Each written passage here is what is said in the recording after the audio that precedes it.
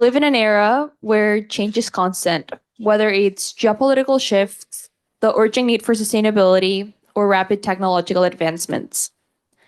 Yet, amidst all this complexity, one truth remains. The future will be defined by our ability to collaborate and be resilient. The challenges we face are too vast for any one nation or sector to tackle alone. It is only by building bridges through countries, industries, people, and ideas that we will be able to mobilize capital, promote sustainable growth, and create a future where everyone is able to succeed. This year's theme encapsulates that very idea, building bridges. It's not just about investment or policy, it's about recognizing our interconnectedness and harnessing it for the greater good. So before we dive into today's discussions, I want to take a moment to recognize someone whose empowering leadership has made this event possible. Lourdes Casanova.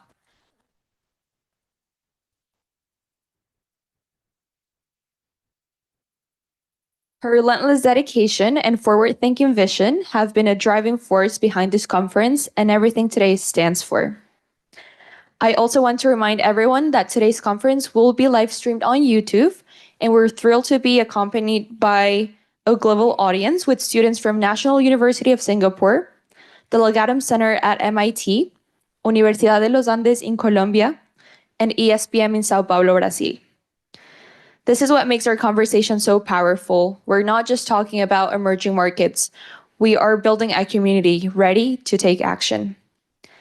And now, it's my great honor to introduce Dean Andrew Caroli, who joined Cornell in 2009 and now serves as Dean of the Cornell S.C. Johnson College of Business. Dean Caroli has been a passionate advocate for global finance and education, constantly pushing the boundaries of what's possible in today's interconnected world. So please join me in welcoming Dean Caroli to stage. Good morning, everyone. Good morning. You say good morning back. All right. Thank you very much. It's an absolute privilege to be here with you today. To those online watching, such a dynamic group of leaders, thinkers, and participants. We're going to have a fantastic day. Still working? Yeah. It's 2010 that we did our first Emerging Markets Institute Research Conference, and we've always pushed EMI to be at the forefront of all research, talent development, focused on the challenges and opportunities in emerging markets. That was always the dream. And this annual conference is our high table event. It's the must-attend event to celebrate. So I want to give you a few minutes, just talk a little bit about what Cornell and our college is doing in the world today, particularly in the emerging market space, offer my reflections on the day, what I'm seeing and looking forward to, and offer a few thank yous just to start. So as we look forward to 2025, we're really excited about what the future holds. Lourdes reports to me that we now have almost 500 plus EMI fellows who are literally leading change in countries all over the world. You know, that's what we say about Cornell. You come from anywhere and you can go make a difference everywhere. And we have EMI fellows now working in Brazil, India, Mexico, China, and well beyond. The idea behind the EMI Fellows program was always to prepare future business leaders who are ready to take on complexity and the complexity of places that represent the emerging markets. And they're always agile, innovative, and always thinking forward. We've now expanded this EMI Fellows program to include undergraduates like Rafa, and also students at Cornell Tech and many of our professional master's programs. And so the impact is real and it is definitely growing. I want to mention that we have a significant commitment to research. We are Cornell, Tier 1 research university, and the EMI is very much leaning into this as well. So across Cornell, faculty and PhD students are taking deep dives into the critical global issues, things like poverty, health, rural development, the business of sustainability. This year, I'm really proud that we've announced the creation of something called CIDER, C-I-D-E-R, in our college. Actually, it's not just our college. Our college spearheaded it, and it's a pan-university, Cornell University initiative, the Collaboration International Development Economic Research. Collaboration for International Development Economic Research, CIDER. And this initiative literally is uniting the best minds all across Cornell, focused on those big existential issues and facing emerging markets. And just know that it's not just academic work, academic meaning abstract in that sense. It's actionable research, and it's going to make real change. And we're really proud and look forward to reporting out on that. By the way, our college's global reach is extending beyond all over the world. You know, I'm sure you've heard about our not one now, but two dual degree programs in China. We have our Cornell program with our Johnson School Finance MBA program with Tsinghua's PBC School of Finance. That's in year 10.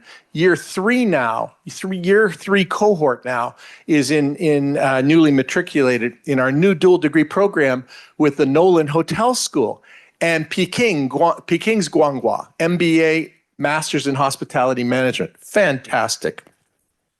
Our EMBA Americas program is not only, of course, in Canada and the United States, but also now moving into, has been a significant presence in Mexico and also in Lima, Santiago, and other places. And again, the way I want you to think about this is we're not just observing or participating in the global education movement. Our college is actually leading and shaping the way global business education will take place in the future.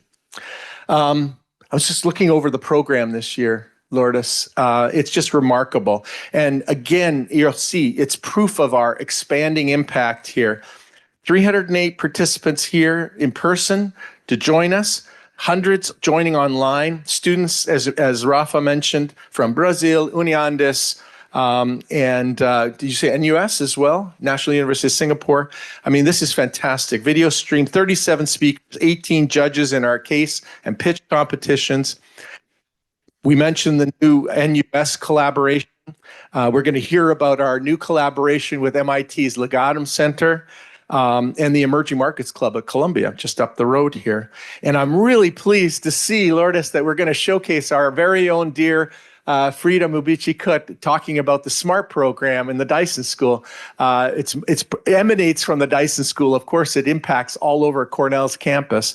And you'll hear a little bit about that later on today. So there's a lot of excitement in the program. Just my own reflections on where we are in the state of play in the emerging market space. This is my research area. This has been my expertise for the last 35 years. And I sit there and I see a world economy that is appearing calm. We are seeing falling inflation, and we are seeing now modestly resurgent growth. But it does feel like just below the surface, there's still this turbulence and sort of simmering anxieties. Those are the words I would use, simmering anxieties that pervade. The Financial Times a couple weeks ago reported that there are deep-rooted obstacles, their words, deep-rooted obstacles to growth, particularly in the EMs. And you see this theme here today, innovation and transformation to emerge stronger. It feels like this is an overarching goal that is even more important now than it has been in some time. And, you know, there are a number of challenges. We're going to hear about the rise of AI later on in a session. There are increasing public debt burdens, geopolitical tensions, no doubt, and growing difficulties just in general. Inhibiting cross-border trade and capital flows involving emerging markets. There is so much to discuss, and discuss we must. But I do want to tell you that we're Cornell University. We don't just discuss, we act. Discussion transforms into action, and I want you to remember that this is how we think. Out of this conference will come new collaborations, new partnerships, meetings of individuals in this group, in the breaks, during the sessions, in the breaks afterwards. And the way I think about this, the way Professor Lourdes and I think about this is a movement. We are here sparking on this movement to foster the collaboration that is going to transform into action, that is going to make the difference to build a stronger, more resilient, more equitable future for emerging markets in the whole world. That's my message, and I'm sticking with it. Thank yous. And then I will hand it off. Heartfelt thanks to our generous sponsor, Mark Mobius, Corning International, Henry Renard, and the Ada Kent Cow Foundation, Robert Staley, Nell Katie Cruz, and of course, Gail and Roberto Cañizares, who are just steadfast in their support of all things associated with the Emerging Markets Institute. I want to thank, before we even start, our speakers, our panelists, our audience members, and even the Cornell Daily Sun, I'm told, is here today. So you're welcome. Thank you for being part of this journey. Your support and participation, it's literally what makes this event happen. Congratulations, Lourdes. Thank you to all the student volunteers, the EMI fellows. So I'm going to ask you to now silence your phones. Check, check, check, check, check. And I'm going to welcome Aryaman Tareja, who's Tareja, there he is, who is one of the organizing committee members, and he's going to introduce our first panel, India, the Premier Emerging Market. Thank you. Good morning, everyone. Happy Diwali. Thank you, Dean Caroli, for those remarks. Highlight the incredible impact that we as an organization, the Emerging Markets Institute, have had. As you mentioned, the conference brings together a very dynamic group of leaders, thinkers, innovators that embody this year's theme, which is innovation and transformation to emerge stronger. As you mentioned, my name is Aryaman Tareja. I'm the founder of BCEE, which is a business club for emerging economies at Cornell. It's the first of its kind for undergraduates. I'm also the chair for the India panel. The conference is meant to be a space for meaningful discourse between the global south and the wider global economy on key topics that shape our future, from growth to sustainability to resilience and innovation. With that, I would like to introduce our panel, a spotlight on India, the premier emerging market. Our goal today is to explore why India stands out as the leading emerging market today, recognized for its exceptional growth potential. And we'll do that together, diving into some of the factors that drive India's remarkable economic expansion, dynamic innovation landscape, and the role it plays on the world stage. Special thank you to Ambassador Binaya Pradhan, the Consul General of India in New York, for his presence and support here today. We're very appreciative. And now passing the word to Dean Vishal Gaur to lead this incredible panel. Thank you, Aryaman. Good morning, everyone. So wonderful to see you all, and my congratulations, adding to Dean Andrew Caroli, to our amazing Emerging Markets Institute and Professor Lourdes Casanova, and for this annual conference. So thank you all for being here. We look forward to having an exciting discussion with you all. So yesterday was Diwali, and this is a panel on India. So I have to start by saying Happy Diwali to you all and to my amazing panelists. As you know, Diwali is called the Festival of Lights, and it is one of the major festivals in India. It was yesterday. It's a lunar calendar. So I was thinking, was it yesterday? Is it today? It was yesterday. My family celebrated it yesterday. We have 5 panelists here. And Aryaman introduced one. Let me just quickly introduce my remaining distinguished panelists. And we have Praveena Rai on Zoom, and she's the Managing Director and CEO of Multi-Commodity Exchange of India. And she's taken up that role just very recently. Before that, she was the COO of National Payments Corporation of India, where she spearheaded the innovations around the digital payments infrastructure in India. A really amazing thing. Then we have Mr. Samir Sen. Samir is MBA 1995 from Johnson. He is a trailblazing business leader in private equity and venture capital, and he's the co-founder and CEO of Everstone Capital, based in Singapore. Welcome, Samir. And we have Mr. Jayant Sinha also on Zoom. And Mr. Sinha is a former member of the Parliament of India. He was a minister in the cabinet ministry in India, and he is the former chairperson of the Parliamentary Standing Committee on Finance in India. And then we have Ms. Shobha Vishwanathan, and Shobha is one of the leaders in a collaborative organization that we'll learn soon about a lot, called India Spora. And she's the Vice President for Development and Economic Engagement in India Spora. Welcome, Shobha. So you can see all our panelists here. You can see Mr. Sinha and also Praveena. This side. Now, she's there too? Okay. Thank you. Just want to make sure that our panelists the technology hurdles are taken care of before we begin. So my first question, this is just a test, is actually for Praveena, because it's a good idea to go with the Zoom panelists first. So Praveena, firstly, congratulations to you on your new role. And we have a question for you on digital payments infrastructure. I've heard a lot about this. It is. Everyone tells me how impressive it is. And here in our audience, we have industry leaders and from in the US as well as globally. Can you please share with us what makes the digital payments infrastructure in India to be so innovative and unique, and why we as investors and academics should pay attention?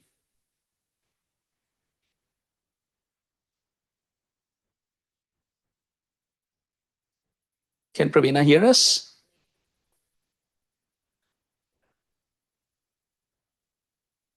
Okay, I will. Yes, I'll go with Mr. Sinha, and we can. We can get back to Praveena later on. Mr. Sinha, you have been a leading policymaker in India for a number of years, and currently you're focused on a passion for net zero initiatives. What are the biggest challenges posed by climate change in India, particularly regarding extreme weather events and rising temperatures? Good evening, Dean Gaur, and let me also wish wait a you second, and Mr. Sinha, everybody- the audio is not visible. I think you may be on mute or... No, I'm actually unmuted it. I think it has to be done on your side. We'll just tell you in a moment when we can hear you. Okay. We can't hear you yet. Is the audio okay now?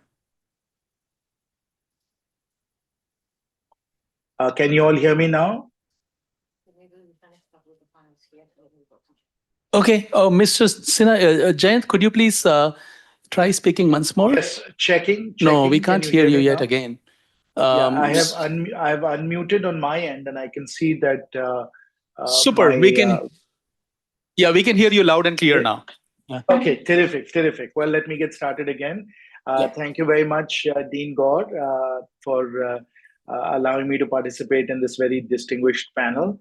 And congratulations once again to the Emerging Markets Institute at Cornell for another wonderful conference. And let me also start by wishing all of you happy Diwali. As you know, it's a very special day in Delhi and in India when we celebrate Diwali, because of course, as you point out, it's the festival of lights. Everything is beautifully lit up. But at the same time, we have an AQI in Delhi right now of 400.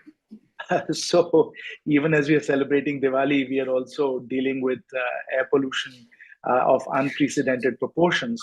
And this, in fact, brings me to your question, Dean Gaur, about climate change. And of course, climate change in India is having a very damaging impact on multiple dimensions. We, of course, are seeing weather variations, whether it's drought, floods, cloud bursts, coastal flooding, intense heat waves. We are seeing all of that, just like everywhere else in the world, we are experiencing extreme weather. We are certainly seeing that in India.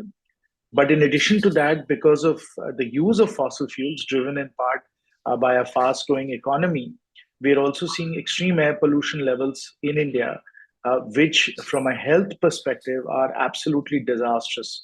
In fact, Lancet has estimated that about 1 to 2 million people a year are dying because of air pollution in India, again, largely driven because of fossil fuels. So the use of fossil fuels is not only triggering all of these changes to climate, it's also triggering this incredible air pollution that we are experiencing in India as well. So it's very, very important for us to transition to a green economy. And that is going to be one of the very, very large business opportunities in India as well going forward. In fact, the estimates are that there need to be about $1 trillion worth of investments in the private sector over the next 10 or 15 years to be able to decarbonize our economy and get us on a meaningful net zero pathway. So, of course, as you know, the government of India has undertaken many, many different policies. First, the Honorable Prime Minister has said very, very clearly that India must reach net zero by 2070. So that's the overall goal for our country. At the same time, in the power sector, we are rapidly building up renewables. The target is 500 gigawatts by 2030 and a reduction in energy intensity and the usage of energy in our economy. So we've already articulated those goals. At the same time, when we look at other high emission sectors like transportation, there are any number of policies here, such as FAME, the production linked incentive program for solar panels, as well as for battery production. So here again, in transportation, there is a tremendous effort underway to transition us away from fossil fuels. And similarly, in other sectors like steel, cement, fertilizers, these are all high emission sectors. Here again, we are implementing a wide variety of policy initiatives to enable us to transition away from fossil fuels. I will note here that a very promising initiative that has just been launched is a cap and trade scheme that is now being approved from a legislative perspective. It has also been implemented in a state like Gujarat, but of course, we have to roll this out nationally. And this will be for the high emission industrial sectors where we create a cap and trade scheme similar to what the European Union has done so that we can bring down emissions. So all in all, climate change is a major, major challenge for us as we pursue fast economic growth. We have a target of reaching net zero by 2070. There are policies sector by sector that are underway to enabling this. Niti Aayog is also preparing a full-fledged net zero plan for the entire economy. And to conclude, I will just reassert that this also becomes a massive, massive business and investment opportunity because the estimates are that about $1 trillion are required in the next 10 or 15 years. And just to give you a sense of how massive that investment requirement is, please note that total corporate capex in India is about 60 to 70 billion dollars. So we're talking about doubling corporate capex to actually put India on a net zero trajectory. That's the scale of investment that's required to make us into a net zero green economy. Thank you.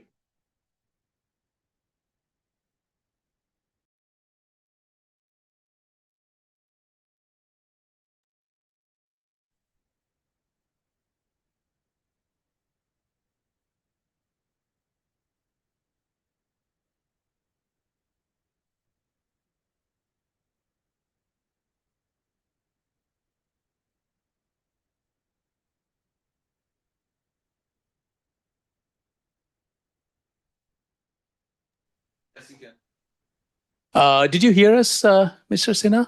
I'm sorry. You all were on mute, at least for me, so I didn't hear you for the last minute or so. I understand. Those are the logistics of webinar rather than a regular Zoom call. I now understand. Okay. So my question was, thank you for highlighting the challenge. Can you please tell us how India can leverage global financial mechanisms to fund this development need?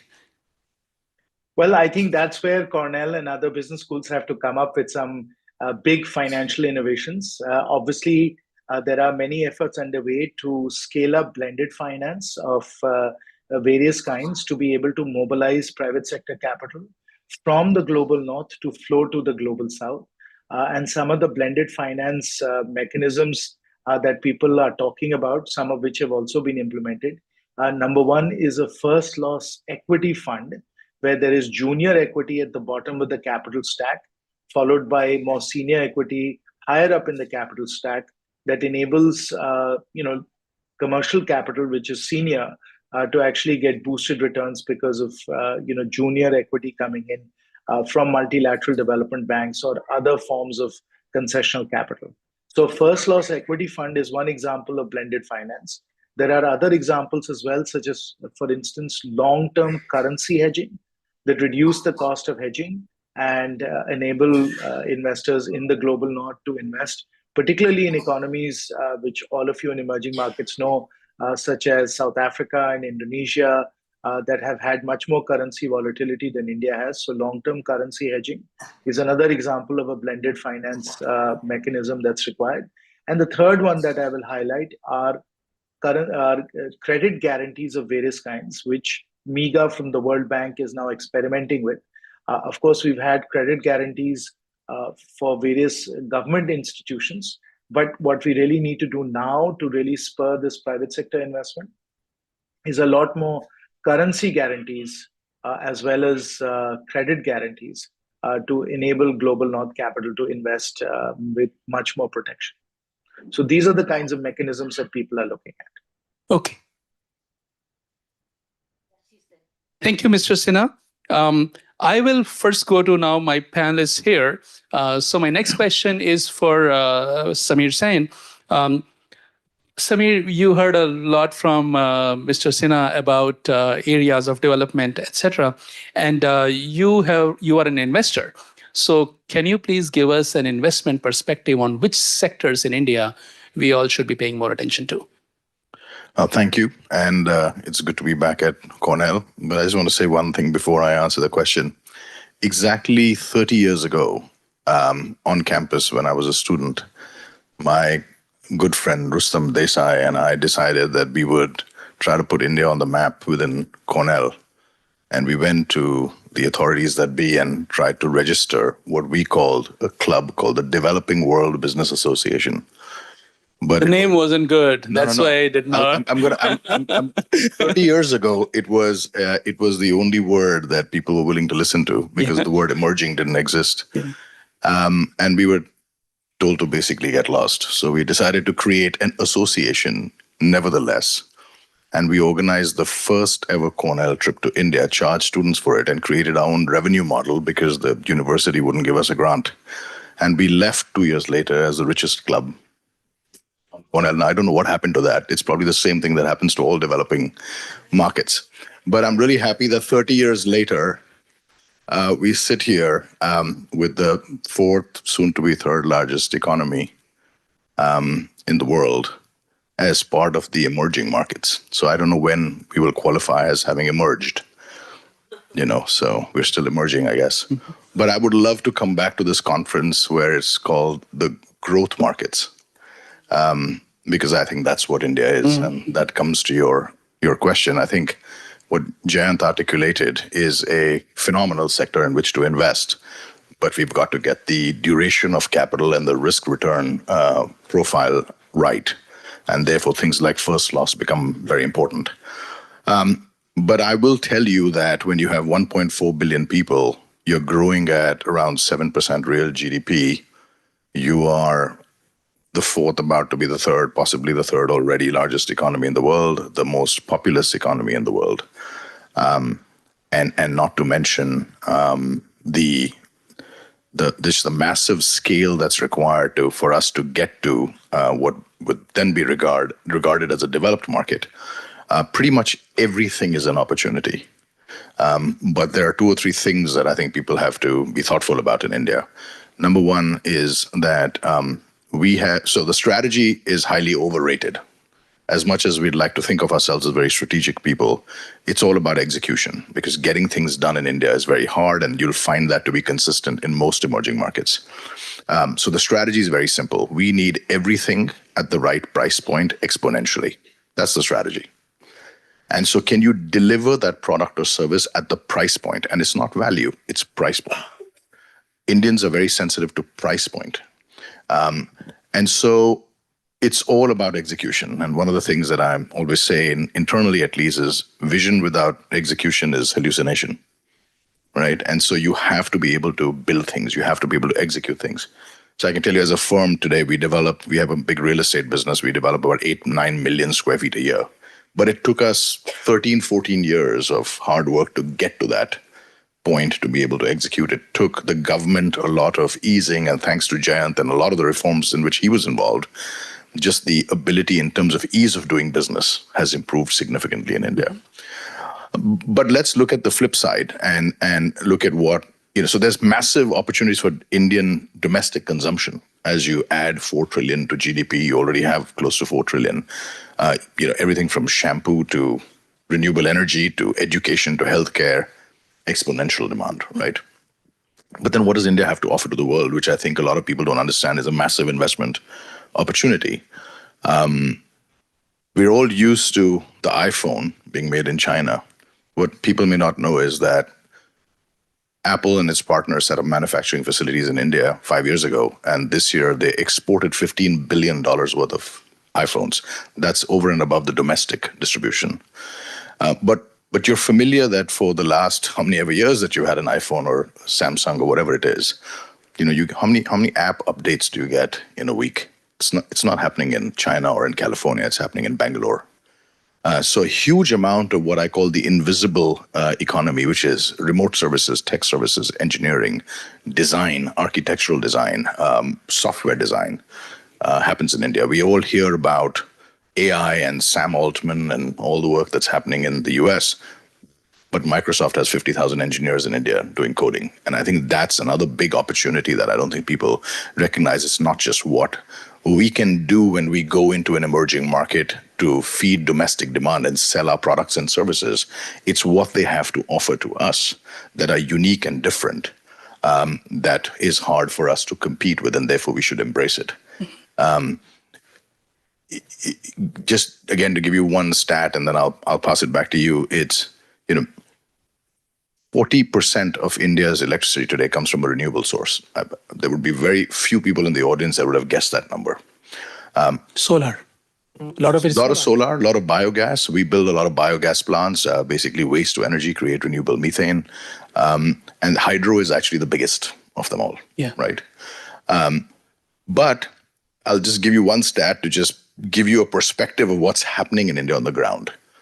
The average Indian consumes more data, mobile data, than the American and Chinese consumer put together. At 1/3 the price of data than the American and Chinese average price. And therefore we make, and I'm sure one of the panelists can talk about it, we make more mobile payments in a day in India than the US and China put together.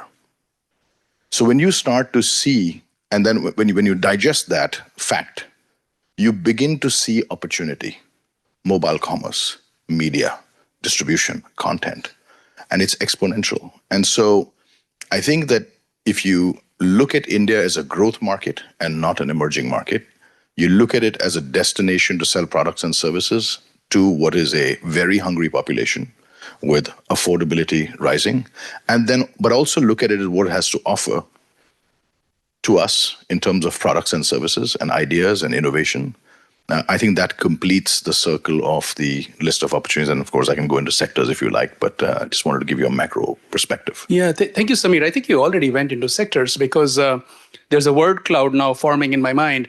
There's green economy, plus there's also all of the incredible value chain and supply chain that's getting created because of the investments in tech and other spheres and infrastructure, et cetera, that you've talked about. And I hope our audience is keeping track of all of those opportunities that arise both in hardware and software and real estate and other aspects of the economy. Well, So- and healthcare. Healthcare, yeah. Everybody who's taking prescription medicine over here, unless you're buying something that's not generic, there's a pretty high probability you're buying a pill made by an Indian company, either in an FDA-approved plant over here in the US or being exported from an FDA-approved plant in India.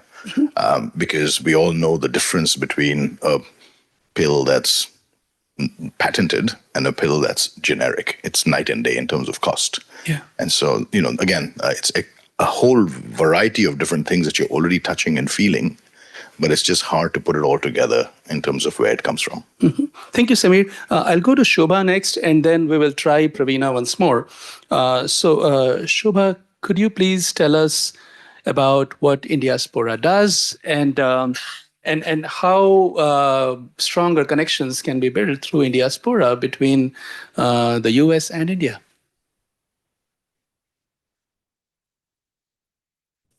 Yep. Thank you. Thank you, Dean Gaur. It's a pleasure to be here representing Indiaspora and an honor to be among these spectacular panelists I'm with. I'm happy to add the diaspora angle to this conversation because as we talk about India, whether we call it an emerging market or a growing market, India doesn't need anybody's help in growing. That's fairly clear, developing to the third largest economy very soon. But we do believe that the diaspora angle is what is going to be the booster for this turbocharged engine that's going up. And Indiaspora is an organization that was created 12 years ago to sort of inspire and position the Indian diaspora as a force for good. The force for good angle came about because even a dozen years ago, the professional success of the community was apparent. It had arrived. And there were many who were keen to take this beyond professional success and think in terms of collective impact and in terms of giving back here and giving back to India. Very recently, we did a report with BCG in which we sort of quantified the impact of the Indian diaspora community in the US. And this is a number that I am keen to mention because I would like it to register with people. And the CG has heard it a few times already. I see him smiling. We are 1% of the population in the US and we pay about 6% of the taxes. So there is wealth here in this community. There is desire to invest and there's desire to create impact. And there is willingness and interest in doing this with India for obvious reasons, because there are deep connections and meaningful understanding of what the ways of working in India are. So this is a match made in heaven in terms of what the diaspora community can do in India and with India. What does Indiaspora bring to the table here is create opportunities for engagement at the one-on-one level and at the business level and create facilitation for interaction at the private-public cooperation. What do I mean by all of this? We bring together leaders from across industries and sectors. All our members are people who are at the who's who in different sectors, whether it's academia or business or tech or VCs. These are people who are at the top of their game and are thinking in terms of what are the ideas that solve. And when they are looking for people to connect with, they're looking for people who are prone to action. I liked what the Dean said earlier about Cornell. It's not just about talking, it's about moving things to action. And that's in the DNA of the Indiaspora community as well. So being people who are looking to connect with others, who are keen to move from idea to execution. When we say that we are happy to create an opportunity called the SaaS initiative, for example, this is one of the things that we do. There are many SaaS founders from India, software as service, founders from India now who are building in India and then looking to move to the global market. Freshworks famously did this a few years ago. Now there are more and more founders who start a company in India, then move to the Bay Area, typically, but also the rest of the country. And they are looking for community. I think the word community is something I'll repeat a lot because I think that is the key to the lens that we as Indiaspora bring to this conversation. That's something everybody seeks, that whichever angle you're doing this work, we need community, we need people to do it with. And the SaaS founders, for example, when they move, they're looking for support, and Indiaspora creates a network of people whom they can connect with and have knowledge sharing opportunities. So this is a specific example of one of our initiatives, but thematically we carry this through in many other ways. Innovation and entrepreneurship is one of the pillars of our programmatic work. When I spoke earlier about our interest in amplifying the voice of the Indian diaspora as a force for good, we started in the more traditional idea around philanthropy and civic engagement and those ways of doing good. And then many of our members pointed out that innovation and entrepreneurship leads to job creation and wealth creation, and that is a remarkable way of doing good. So that became a programmatic interest for us. And when I say that this is a angle through which there is giving back, the point I seek to make here is to go back to Mr. Sinha's example about the green economy and the opportunities for investment. One of the thematic areas in our innovation and entrepreneurship work is climate tech and climate investments. So in Diaspora held events around the sidelines of COP a few years ago at UN Climate Week. There are many Indian diaspora members who are leaders in climate tech, in climate research, in climate academia. So this identity is something people are happy to lean into right now. And we are all parts of many, many groups. And this group is as effective as any to bring leaders together to solve problems. And Indiaspora story has paralleled the India story in such a way that there is great keenness around the world and to lean into the Indian diaspora identity. Some of my examples have been specific to the US-India corridor, but we are a global organization. And one of the ways in which we saw the effectiveness of this was when India was the G20 president last year. We were invited to be the diaspora partners by the government, and we held an event in August 2023 and brought together diaspora leaders from across nations to have a conversation around the G20 topics. And without much aggressive outreach, we had leaders from 26 countries who showed up in New Delhi for this conversation. As I said, there is a keenness to lean into the diaspora identity. And given India's immense success story, people are looking for ways in which they can participate in these conversations. Diplomatic agencies and the government is obviously doing active outreach with the diaspora, and we are able to support and facilitate those conversations and engagements. I see evidence of this in New York. When Commerce Minister Piyush Goyal was here recently, the embassy was very effective in reaching out to the community, and we as partners were able to bring certain other people to the conversation. So it's just about building bridges, as Rafa mentioned earlier, being one of the organizations that is helping harness the diaspora energy in the India growth story pretty much. Thank you, Shobha. So what I'm hearing is that Indiaspora can be a channel for people who want to connect with Indian economy and other activities in India from here. Let me try going to Praveena once again, and then we'll hear from Ambassador Pradhan. So Praveena, if you can hear us, could you please tell us something about what makes the digital payments infrastructure in India so unique and exciting for us to pay attention to? Hi. Am I audible? Yes, you are. Okay. Happy Diwali to everybody. And I'm sure you may be hearing some crackers in the background here. I hope that's okay. Absolutely. Okay. So thank you for having me here. And I think it's wonderful, the conversation we are having. And rightfully, one of the key developments in India we have over the last decade plus is in how the country has progressed in all things digital. And it's not just the progression of digital, but the way digital services has then impacted everyone's life and really having a larger impact on economic growth as well. So I thought we'll just talk about it in sort of 2-3 perspectives. The first is, of course, what really is the driving factor behind this. So there are 2-3 elements involved here. The first would, of course, be product innovation. I think I heard Samir talk about product innovation. And here, the magic bullet was really around unbundling what was otherwise a state payment service into a digital payment opportunity. So which means that, what today the world sees as, open banking and so on and so forth, really was something that created the kind of product by which a bank account and payments being made out of and into that account was differentiated from where the user paid from. So being able to have a very mobile first kind of design where the mobile became the interface and the provider of that service could be independent from the provider of the account. And that really was the moment when a lot of innovation, opportunity, and play opened up. So, of course, this happened on the back of Open API and digital technologies, which today, of course, we all take for granted.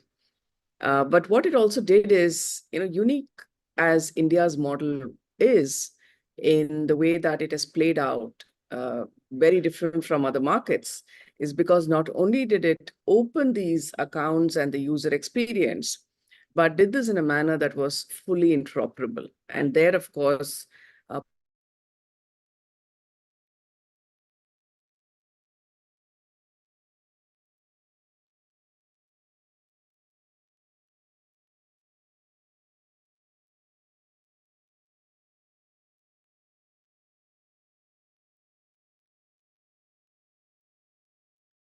experience was really opened up. So looking at interoperability, which means any, player to any other player, looking at standards and standardization.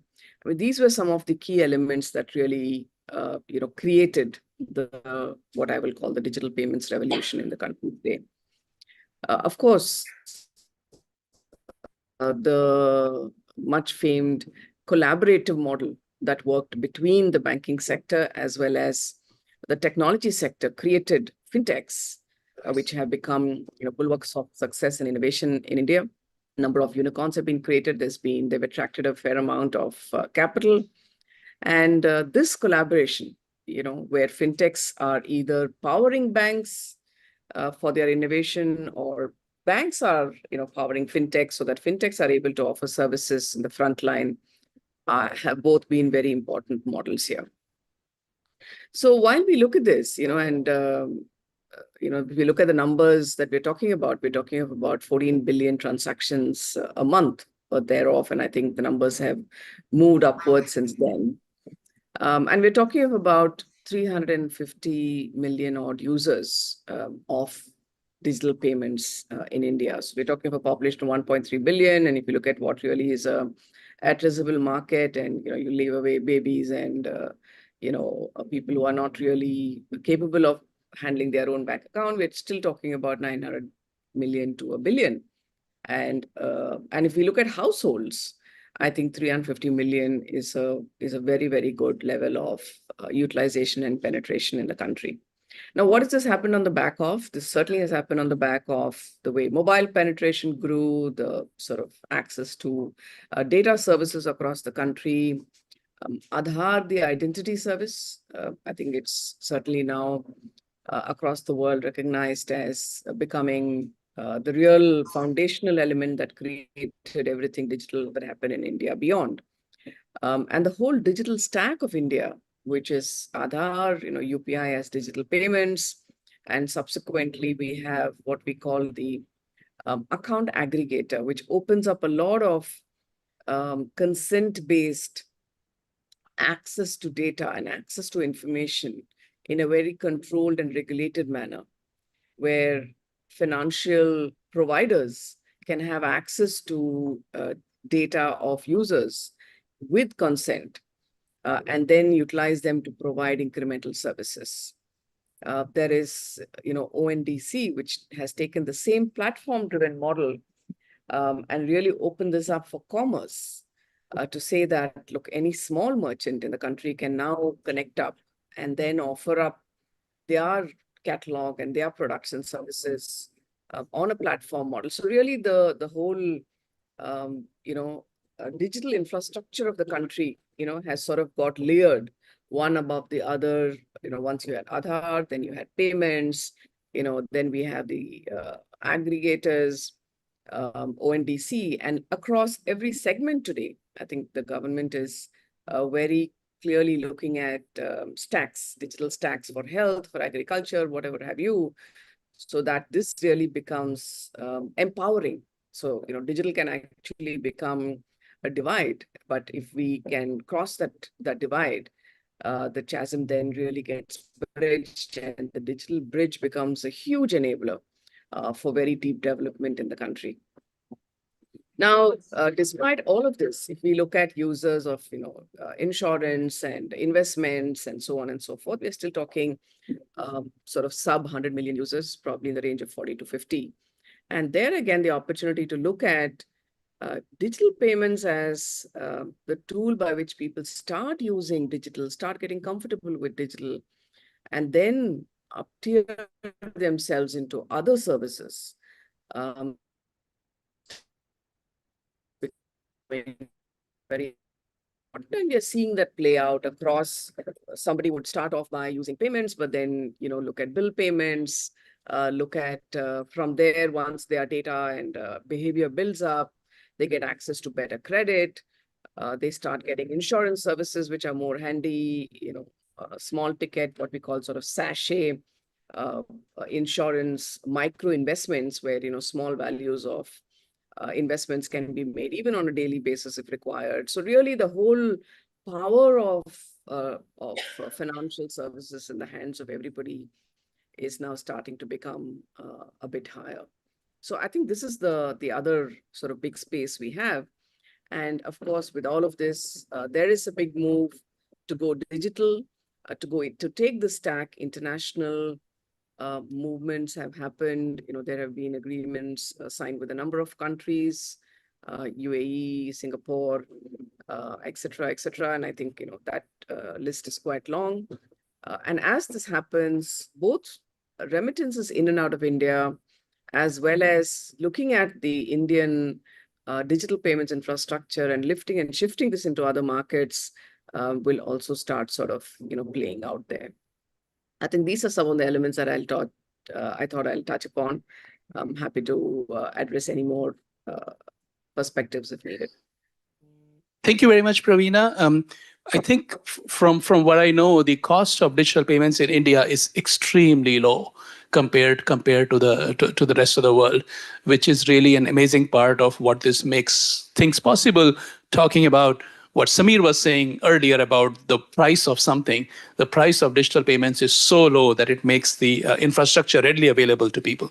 So I hope you're all keeping track of the points that are being made here. I now want to go to Mr. Pradhan, Consul General of India in New York City, to talk about things that he's seeing, because he was recently at a panel with the Finance Minister of India, and before that on a panel with the Commerce Minister of India, and then at a roundtable with the Prime Minister. So what are you seeing with reference to what we have talked about, how value is going to lift the country from emerging market to a developing or developed market? Thank you, Dean Gaur. Thank you for inviting me to be part of this prestigious panel. And also get a chance to speak to the students and industry leaders here. Life is all relative. Till last year, I was working as Indian ambassador in Africa, in Tanzania. And in Tanzania, people would refer to India as a developed market, and so like I said, it's all relative. But coming to your point, last 2 months were actually quite hectic in terms of our engagement with the US industry, business, from all sectors. So, for example, when Prime Minister came, he had a tech roundtable, which was organized by MIT School of Engineering. And we had 15 CEOs from the world of artificial intelligence to semiconductor, to biotech, to computing and communication. And I was kind of observing the discussion that was happening between the industry leaders from this side and the Prime Minister. Then, of course, quickly we had the visit of the Commerce and Industry Minister, then the Finance Minister. And I would say roughly in these three visits, we had interaction with about 40 top industry leaders here, from the CEO of NVIDIA to, the biotech Eli Lilly. And we interacted with the New York Stock Exchange, went to the Economic Club of New York, interacted with different sectors. And pretty much touched upon all sectors, whether it is banking, investment, or sectors like diamond, gems, and jewelry. Now, if I would summarize what are the main things that are coming up during the interaction between the US industry and Indian leadership, I would put them in, let's say, 5 brackets.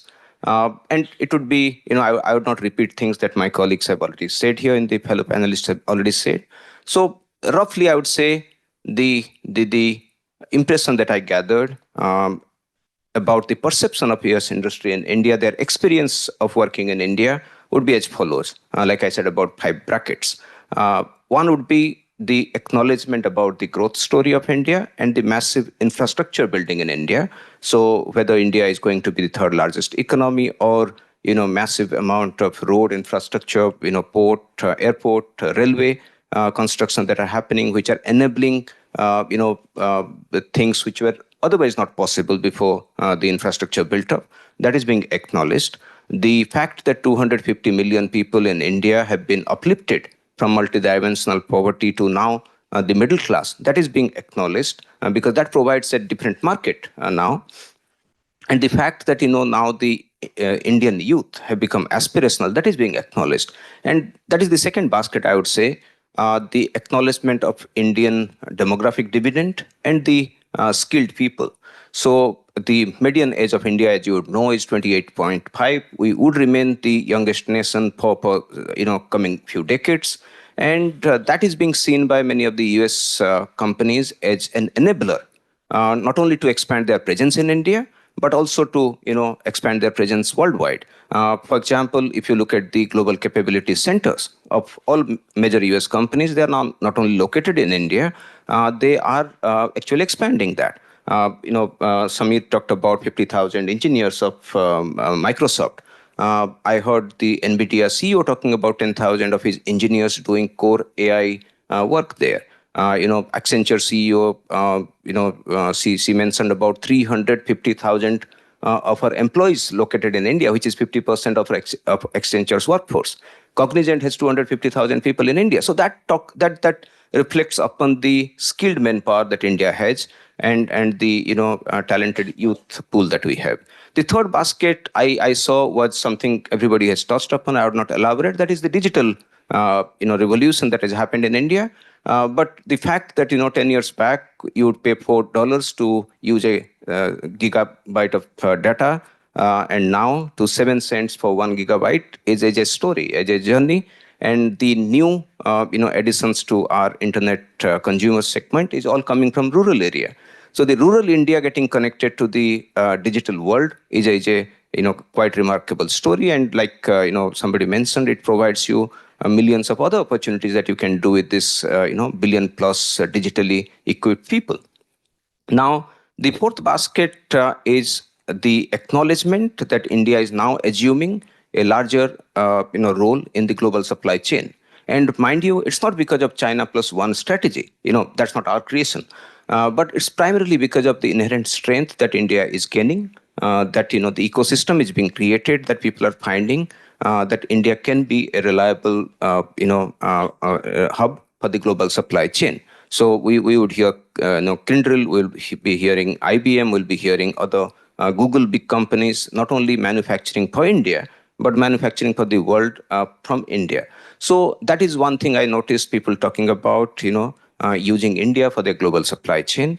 And the last one would be the a partnership that industries are developing with Indian private sector and Indian startup sector. Now, Indian startup sector journey is quite remarkable. Now it's a new story. We have about 115 unicorns, so we have about 120,000 startups, and it's only a decade-old story. And you look at the Indian startups, they are operating in 763 odd districts of India. It's not located only in the urban places. They are not dealing only with IT-related issues. They're dealing with healthcare, education, everything. So I found it quite interesting that US industries are working with Indian startups. They're familiar with startup names in India. Again, to quote the CEO of NVIDIA, he's building now AI supercomputers to work and enable this Indian startup ecosystem.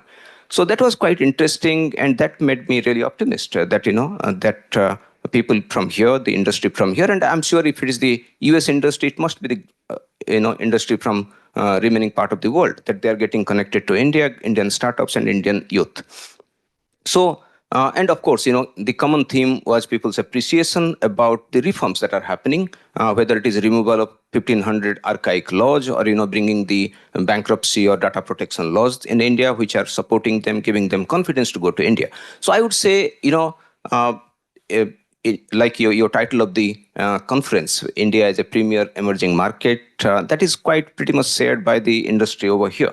So to sum it up, I would say the journey of India from the earlier we would hear India being a call center economy or back office outsourcing. So from there to the movement to GCCs is the story of Indian the aspirational India. That's the story of the progressive leadership, and that's the story of the team spirit that has come to India, where the people from private sector, people from government, they're all working together for the same common cause. Thank you. Thank you very much, Mr. Pradhan. So you heard 5 different perspectives on the or aspects of the spotlight on India. I would like to take time for maybe 1 or 2 questions from the audience. So since we have access to this esteemed panel, so Yes, please. I'll repeat your question. You can say it. I'll repeat it so that everyone can hear. Yeah. Thank you all for your perspective. Energy is a big limitation to many of the AI that we're trying to do.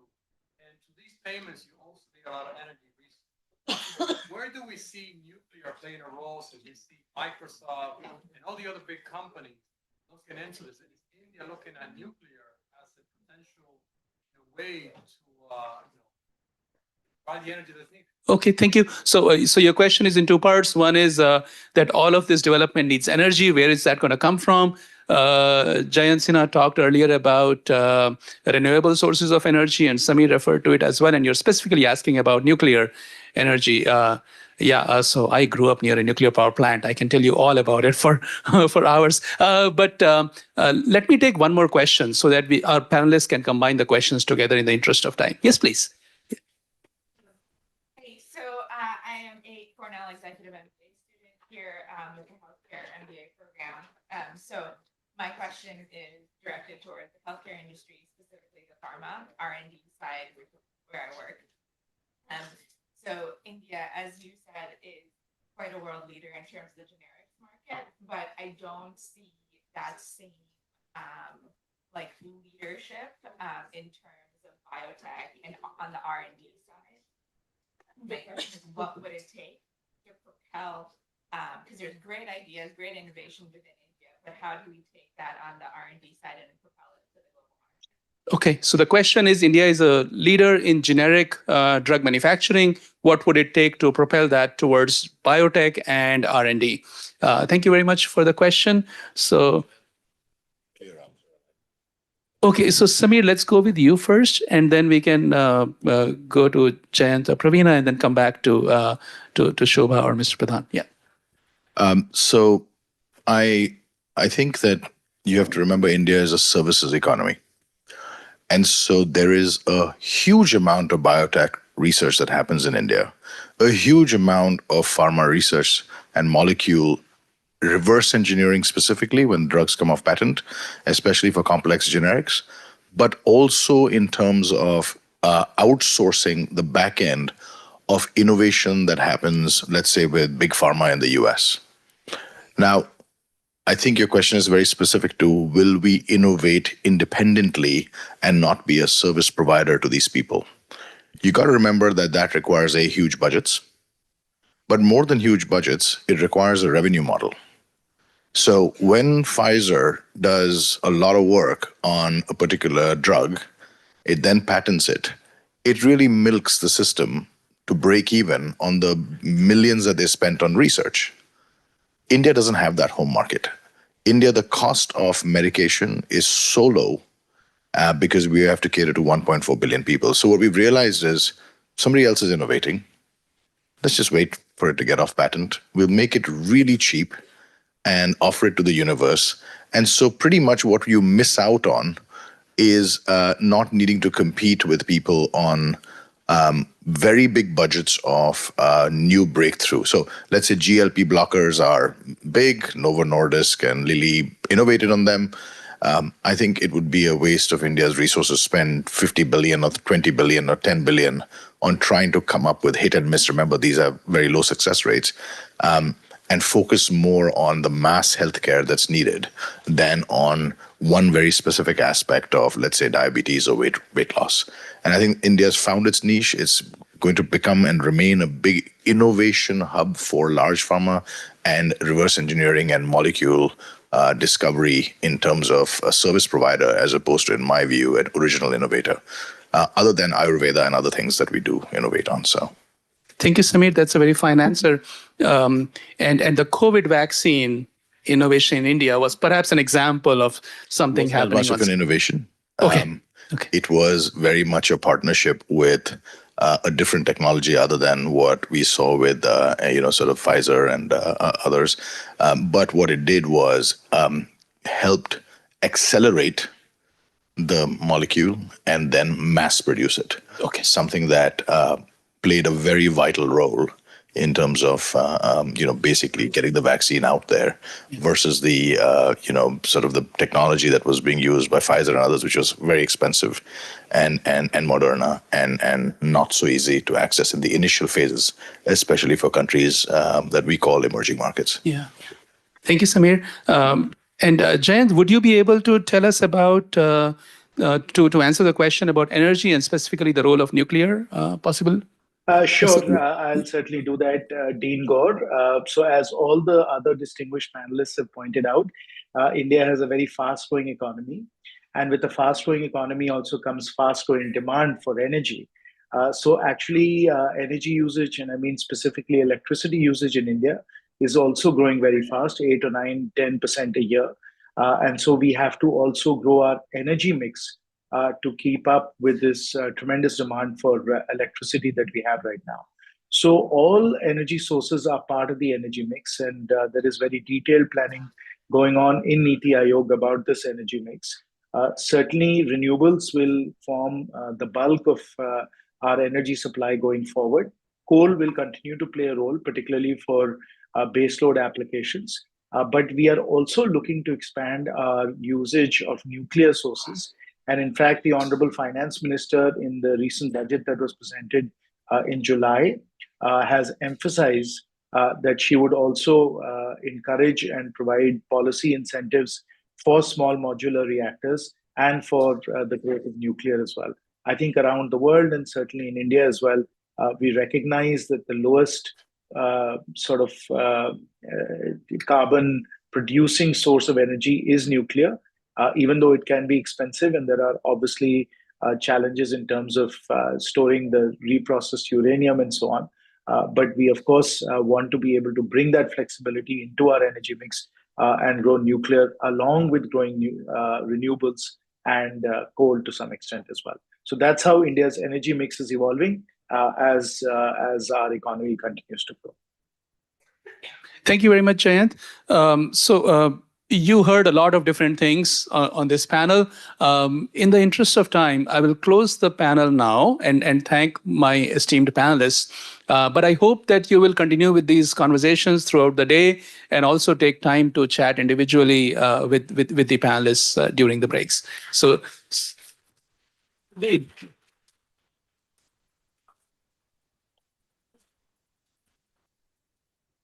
thank you very much, Jayant and Praveena, for joining us from different time zones. And thank you to Shobha, Samir, and Mr. Pradhan for being here as well. Back to you, Ariman. Thank you all. Just before we wrap up, we'd like to present, take a picture as well, and also present a little token of our appreciation for you. Thank you so much for coming, and thank you all for listening. Thank you.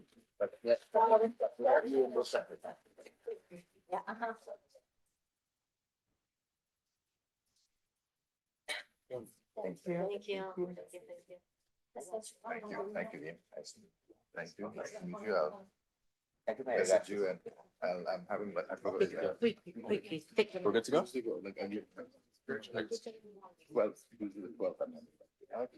Hi, everyone. My name is Caleb Kavuma. I am the co-president of the Emerging Markets Undergraduate Club. I'm happy to announce that I've been pushing a lot for the Emerging Markets Institute to grow and expand to a lot of other international institutions. One of the major projects that we've been trying to work on is putting the emerging markets into Emerging Markets Initiative. And because of that, we're trying to connect with other leading academic institutions from around the world. Today, we will have a presentation from the National University of Singapore's Investment Society. They're an undergraduate society focused and dedicated on promoting research in emerging markets. We will also have presentations from the Legatum Center from MIT, who we're very happy to be hosting today, from Universidad Los Andes, and from ESPM from Brazil. So look out for the rest of those presentations throughout the day. Today, I'm very honored to invite Yumo, George, Ansel, and Jerry to present from NUS. Go ahead, guys. Thank you very much.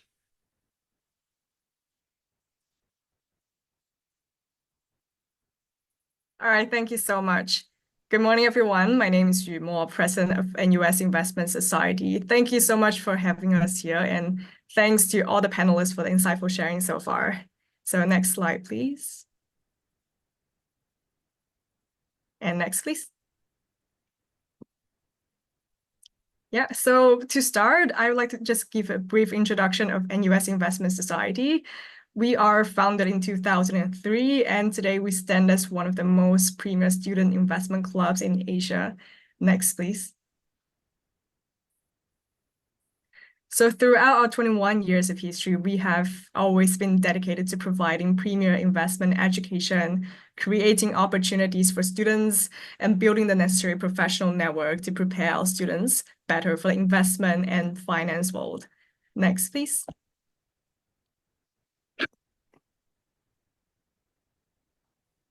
Oh, so in order to support our vision, over the years, we have came up with self-sustaining organization structure. So we have operations arm, research arm, which consists of 4 research departments that George, our VP research, will be sharing later on. And we have our external arm, which our VP external Ansel will be sharing more about. We will end off our sharing today with Jerry, our public relations director, to share a little bit more on our annual flagship event. All right, so next, please. Right, so this is us for this academic year. And without further ado, I'll have George to give us to share with us a little bit more on our 4 research departments. Right, next, please. Yeah, hi everyone. Thanks again for taking the time. Apologies on my end, there's been some issue with the lights. So I think maybe just to start off with a bit of background, grew up in Singapore, have had experiences in M&A boutiques, went to Point 72, currently at Stonepeak as an intern. So generally today my presentation will be more on like some of the key emerging market trends in Singapore, as well as Southeast Asia and the Asia Pacific as a whole, kind of just to add on to the sharing on the Indian markets by the very established panelists earlier. So I think that's mainly my sharing for today. Understand the essence of time, I'll keep it brief as well. Next slide, please. Yeah, so I think maybe just to start off, so how our department or how our investment society is structured is kind of based off overall in terms of equity research, fixed income, global macro, as well as quantitative research. So in terms of equity research, it's really more in terms of public markets, especially in the Asia region. For fixed income, we'll definitely take a look at more of like debt capital markets, which is something which, as a whole, the Asia Pacific region is more famous for, and macro, of which Singapore is actually a macro powerhouse. Lastly, on the point of quantitative finance, I think quants is something that has definitely risen a lot, especially in the finance sector as a whole. And I think key presence definitely includes markets such as China. So next slide, please. Yeah, I think basically this is just to share more about like our achievements as a society, but we can move on. Next slide. Yeah, thank you. I think so touching on what equity research is about. So these are just some of the samples of work that we have done. You can check it out on our website as well. So I think maybe just to start off with a broader theme of how generally public equities are like in Asia. So for a lot of, let's say, your multi-manager hedge funds or your long only, a lot of the AUM actually is invested in a market such as China, simply because it is really one of the more liquid, and there generally tends to be lesser capital restrictions, and the trading volume in the China-Asia market as well as the Hong Kong exchange tends to actually support a lot of these funds. So I think in recent years, everybody knows that with the way the Chinese stock markets are, a lot of the capital has been trying to be deployed elsewhere. So as what the former panelists have said, India is actually growing to be more and more of an opportunity, kind of like replacing the void which China has left behind as well. So that's really a key trend and something that a lot of people is actually moving towards. For the rest of Asia, on the other hand, I think the honest answer for Southeast Asia as well as Singapore is that the capital markets are really much, much less developed relative to the Western or the US ones. So in terms of that, let's say if you look at trading volumes, company sizes, they will definitely tend to be a lot smaller. And a lot of funds may not actually be as active or hold sizable positions within that space. Next slide, please. Yeah, so moving on to fixed income, which is what I mentioned as Asia is really quite a powerhouse. So of course, if you actually really look into the numbers, for Asia, one of the highest banks in terms of due amount is actually not really like your global superstar names such as, for example, your Goldman Sachs, JP Morgan, simply because in Asia, M&A isn't really that key of a market. If let's say you look at countries such as Korea, Japan, there are really many domestic barriers that face it, such as from your laws, as well as general culture being very against selling your company.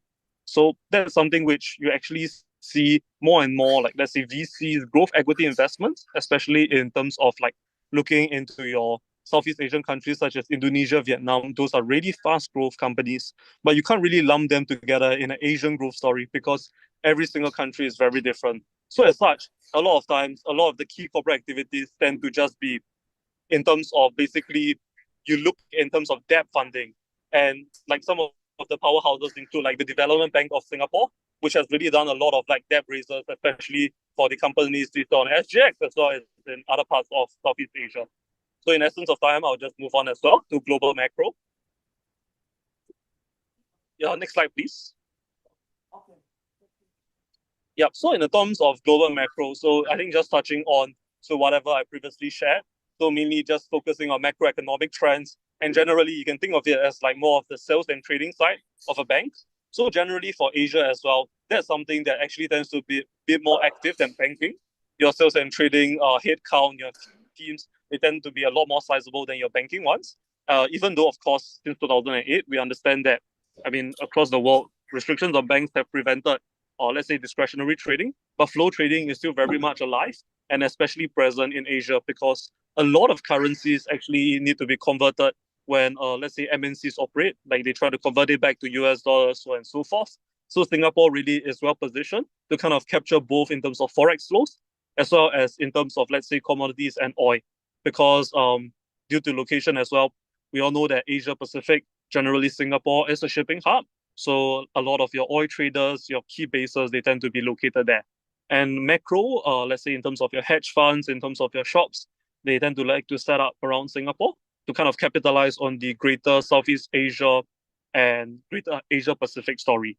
So I think that's something that's quite interesting. So let's say if you're looking at a fundamental perspective, if you're looking for an equities perspective, Hong Kong is really still the key regional headquarters or where most of the activity is based in. But let's say if you look at macro or trading perspective, it's definitely located more in Singapore. Next slide, please. Yeah, so I think lastly, touching on quants. So these are actually some of the research topics that our members did. Generally for quants, we are actually the consensus across the board or how firms normally operate is they don't really focus on a particular region that much because a lot of these larger funds, they actually simply, they require Thank you, George. But we have here the next panel, and we really need to start with the next panel. Thank you so very much. Thank you. And we look forward to continue the collaboration with NUS. Thank you very much. Thank you.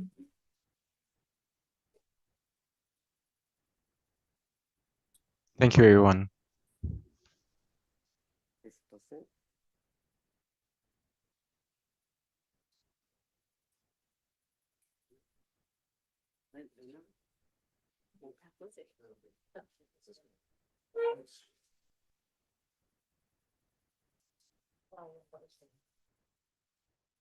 Well, good morning and thank you so much. My name is Andres Suarez Londoño. I am an executive MBA and MS, which is somewhat of a new MBA, specifically in healthcare. And I'm very happy, I'm very proud of being part of AMI and to have this very extensive panel with very knowledgeable and diverse panel in Capital Insights. Let's see, do we have Mr. Mobius on the Zoom link? All right, so we're going to start off with a little bit of open questions for all of you. The current emerging markets and the dynamics of the new trends of globalization and deglobalization have opened and closed perhaps many opportunities. How optimistic are all of you? And I want to start with Grausio about this. But before that, let me introduce all of you.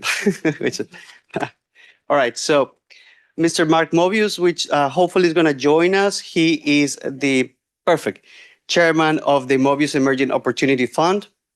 Draucio Giacomelli, who is the Managing Director of Emerging Market Research at Deutsche Bank.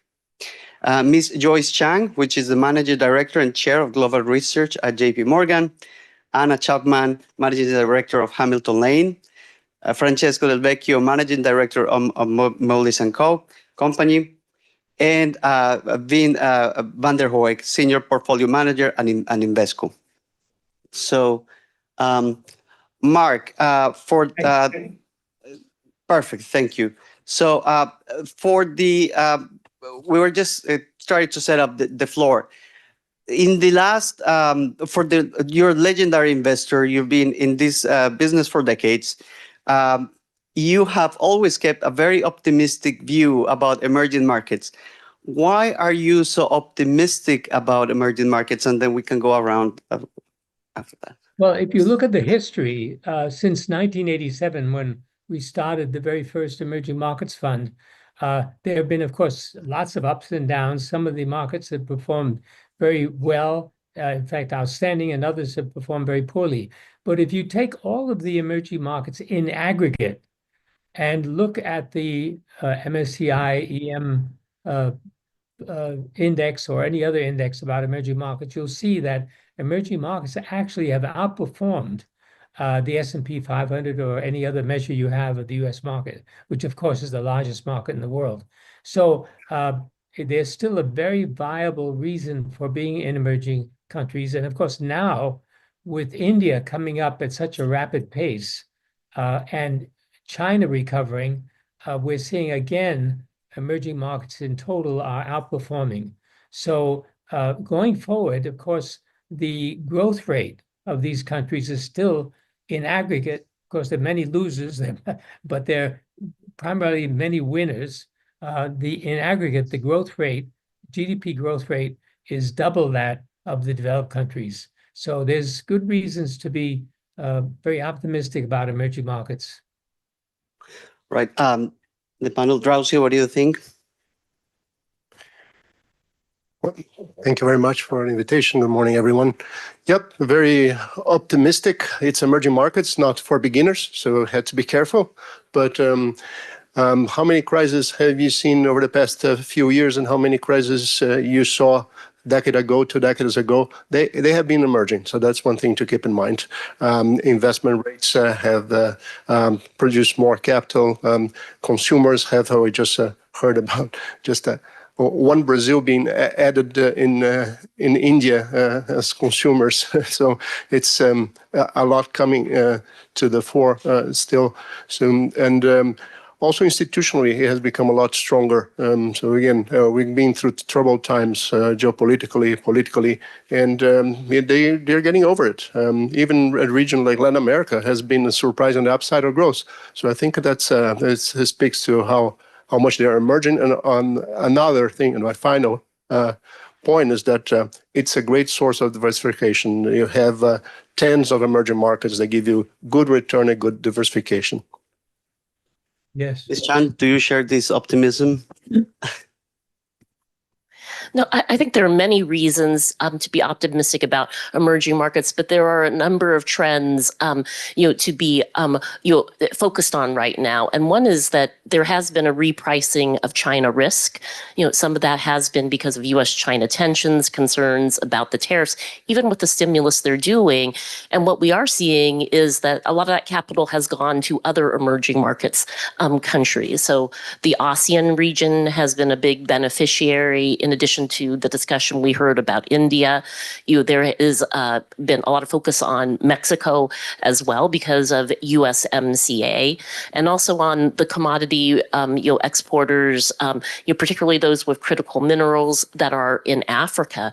So I would just say that one thing that does stand out is that the interest in emerging markets is very much there for the demographics, the commodities, but we are seeing that this deglobalization trend is changing some of the flow of capital and benefiting some regions more than others. And so we are seeing that within emerging markets, more countries are trading with China as the US-China trade has come down. But we're also seeing the emergence of trading blocks, greater regionalization. Some people would call it fragmentation of trade, but it is emerging markets still with a lot of promise, but shifting patterns from what we had perhaps seen in the early 2000s and the 1990s. Yeah, I would echo that as a trend. It used to be in the 90s that emerging markets, countries that were very different from each other, all got lumped in, and you had this contagion of capital coming in and out because people were excited about emerging markets or not excited about emerging markets. And there's been a growing differentiation because of government policy amongst these emerging markets. And I mean, we just heard the unbelievable story of what's happened in India. And, that's a remarkable evolution of that marketplace, driven by some really savvy and thoughtful long-term policy making. And that's not the story of every emerging market, unfortunately. One perspective I would offer, sitting as someone who's been focused more on private markets versus public markets in the last few years of my career, is that the inflow of private market capital into emerging markets has lagged significantly versus developed markets. So if you look at the total stock of private market investing, and I'm talking about GPs, private equity firms now, not foreign direct investment, it's around $4 trillion in the US, $1 trillion in Europe, and only $300 billion in emerging markets. And the reason for that being that the political instability and the fluctuation of the currencies in some of these markets prevent people from making a 10 to 15-year investment commitment to those markets.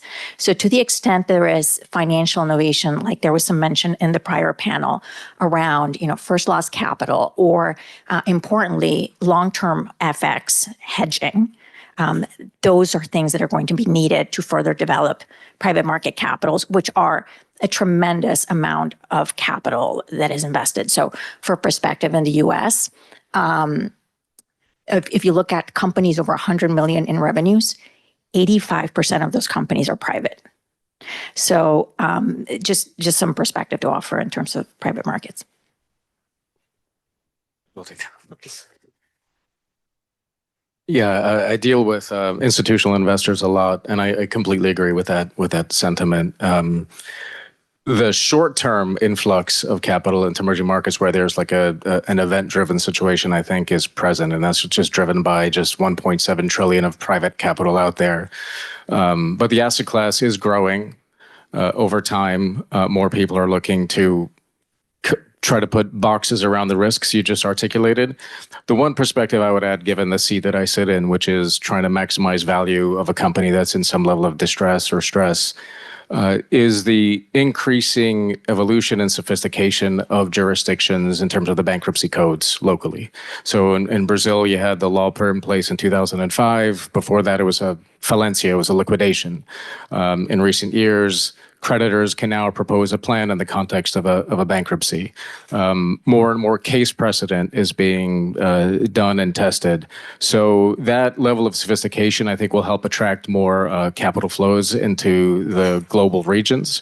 But it'll take some time, as it did. I use Brazil as a case study, but it'll take time to get there. But ultimately, that's going to be a big driver of capital. Sure. Thank you. And great seeing everyone. Thank you for coming. Look, for all the students out here as well, if you heard the panel before, Samir talked about that trip to India in 1994. I was part of that trip, and that's really sparked the reason that I'm here as well, after about 30 years in emerging markets now, where the market has significantly changed, right? When it started with hard currency bonds, we went through all the Mexican tequila crisis, all the various Asian contagions, et cetera, and we're looking at a very, very different setup now, right? We're about, I think, JP Morgan just put out the research report. It's like $28 trillion or so in total of that on the fixed income side. Now the market has changed, but also also not just the supply and the demand, right? And markets have deepened, and I think we may talk about this as well, the various products that are out there as well. But Dean, if you look at it from, when I started, you were looking at all kind of markets, or the dispersion of returns was fairly narrow to where now we have bigger outcomes as well. But maybe we can pick that up in some of the following questions. Thank you. Absolutely. And one of the questions that I wanted to ask in prior conversations, Mr. Mobius was mentioning about the synonymous of ETFs and emerging markets and how it's like that's a vehicle for investment. So Anna, if you want to perhaps bring us about ETFs and if there's any other vehicles apart from ETFs, and what is ETF for like those ones that do not. Sure. So ETF is an exchange traded fund, and it is basically a vehicle that's very liquid and very accessible, kind of like a mutual fund, very low fees as well, that enable to access a particular market or theme. So that is certainly, something that's available for emerging markets. I'd say one discussion that I hear from some of the large institutional investors in the U.S., particularly the public plans, is thinking through what might happen with China. China's whether, and there's a lot, this is a very ongoing conversation. It depends on the politics of the state, how advanced this conversation is not. But there is this fear that depending on how the political environment evolves, that there might be restrictions around investing in China. So one thing that is been given a lot of thought is whether one should separate their China policy, their China investment policy and allocation versus other emerging markets. It's frankly also an enormous economy. So I think it goes to the question of, at some point, are these emerging markets? I just came back from Singapore 3 days ago.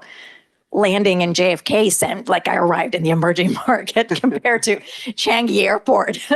So it really was. So I just, there's tremendous evolution, and it almost, it's very difficult to lump in, countries with very little public market cap in Africa with a country like Singapore or India. Absolutely. And so last week or the week before, we had the BRIC meeting. And it was interesting to see how China and India that had, a current border situation in the Himalayas, shaking hands and the presidents, moving forward. But also that also brings us to the context of these geopolitical issues that shape how the risk is assessed in investing in these markets. Drauzio, if you want to perhaps go a little bit about that. Yes, for good reasons and bad reasons, takes a lot of our time. We have U.S. elections and can be quite consequential. I don't believe that we will see the worst case scenario. I hope not. But when you talk about terrorists across the world and knowing that terrorists are growth destructive, you have to pay attention to that, especially when tariffs are going to be lifted or maybe lifted on countries that are very important, like China, that has enormous implications for commodity markets that affect LATAM and other commodity exporters, and through their demand as well for those products, indirectly like Mexico.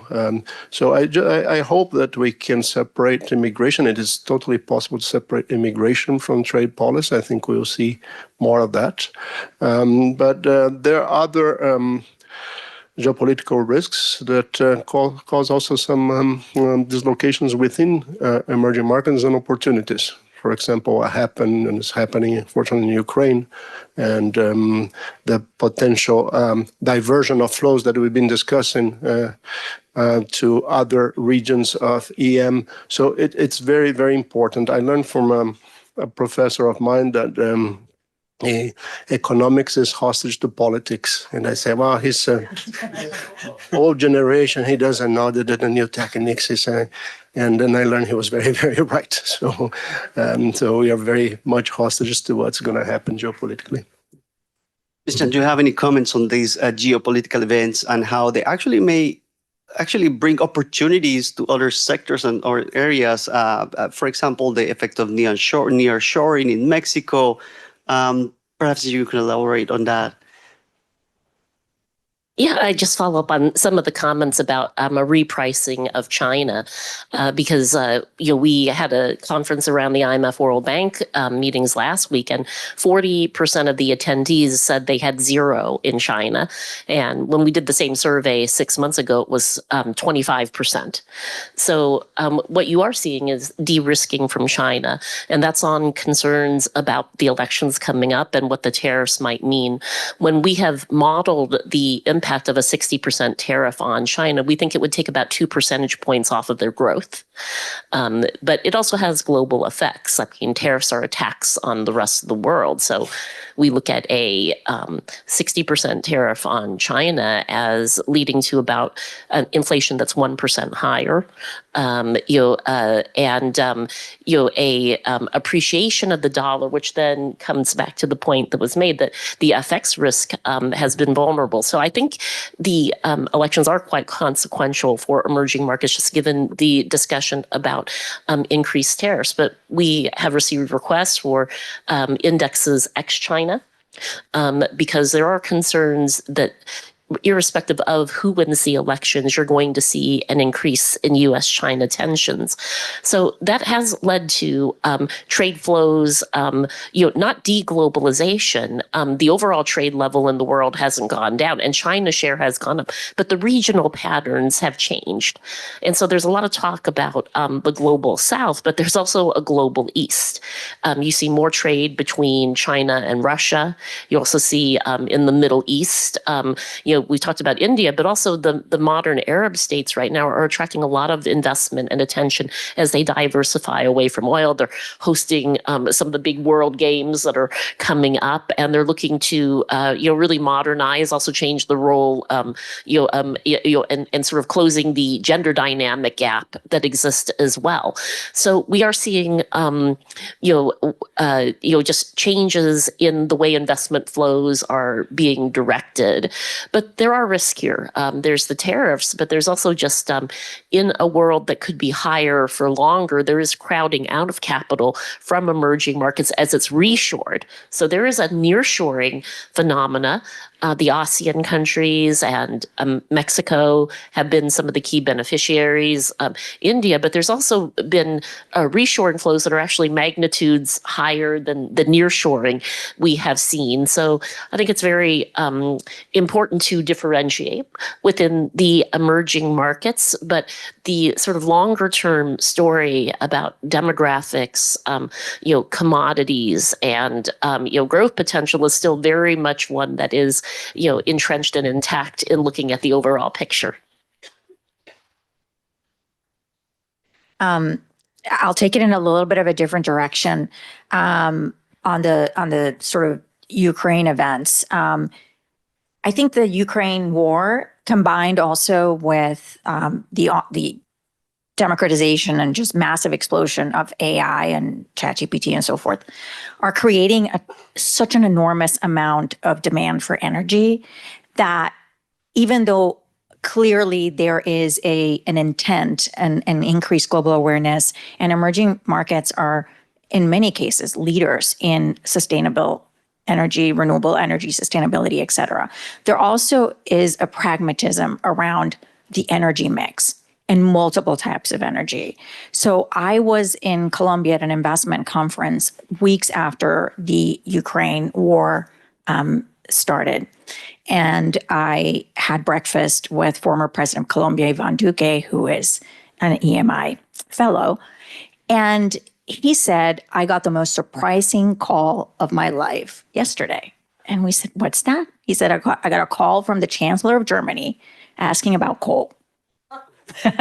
Everybody laughed, but this is so obviously emerging markets are resource intensive economies, many of them. And I think that they're, regardless of the trend towards sustainable energy development, there will be also more demand for fossil fuels and so forth and resources. Does this work? Okay. So we don't have to pass around. I think the geopolitical discussion can take the next, several years. It's very complicated. I don't think we're going to solve it in a 45-minute session. So I think investors, advisors, others are tasked with generating returns no matter what the geopolitical environment is. So I think there's just the ability to act nimbly is the driver of that. One thing that I'm seeing, and maybe I've just been doing this for so long that it's just become a lot more noticeable, and I see it both in developed and emerging markets, is the F word, and it's not what you think. It's fraud. Fraud, when I started in the industry, was like, and I mean, forget Enron and all that, but it was like an afterthought when we would underwrite securities back in the day. You kind of do the due diligence checks, et cetera. But now it seems like at least in 25% or more of the situations that I look at, there's some element of it. And there could be capital flows amongst different countries. It could be companies growing too quickly and not having the accounting infrastructure to keep up with the business growth. And emerging markets, for better or for worse, have been tagged with this element of fraud. You always have to price in a little bit of that risk. But it does tie into the overall geopolitical spectrum because capital flows are measured now in the trillions.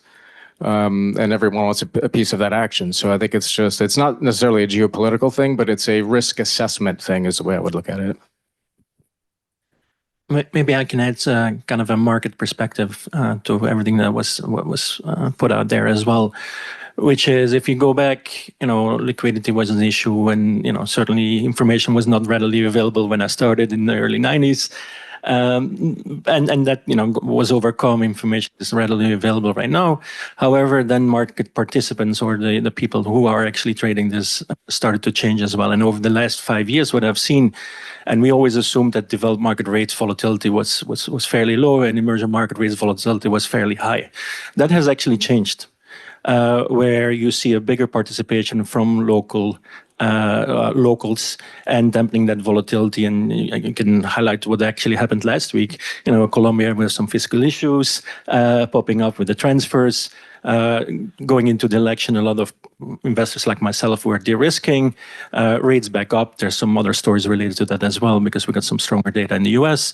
But the people that were stepping in were locals. They were the local pension plans, very similar in South Africa, and putting kind of a stop to this. So you see this emergence of emerging markets, and maybe Lourdes, we should be renaming this EEMI, the Emerged and Emerging Institute. Now, so you see this stepping in, and therefore the structure of the market is also changing, right? Because we're on the developed market side, you have a lot of participation now from CTAs, from these hedge fund pots, those quant shops that are really driving outcomes very, very rapidly. I think this year and over the last 12 months, I mean, correct me if I'm wrong, but I think we've 3 times gone back and forth with a pivot in the Fed, pricing in and seeing that volatility pick up. So rates vol in DM has gone up significantly. EM actually has come down because of the participation of locals that has become actually overwhelming. Because we often talk about, why offshore is not going to emerging markets. I don't think it really matters. It's often how much local, is not leaving the country rather than the other way around. And for Mr. Mobius, online about this geopolitical risk. Keep that one there. For Mr. Mobius, the same question about this geopolitical risk. Yes. Well, of course, as you mentioned rightly, there's no way of predicting what is going to happen from one day to the next. And most of this political risk is rooted in what I call emotion. I call emotion is the potion, because at the end of the day, if you look at the history of political events, particularly dire political events, you'll find a lot of it was based on some emotional decision by a leader or by a population, and this cannot be predicted. So when we're investing, we simply have to say, okay, let's take account of this political risk by diversifying, not putting all our eggs in the China basket or the India basket or any other basket, but be diversifying. That's one way to protect yourself. But at the end of the day, what's happening is that the Mr. Mobius, of the markets have been increasing at a very rapid rate. We're seeing an incredible rapid change in these markets. And a good example of that is China. As you rightly mentioned, many of the institutional investors are out of China, but believe me, they will soon be back in. And the reason for that is that the Chinese government is pushing its every way they can to move the market up. And of course, the Chinese market is actually not governed by foreign investors, but by domestic investors. And of course, as we've seen the Chinese market begin to move up, what happens? The ETFs, the index funds, are forced to go into China because the indexes have been moving up on the back of China. And now, thank God for India, because we've seen India performing and outperforming China by a wide margin. But now you have a double-barreled effect. You have India continuing in a very rapid rate upwards, and China now joining and recovering. So it's going to be very interesting going forward. And we must remember that I would say at least 40% of all investors rely on the index or buy exchange-traded funds. Exchange-traded funds are the most popular form of investment today. So as soon as these indices move, the exchange-traded funds also move, and people have to go into them. So I think that's something to keep in mind when we're looking at these markets. And I think the other thing I want to mention is that let's remember that markets are driven by the domestic investors, not foreign investors. And this is becoming increasingly true in India. If you look at the Indian market, it's really been driven by domestic investors. And of course, the same is true of China. In some of the smaller markets, yes, the foreign investment flows could have an impact. But at the end of the day, it's the domestic investors who really determine what is going to happen. Now, going forward, if you look at the exchange rates, and of course, foreign exchange is a very, very big worry for investors in emerging markets. And we've seen that currently a lot of these currencies are getting weaker against the US dollar, which is why the political events in the US play a big role. And as someone just pointed out, a new administration led by Trump could mean a stronger US dollar and therefore a weaker currency in some of these emerging countries. The good news is that they all tend to make up for this weakness by rises in the market in US dollar terms. A good example of that is Turkey. Turkey's had a terrible currency, very weak currency, but yet the market has performed very, very well in dollar terms. So there's a number of interesting factors that are happening. And of course, we're very optimistic about what's happening in emerging markets in particular. So one of the points that actually we discussed before in some meetings is about this currency volatility, and that how can that affect the investment. Ms. Chan, do you have any insights of how that can affect the investment and the risk opportunities in emerging markets? No, I do want to just reinforce some of the points that Mark made, that the domestic resource mobilization has been playing a much bigger role in looking at the local currency markets. So if you look at the JP Morgan index, actually for our local currency index, it hasn't received new inflow since about 2013. So, but what we've seen is this big uptake in the domestic resource mobilization. So very much as Mark said, like if you look at like a Chinese local currency bonds, you're actually at some of the lowest foreign ownership since about 2010. So I would just say that the role of local investors has become, much more prominent, and that, and therefore the currency volatility is it's not measured so much in dollars. We haven't seen the index amount from foreigners really go up that much. But I think the near-term risk that one is looking at right now is the tariffs.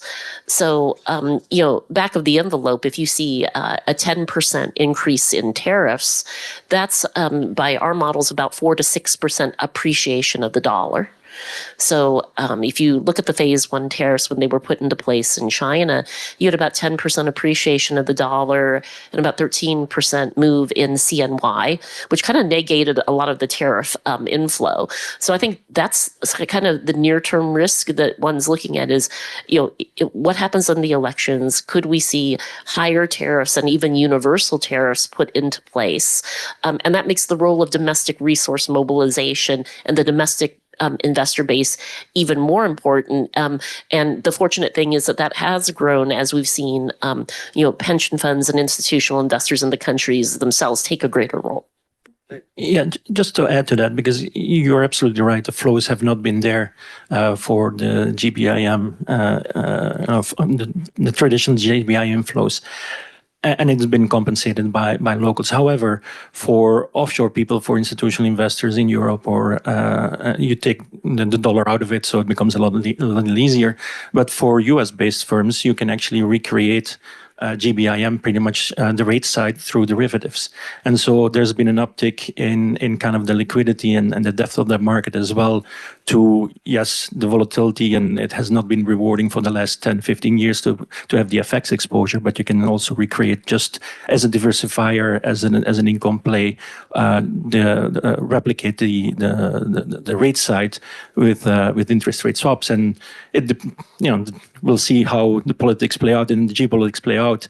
But if there's a period of where you have actually dollar weakness for 10, 15 years, this becomes a whole different story, of course, as well. Sorry, back to you. That's the button. All right. So about financial markets in emerging markets, and we have an expert here about that. How has it changed, and how that can represent opportunities in investment in emerging markets, Gracio? Yes, and if you allow me, it's audience of students. I'll go back to the basics. I'll give a very textbook answer. So the first thing you have to keep in mind, so when we're talking about currency volatility, etc., and people say, "Oh, damn financial markets, right? You're just a destructive force," but they exist because we need a conduit between savings and investments, right? So if you want to grow, what's the impact of financial markets? If you want to grow, as far as I learned, you grow out of productivity, capital, and labor. Productivity, technology, venture capital, overall technology funds, etc., allow you to invest in productivity, therefore on growth. Capital is investment. So without funding, you don't get investment. So the question is, when you do economics, it only works if it's counterfactual, meaning what if? So when you think about financial markets, think, what if they didn't exist? And then you can rule on whether they improve or not your life. So connecting savings and investment, Joyce was talking about domestic flows. In the past, emerging markets only had access to dollar funding for the most part. And dollar funding, just give the dollar indebtedness, in 10 years, it was a 1.6 trillion, now it's 2.6 trillion. So they have had access to more funding. But remember, if you only had access to dollar funding, when you had to pay things in dollars, sometimes you didn't have the dollars available. That meant currency crisis, balance of payment crisis. That was the history of EM. And it's still, some are going through this.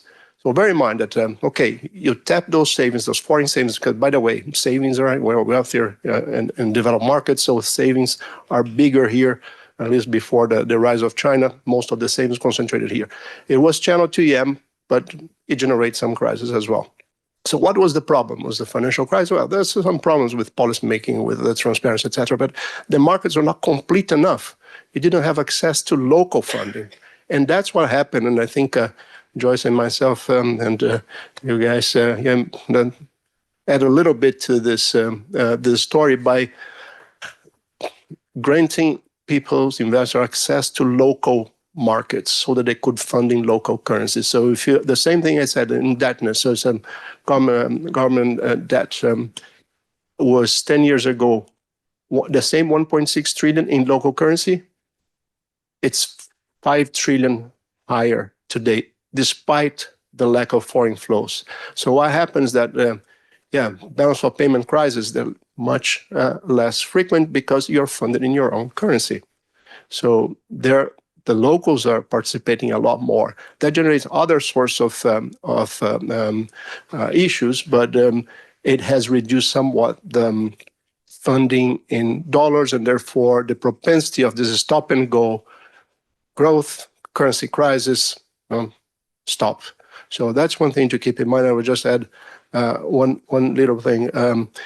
As part of this deepening of local markets, corporates have access to local funding. They can choose their currency composition. Consumers have more access to credit. I remember countries with 2% of the GDP in mortgage debt. Now it's 20. Others there were 10, 15, they're now 50. So access to housing, etc. So it has been transformational. So, but the last thing I would say is that when you look at volatility, etc., all these disruptions in markets, go to the source, not to the outcome. Maybe some of you will be regulators in the future. So it's not the outcome that you should target. It should be the source. It's bad politics. It's lack of transparency, poor regulation. So target the source. And when you do that, do your own counterfactual economics, and you see where to go. So I'll leave it at that. Very good. So I think we have 10 minutes for questions. So yes, we have a question in the back first. I'll speak a little loud. My name's Howard Kai. I'm a Johnson MBA myself on the decades back in the long-term student of market. I want to make this look fun and a little bit real. If you had to invest your own money in the next 1 to 3 years, and then 5 years and later, so scenario, what is the number one investment? Which country? What asset class? All right, so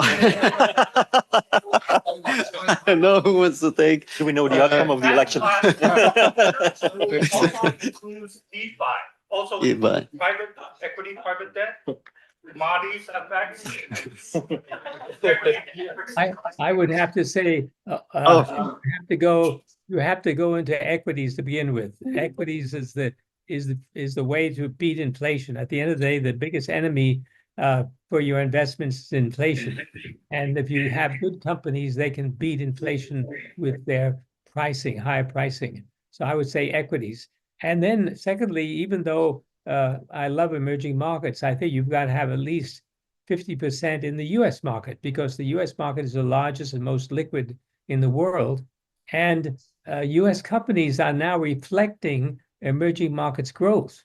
More and more companies, if you look at companies like Apple or any of those, a big part of their earnings are in emerging countries. So I think you have to be in the US, and the rest are diversified in various emerging countries around the world. But equities is the key, I believe. Mark, may I ask which country 1 to 3 years?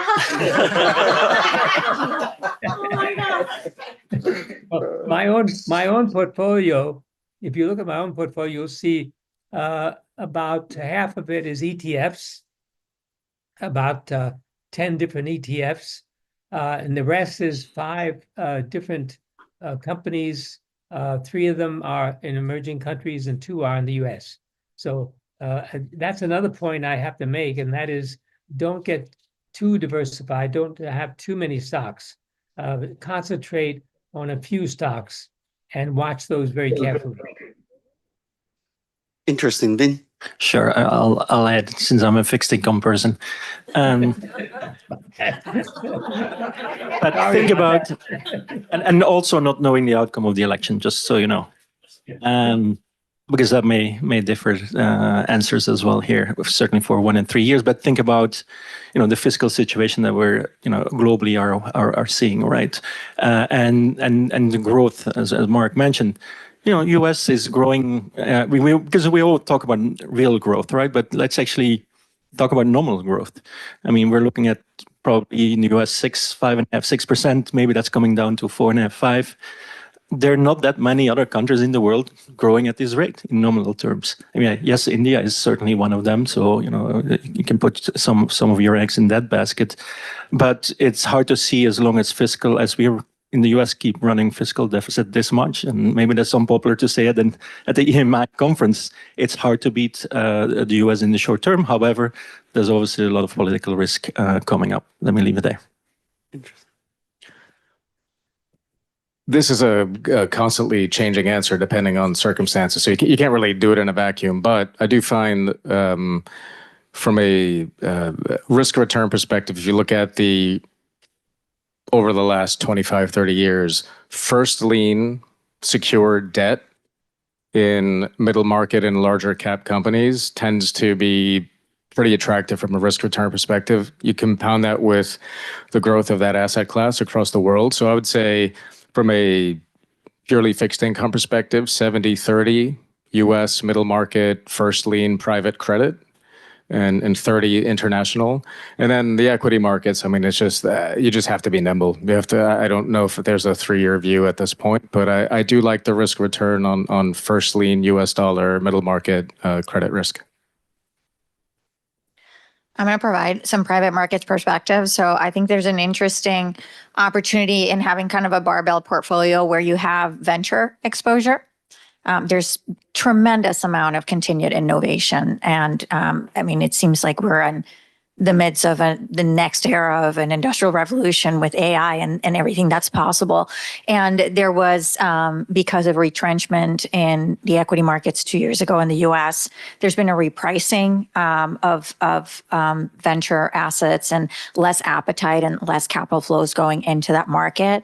There are some interesting opportunities in secondary funds. That means like venture funds that trade in the secondary market and trade at significant discounts. I think that is an interesting space. And then on the other side of kind of the barbell, I would couple that with infrastructure investments, electrification, and more sustainable infrastructure. There is a massive investment need for that. And infrastructure puts you senior in the capital structure. So if the world goes crazy, it's, these are kind of oligopolistic, monopolistic type essential need services. And there typically is an inflation adjustment component to those cash flows. They're typically also dollar denominated. And so for all those reasons, and given, I think that a lot of the more nationalistic policies are going to be resulting in higher long-term inflation trends in the US and around the world. I think that being in an inflation-protected asset is important. Thanks. So I don't think you dare bet against U.S. exceptionalism over the near term. And when you do look at, even though AI, it may be a lot of hype over the short term, but I think it will have real transformational effects over the medium term. And all of that investment is self-funded and it's not interest rate sensitive. So I do think that U.S. equities are still, a place where you have to be. At this stage. But in emerging markets, I mean, we talked about many of them. I think India will have the fastest growth story in the world. If you can be in China, that equity market rally is going to continue with the stimulus that they have put into place. Some investors will make a decision that they cannot do that particular trade. But maybe I can add in a couple that haven't been mentioned. So I'm going to mention Japan, because Japan is the last exit, and I do think it is a regime change in Japan with coming out of deflation, going into more slow rate normalization with with wage increases, sort of asset reflation for the first time in a couple of decades. So just to add one that we haven't talked about yet. Okay. Personally, I would really like to invest in real estate where that bitch is, because it looks just fantastic. It's nice and warm here in Dubai.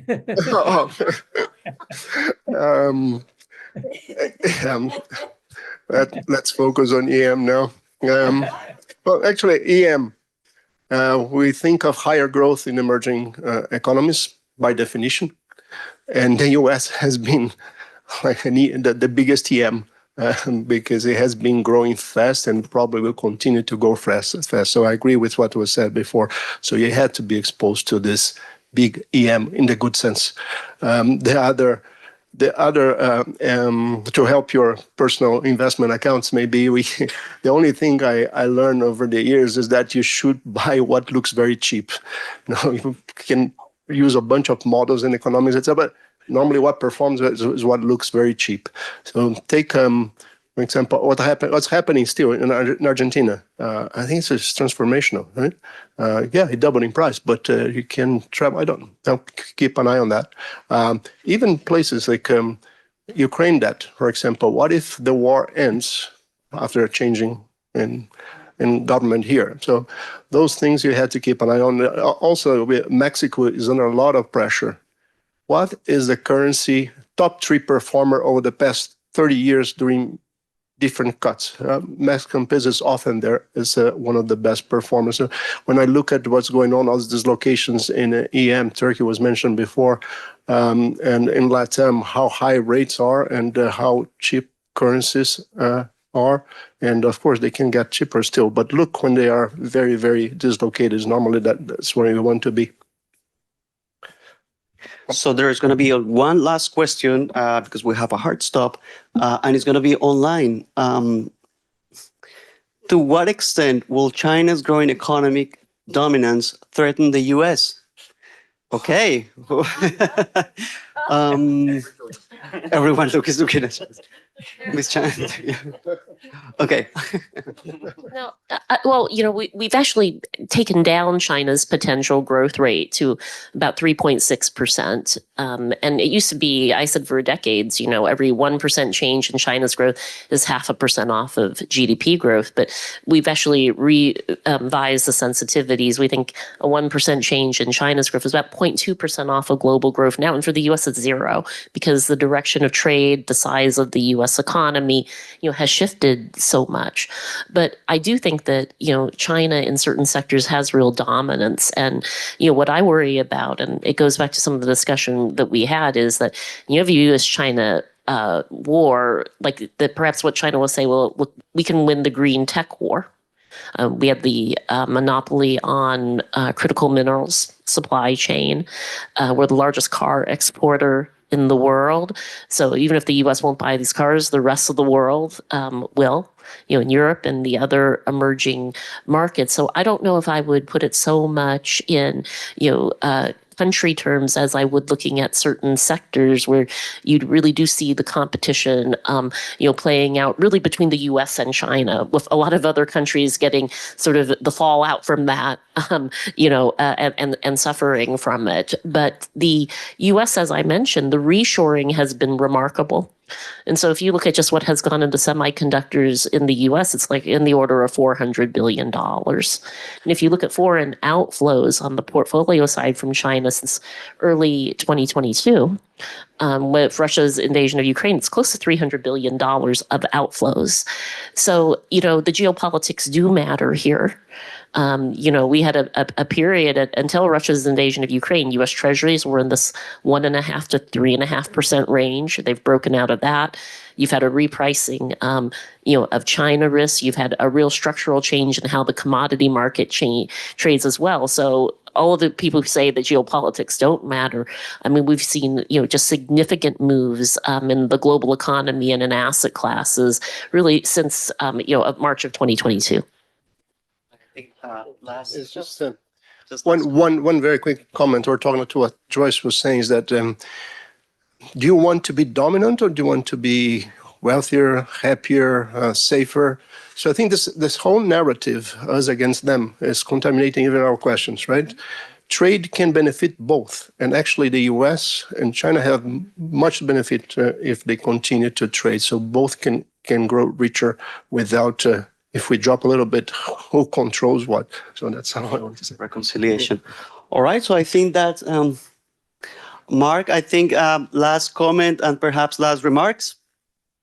Thank you very much. Thank you, everybody. And the last comment, I think, was spot on. I think if trade continues globally, and it's not only about China and the US, it's about the rest of the world. India is becoming a big force in the world, and you're finding these other countries coming up. Emerging markets are growing at a pace that they are now beginning to become more and more dominant. So more trade and more openness is only going to be good for everybody. And that goes for the US and China. Very good. So thank you very much for our panelists for this extensive discussion. Thank you.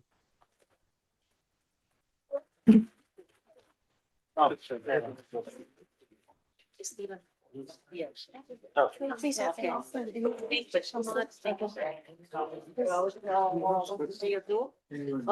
a picture. Thank you so much. Just quick picture. Thank you for interesting. Yeah, picture here. Yeah. Center. Yeah. Oh, because it's better for the Marcom team has given instructions. Yeah, the men in the back and are posted. It was good. Like 35,000 likes. 3, 2, 1.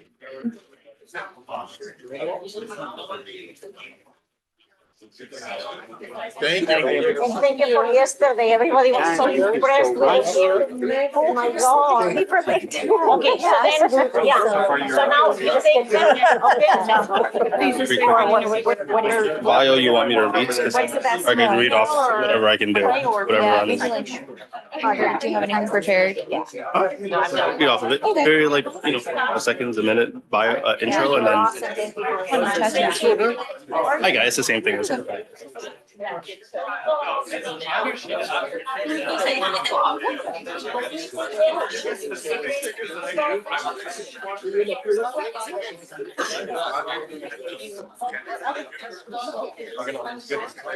Okay. All right. Thank you to our Capital Insights panel for all those key takeaways highlighting the critical role of financial investments. Now I'll pass it on to Stephen Raga, who is a Cornell alum and member of the New York State Assembly, and will present Justin Brannan.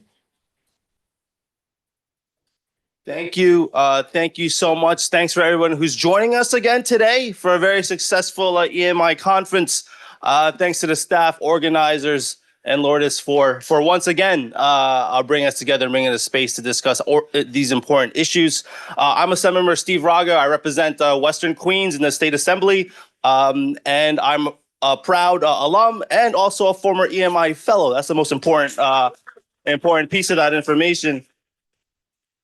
So I have the pleasure of introducing our next speaker here, who's no other than Council Member Justin Brannan, a very important leader in our New York City government.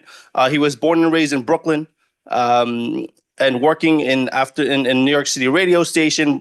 Brannan got involved in union organizing and fought to recover unpaid wages for his co-workers. He's a believer in the importance of making government work efficiently and making life easier for working and middle-class families here in New York City. Whether pushing to expand the New York City human rights law to empower survivors of domestic violence or delivering the first New York City property tax rebate in 15 years, Brannan has never backed down from a fight. And he's always in the front lines of making sure that our taxpayer money is being used properly and allocated to all our the resources needed to the city. The other thing is I'm also a professor of public finance and budgeting, so all my students are watching his hearings every single semester. So everyone, if you could give your attention and give a round of applause, Council Member Justin Brannan.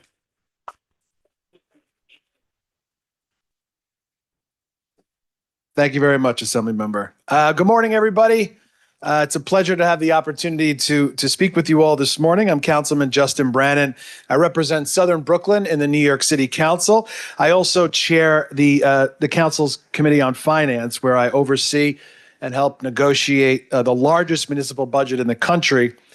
In fact, at close to $113 billion, New York City's operating budget is larger than the budgets of all but 4 states. Negotiating and voting on the budget each year is perhaps the most impactful thing that we do as lawmakers, because the budget is more than just a list of income and expenditures. It's a statement of values for our city. It's ultimately the city's moral document. And I always say that you can tell me what you care about, but if I really want to know what you are about, then I want to see what you spend your money on. And a city's budget is no different. What a city spends its money on is what the city cares about. And too often, what we say we prioritize in New York City is not what we actually spend our money on. Part of my job is to try to get all that to match up. So I want to focus my time with you today on that list of priorities in a world where the landscape of work is still rapidly changing, where global markets are changing. What should New York City's list of priorities look like to remain one of the world's most important financial hubs? I think the rise of remote work has fundamentally changed the landscape of our city. The fact that you don't have to pay Manhattan rents anymore to work for a startup or a hedge fund. You can dial into that job from a 10-acre ranch in Idaho for the price of a small studio in Chelsea. So how do we continue to attract and retain top talent and entrepreneurs and tech companies and major financial institutions? My answer is a bit unorthodox, and I think that the way that we do that is to make New York City one of the best places in the world to raise a family. So I realize that this is not a title that we have traditionally claimed. New York City is famous for being a great place if you're single or if you're a starving artist. But to raise a family here has become incredibly expensive. It's often inconvenient and it can be bureaucratic, which is why skyrocketing housing and daycare costs have forced young families with kids under 6 to leave New York City at twice the rate of others. So it's not the rich people that are leaving New York City. It's the working families that are leaving New York City because they're getting squeezed out because it's too expensive. But changing that troubling trend doesn't require us to do anything revolutionary. It just means putting our money into the things we always say are important to us. Beautiful green spaces, reliable public transportation systems, good public schools, quality housing at all income levels, and access to world-class arts and culture for everyone. In particular, New York City right now is facing a twin crisis that we must address immediately. The first is no secret, it's housing. Our vacancy rate is at an all-time low, and our rents and property values are at an all-time high. New York City cannot be a place where only the wealthy can afford to live. To remain a true financial hub, we need a strong workforce in all 5 boroughs, which means we need safe, quality housing for all income levels. And too often we get in our own way with this problem, meaning the government, by endlessly looping into zero-sum arguments about whether we need more housing regulation or whether we need to build more housing. And the answer is we need both. We should be partnering with private sector to expedite building wherever it's responsible to build. And we should be protecting affordability for the housing stock that currently exists. I believe we should be reviving Mitchell-Lama-style development for middle-class families, and we should be building deeply affordable housing for those on hourly wages. Again, none of this is rocket science. It's ultimately a simple supply and demand problem that we have here in the city of New York, but we need leaders and developers that understand the urgency and that are willing to partner to solve it. The other crisis is less known, but it's reverberating throughout the country, and it's not just in New York City, and that's affordable childcare. If you have a kid, you know how inordinately expensive childcare is, even for families with 2 parents making 6-figure salaries. These families are in a catch-22. Both parents need to work in order to afford childcare, but often one's parent's salary just covers childcare and not much more. This is when we lose families who realize that they could pay less to live in New Jersey or elsewhere, even if it means one parent sacrificing their career to stay at home, even if it means their kids not having access to the rich arts and cultural that they're used to here in the city, or their kids being among less diverse peer groups. Families should not have to face this choice. Growing affordability concerns are top of mind for New Yorkers, particularly around childcare. There was a recent Siena poll that found that nearly half of all New York families say they're spending more on monthly child care costs than they were just 2 years ago. New York City has made big strides in early education, fairly recently enacting a landmark universal pre-K program under Mayor de Blasio, which I worked under the Department of Education during that time to help expand the early childhood education system. We basically came up with a whole new grade, right? Most schools are kindergarten to 5th grade, and then you go to middle school. We injected an entire new grade into our public school system, and it was no small feat. And it's one of the things that remains from de Blasio's legacy that people, and they could argue whether they like the guy or not, but the early childcare system that he set up was historic. It was an expensive undertaking, and it's not going to be an easy feat to implement citywide to expand to more universal after school and universal childcare. But if we'd done it with pre-K, then I believe we could do it again. And as far as a return on investment, I can't think of anything that would attract more tax-paying families or more than free or deeply affordable childcare. That sprawling ranch in Idaho is nice, but it doesn't pay for your childcare. New York City is still, in my uncontested view, the best city on the planet. More languages are spoken here in one square block in Queens than anywhere else in the world. We have the largest public school system in the country. We have a public university system that delivers more people to the doorstep of the middle class than any other educational institution. We have hundreds of miles of green space. Our waters are becoming so clean that whales are now coming to Brooklyn. There's nothing true. And there's nothing, we didn't used to have whales in Coney Island, but now we do. And now there's nothing to say of Broadway and museums, our world-class arts and cultural institutions that keep us the cultural capital of the country. New businesses open in the borough every day, and there's still nowhere in the country that is truly like New York, and our low vacancy rate certainly speaks to that. But everyone agrees that life in New York City is expensive, and it's not getting any cheaper. But that's because in the century or so before we got to this point, New York City didn't stay affordable on its own. You have to work at it. Once a generation, leaders tackled the affordability crisis, and they did it on a very grand scale. I believe we need to dream big again. I'm afraid over the past few years, we've been painted into a corner of fake austerity and forced to celebrate bare minimum budget restorations instead of new ideas. Instead of expanding, we're preserving. Instead of growing, we're maintaining. Instead of investing, we're conserving. But New York City's economy has proven to be durable and resilient, and we've emerged out of the pandemic stronger and smarter. I traveled to Northern Ireland last week, where 30 years of the Troubles still cast a shadow over the economy, some 25 years since the Good Friday Agreement. While there has been much economic improvement since the 1998 peace treaty, the gains have been unevenly distributed. However, Northern Ireland is big, with the courage to innovate. Northern Ireland has become a global fintech hub, boasting an impressive ecosystem of specialist university research centers, homegrown innovators, and international financial service leaders, thanks to an unbeatable combination of world-class talent, highly competitive operating costs, and resilient infrastructure, all in a low-risk, pro-business environment. And it's fueled the growth of Northern Ireland's financial services sector for over 2 decades now. And it reminded me that no leader and no city should ever believe that they're so great that there's nothing new to learn. We have to lift that veil of exceptionalism sometimes. I love my city, I love my state, I love my country, but I know that we don't have all the answers. And if other places are doing things better, big or small, then we shouldn't be afraid to learn from them. Being a city of tomorrow means that we must be a laboratory today. And that means always having the courage to improve on what's working and never stop dreaming big. The great Fiorello LaGuardia, former mayor, built the first public housing project in the nation back in the 1930s when the Great Depression was ravaging the country. The historic Mitchell Lama program of the 50s and 60s helped the middle class grow and gave working families an affordable place to live. Mayor Koch helped rebuild entire neighborhoods in the 1980s.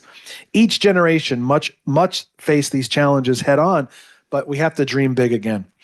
For far too long, I think we've worn how difficult it is to make it in New York City as a badge of honor. And we risk pricing out not only our up-and-coming entrepreneurs and their families, but also the workforces that it takes to keep a financial capital running.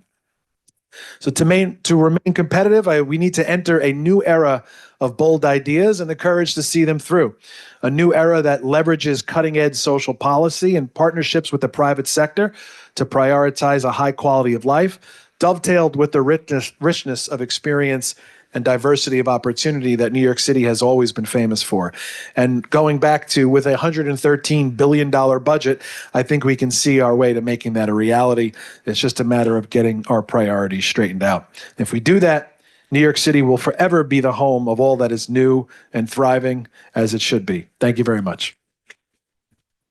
Thank you so much, Councilman. This is a small token of our appreciation for you. Oh, thank you. Really appreciate you coming all the way out. Right on, brother. See you Thank there. you so much. Right on. Please. Sure. Only one. Only one question. So just one. We're just in the interest of time. You mentioned first that you would focus on developing, creating more buildings, Yep. more housing. But my take is, I think that the focus should be in early start education. Because people are leaving, I'm not from New York, but people leave New York, and I have some friends from here, because of, especially young people, people with children, because of they don't have early education, they don't have an early start program. Sure. Like to leave a 6 months years old, a 1 year old, so they can work and they can stay at the city.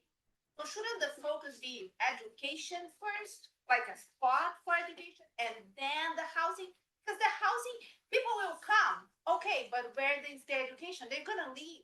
Sure. It's a good point. So I represent Coney Island, and right now we're seeing tons of new housing development in Coney Island.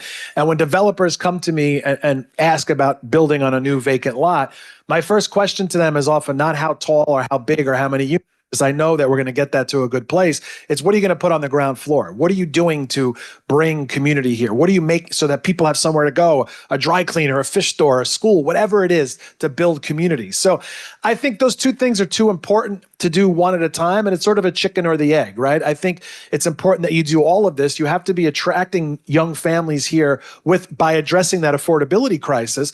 But like what I mentioned in my speech, we're seeing that this is why families are leaving, because childcare is too expensive. And housing is intrinsic in that as well. So I think both of these issues are too important to just focus on one. We have to focus on both at the same time. Thank you. Thank you. Okay.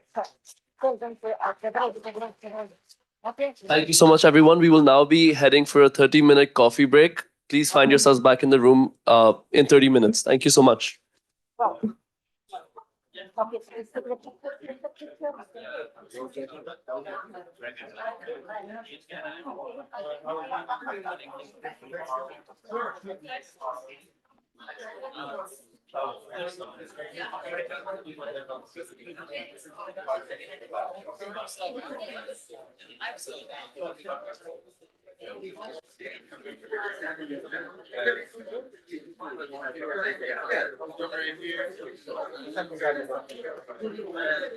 What's the name of the the presentation? I'm at 11:55.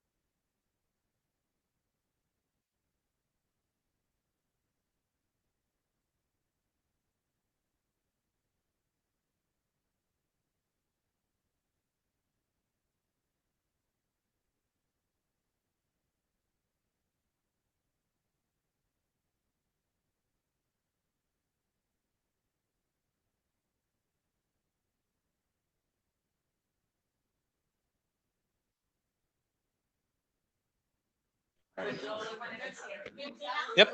Success? Success there, but I need I think I'm gonna use that, but Where is the IT guy? he's probably having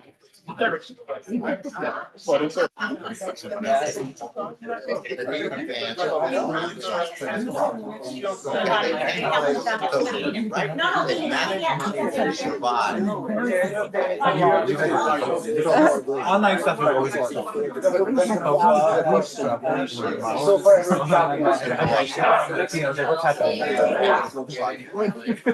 I'm glad you looked at yeah, I think that's the best. the application for Hey, Phil.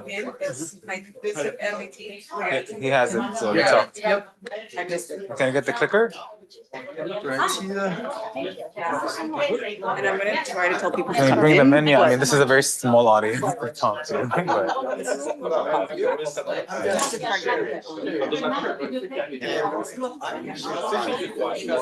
Okay, we are going to start because otherwise we don't start.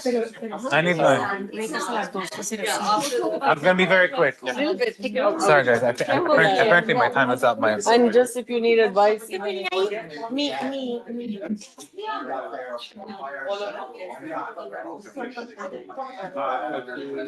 gonna have to zoom through this. I'm losing minutes. Yeah, you'll have 10 minutes. You'll have 10. Just take it. I just notice his voice in the back of my head.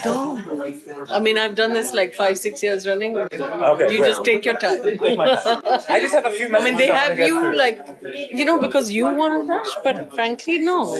You take your time, you come all the way. Flew in. Yeah, exactly. You can listen to me for 10 minutes. Yeah.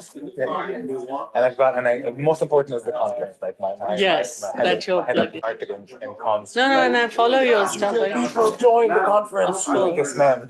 No, and I think what happens is they end up packing up too much in. And less is more, honestly. I mean, I don't even bother talking numbers when I come to these things. I just tell a little story now because I've realized that people don't zone in. I'm getting better at doing that. I mean, like you want to say 2 things that they actually remember rather than 50 things that nobody takes away. Exactly. So, Couple of first 3 pages I think were focused, this you can skip. I'll go quickly over. yeah, and don't like the tendencies to go fast, but don't. Just relax. I mean, it's a big thing just to get them back for their break. It's on, yeah. Good afternoon, everyone. For any students who have any book bags or belongings in the main elevator lobby, they need to be moved to the lower level classrooms. It's a safety hazard, all the bags in front of the elevators. If anybody has any book bags in front of the elevators on the lower lobby, in the lower level lobby, could you please move your backpack? Thank you. Backpacks out, right? Okay, so we are going to start. Yeah.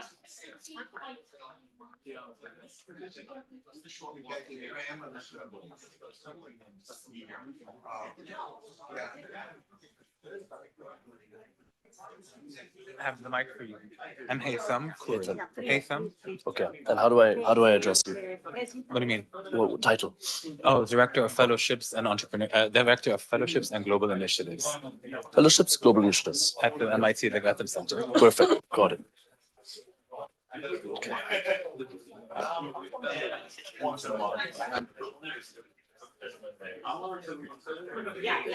Okay, welcome back, everyone. We're now going to get started with the rest of the day. I am very pleased to present to you Haytham, who is the Director for Fellowships and Global Initiatives at the Legatum Center at MIT. And he's going to talk about some of the work that he's been doing and some of the work that we've been doing together. Thank you so much. Thank you so much. And thank you all. Thank you, Dean Curley and Lourdes. Thank you. And the EMI team, Cornell, for this fantastic opportunity to share with you a little bit about the work we do at the Legatum Center at MIT. I know I've been told I have a short limit time, but I'm going to make sure I cover the main points so that you get what we do. We were founded in 2007 by Iqbal Qadir, who himself was an entrepreneur from Bangladesh. And his idea was he believed that economic growth will grow and is and would be built on the hard work of entrepreneurs and innovation in entrepreneurship. And since 2012, we moved from being a center at MIT to under Sloan School of Management. And since 2018, our executive director, Dina Sharif, has been the champion of the center, really, and embedding within what we do, global innovation entrepreneurship. And during her time, our center has grown quite extensively. We have several fellowships. We work with a number of MIT students, not necessarily just Sloan, on their innovation-based driven ventures, tackling really some of the globe's toughest challenges. And they're in their regions, in their markets, including climate, health, education, agriculture, energy. I'll add finance in there as well. Fintech inclusion is some of our fellows' most important things they do. Also at the center, what we do, we recognize that global growth markets are setting the course for global economics, technology, and innovation. We support ecosystems, and I would be specific here, entrepreneurial, innovation-based ecosystems through convening entrepreneurs and other ecosystem stakeholders to build communities of practice. We are driven very much by collaboration, by cooperation, by co-creation. As you've heard earlier in the panels, something that we believe in really is rising tides raise all ships. I'll jump into more details about that in a few slides. So we are investing really in solutions that our entrepreneurs that come into our fellowships do. Here's a quick view of our learning pathways and how our center functions. We've got, I'll just turn around just so I can, so we've got a lot of engagement, student engagement programs. These are panel discussions, mini conferences, invited speakers that engage our fellows as well as other MIT students in Sloan and MIT at large who are interested in venture building, and we engage them. We also are, we have this philosophy of taking MIT to the world, but also bringing the world to MIT. And that's from the MIT to the world through our capacity building boot camps. We have multiple boot camps that we run every year, primarily right now on the continent, on the African continent. I just came back in this summer from Accra, Ghana, delivering a boot camp to early stage entrepreneurs, innovation-driven entrepreneurs. We have early stage, growth stage, and very much we're interested in and investing in deep tech entrepreneurs. We also have two fellowships, the Legatum Student Fellowship. This is our flagship. It's been since 2008. It involves any MIT student, regardless of program, who has an innovation-driven venture idea, solving a key problem in their region, in their market. So there has to be an emerging market. We don't use Global South, developing nations. I'm from Lebanon myself. I reject the term, I'm a developing. We are growth markets, we are emerging markets, that's great. And so we take fellows who join us and we get them through a whole academic year, including an ecosystem tour of an emerging market. This year in January, we're hoping to go to Sao Paulo in Brazil. And finally, our Legatum Foundry Fellowship. And this is a specific new fellowship that's in its fourth cohort, looking at bringing the world to MIT. This is focused specifically on African-based entrepreneurs who have reached an inflection point in their growth, in their venture. They are successful. They may have even exited a few times with several ventures, but they're now at the point of how do I become a stronger ecosystem player? How do I move the ecosystem around me? Again, rising tides raise all ships. How does that person, and that's the program here is more focuses on adaptive leadership, a lot of specific programming around ecosystem analysis and ecosystem building. We also, I'm going to be very rushed. I know there's time. I see you, Lourdes. I see you, Renata. Something we do, thought leadership. We invite participation, co-creation, co-writing with anybody interested in emerging markets and research around that. Our thought leadership covers white papers and case studies. We use the case studies from emerging markets. There's a dearth of those at Harvard, at MIT, at Ivy, maybe Ivy a bit less. But the cases are few. And so we try to build our own cases. I welcome you to please check our website and read our papers and case studies, and reach out if you want to work with us, if you've got ideas. We are always open to these. I don't know if I need to do this argument anymore. The panels all day today and after me are going to say why growth markets, why Development Center for Entrepreneurship. Just quickly, this is just the top 20 growth markets predicted for this year from the IMF's World Economic 2024. All of them are emerging markets. The ones in blue are based in Africa. This might be surprising to many of you. For me, seeing Libya in the top 5 was quite interesting. I have one of my fellows from Libya. He's a medical doctor, phenomenal man. And then we are 86% of the globe. Youngest populations, growing populations, educated. Really, 86% of the world's population lives outside the Western region today. There's no reason why growth markets should be ignored anymore. Quite the opposite. Investments should be doubled into that. And I think the panel that discussed, yes, we've got macroeconomics and political issues to work through, but the investment in growth markets is key.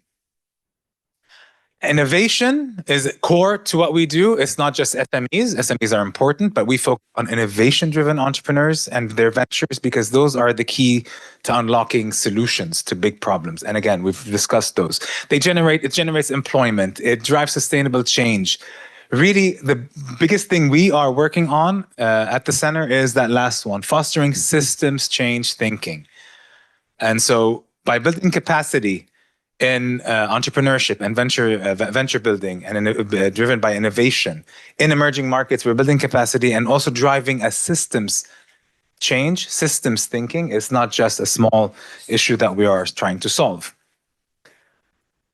Our impact. As a center over the past 17 years, we have had 286 ventures created, almost $1 billion in raised capital, 17 million customers served, and 75% of those ventures over the past 17 years are still active in their markets. And this is a big proud point. This is our student fellows. So these are MIT students, undergrads, masters, PhDs, or executive MBAs who came in and grew their ventures through us because we focused on emerging markets. Our Foundry Fellows, this number says 37. We're actually now at 52 with our most recent cohort. And in terms of the countries, I want to add Morocco on that, as we have our first fellow from Morocco join us this year. Again, these are ecosystem builders. These are movers and shakers in their markets, and that we are bringing MIT to them because it's all about we don't presume to know everything. We need to go to the markets we serve and learn from them. Lastly, I'll leave you on this point. I hope it's to invite everybody here. Click on that QR code. I'm thrilled to invite everybody here, including the team at EMI, to the Legatum Center for Development and Entrepreneurship and MIT's annual conference. This year's theme, or in April, it's in April 2025. And the theme is Innovation in Global Growth Markets, Prosperity Through Entrepreneurship. This is the core of our belief. Prosperity comes through entrepreneurship. We are building on our success of last year's event. It's a 2-day conference. We'll be bringing in together leading innovation-driven entrepreneurs, varying entrepreneurship and innovation ecosystem stakeholders from Africa, Latin America, the Middle East, Central Asia, South and Southeast Asia, to share their insights, explore challenges, and really drive actionable solutions that will come out of that. Obviously, exploring also and discussing the barriers that impede such growth. Lastly, we'll be sharing more information about the agenda, registration, details, and ticket pricing in the coming weeks. Please, for now, mark your calendars, April 24, 25. There's the QR code. Visit us at mit.com/Legatum Center. If you Google us, you'll find us and reach out. My name is Haytham Khoury, and thank you again for listening. Was that on time? Thank you so much for giving us that wonderful talk. So well aligned with our theme for this year, which is innovation and transformation to emerge stronger. Just as a little token of our appreciation before you go. Just as a Oh, you already have a bag. Okay, perfect. Okay, perfect. Okay, lovely. No bag then. Okay, I'm now very honored to introduce Professor Casanova, the director of the EMI, who is just amazing and does so much work for all of us to launch the report this year. Thank you very much, Ariaman.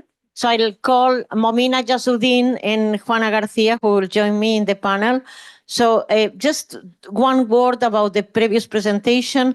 So the spirit of this conference, we started already last year, is to work more closely with similar initiatives around the country. So this one is at MIT. We had the presentation of NUS before, so not only around the country, but around the world.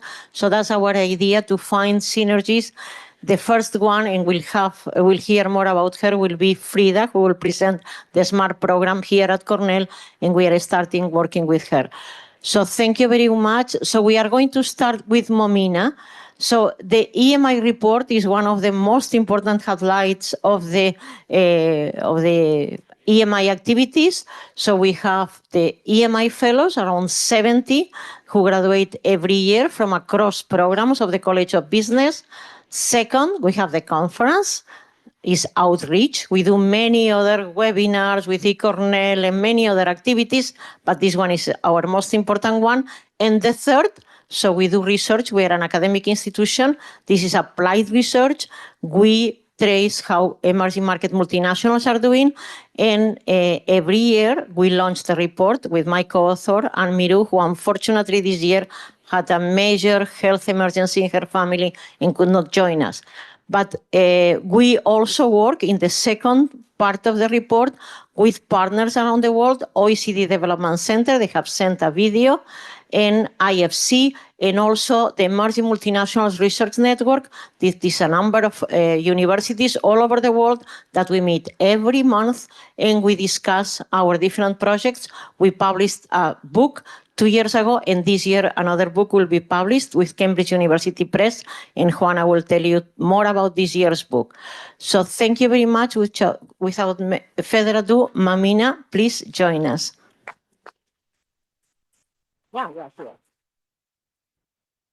Thank you, Lourdes. Hello, everybody. Who here is from an emerging market? Okay, a lot of people in the room. Great. So my name is Momina Ijazin. I work at the IFC. I'm part of the management team there. And the IFC, does anyone know who the IFC is? Okay, a few people. So it's the private sector arm of the World Bank Group. We have been designed to engage with private sector investors and entrepreneurs to invest in emerging markets. We're probably the largest DFI focused on that space. We invest about $40 billion a year. And the work that I do focuses on the financial sector. So essentially to engage with entrepreneurs, financial sector providers to scale up access to finance in that space. So the work that I'll be talking about today, I'm not going to focus on a lot of numbers. I do that on a daily basis, and you'll read about it in our report. But essentially, it is for you to get a flavor of the work that we're doing at the IFC. I'm based in Istanbul these days. My background is in micro, small enterprise and technology finance. So really the interplay between what we can do in terms of finance, development, as well as using technology to unlock a lot of barriers. So, the theme of the conference is very much part of my day job, which is how do you innovate? How do you transform to emerge stronger? And the region that I'll be talking about is actually, is actually the Middle East, Central Asia, Turkey, Pakistan, and Afghanistan. And this region within the IFC construct was created a couple of years ago, was to really focus on that space. These countries are very volatile. There's a conflict in the Middle East, as you all know. There are macroeconomic and inflationary pressures in Central Asia because of, the ongoing situation in Ukraine. Earthquake in Turkey, floods in Pakistan. So very up and down in terms of what can happen and the kind of private sector solutions that we can come up with. We've had a lot of supply chain disruptions, sanctions, climate change impacts. And so when a team of us, there are about 80 of us, are made to problem solve for a region like this, we're really trying to think, okay, how can you engage, right, at a time when you've got earthquakes and floods and macroeconomic instability and war? How does one do this? How do you find entrepreneurs willing and able to engage as well as invest? How do you show the business case for this? And, when one just takes a step back, access to finance is a very critical issue because almost 40% of MSMEs, so micro and small enterprises, report having access to finance as being a key issue. You walk through the streets of Beirut or Kabul or even Istanbul, and people don't actually want health or education as much as they want a little loan or some access to some finance, which will help them grow their businesses or at least be able to operate. So, this is one of the regions probably, like along with Africa, which has the highest inequalities in terms of gender.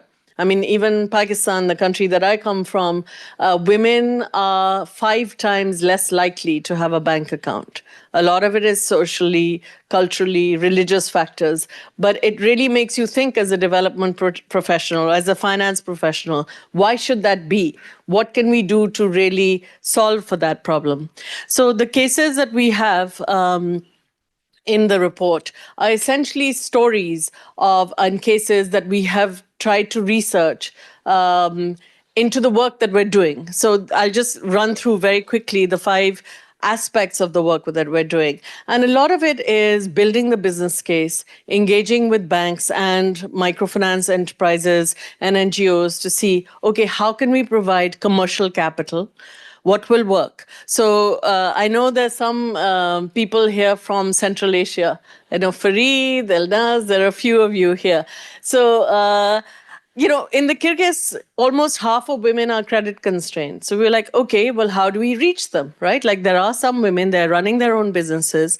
In Afghanistan as well, right? Only 7% of women have had bank accounts. And since the Taliban took over, a lot of the work that we've done over the last 20 years completely reversed, right? How do you reach those women? So what we've done is engage with microfinance entities and banks that we've had equity in or invested capital in or provided debt in, and continued, despite very difficult circumstances, to provide capacity building support. So to work with Ghazanfar Bank in Afghanistan to continue to provide support to women, right? Their businesses have had to change from being in the markets to in the house, right? But they're still continuing to, survive. And just as an aside, the Afghan businessmen were telling me that the Skechers is a big business opportunity in Afghanistan, that the Taliban really love them.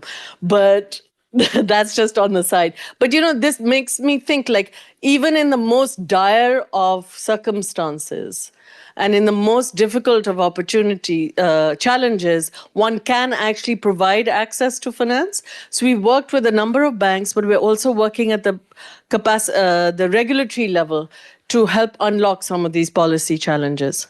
So that, again, is a woman client, like working in Kyrgyz on her sewing business, which will allow her to double her income. And, even $1,000 here, which is commercial capital, will go a long way. The second aspect of what we're doing in Uzbekistan, and I was in the annual meetings, the World Bank Group hosts annual meetings every year where we meet the ministers of finance, the deputy prime ministers, all the private sector players, and we basically understand what the development challenges are from them. And the homework for me always that comes out of those meetings is getting a lecture from the deputy minister, prime minister on how we need to reach more women and more MSMEs in Uzbekistan. So for the last 4 years, we've been really engaging with the central bank there, creating an enabling environment for the private sector to come in, upscaling, investing almost $500 million with banks, transforming, and privatizing banks, putting people on boards to help commercialize it, essentially to transform a centrally planned economy into a more market-based and reform-oriented one. It takes time. I mean, it takes many, many trips, engaging with the central bank policymakers to try and explain how structurally excluded pockets of people need to be reached.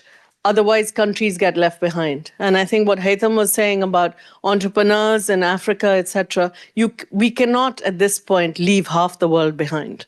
right? I mean, that will lead to huge inequality. And that's something that we at the World Bank Group are thinking very actively about on a daily basis, because couple the inequality with the huge changes in climate, the huge development challenges that we have before us will mean that a lot of the world will simply not participate in the global economy, which is not exactly what we had in mind.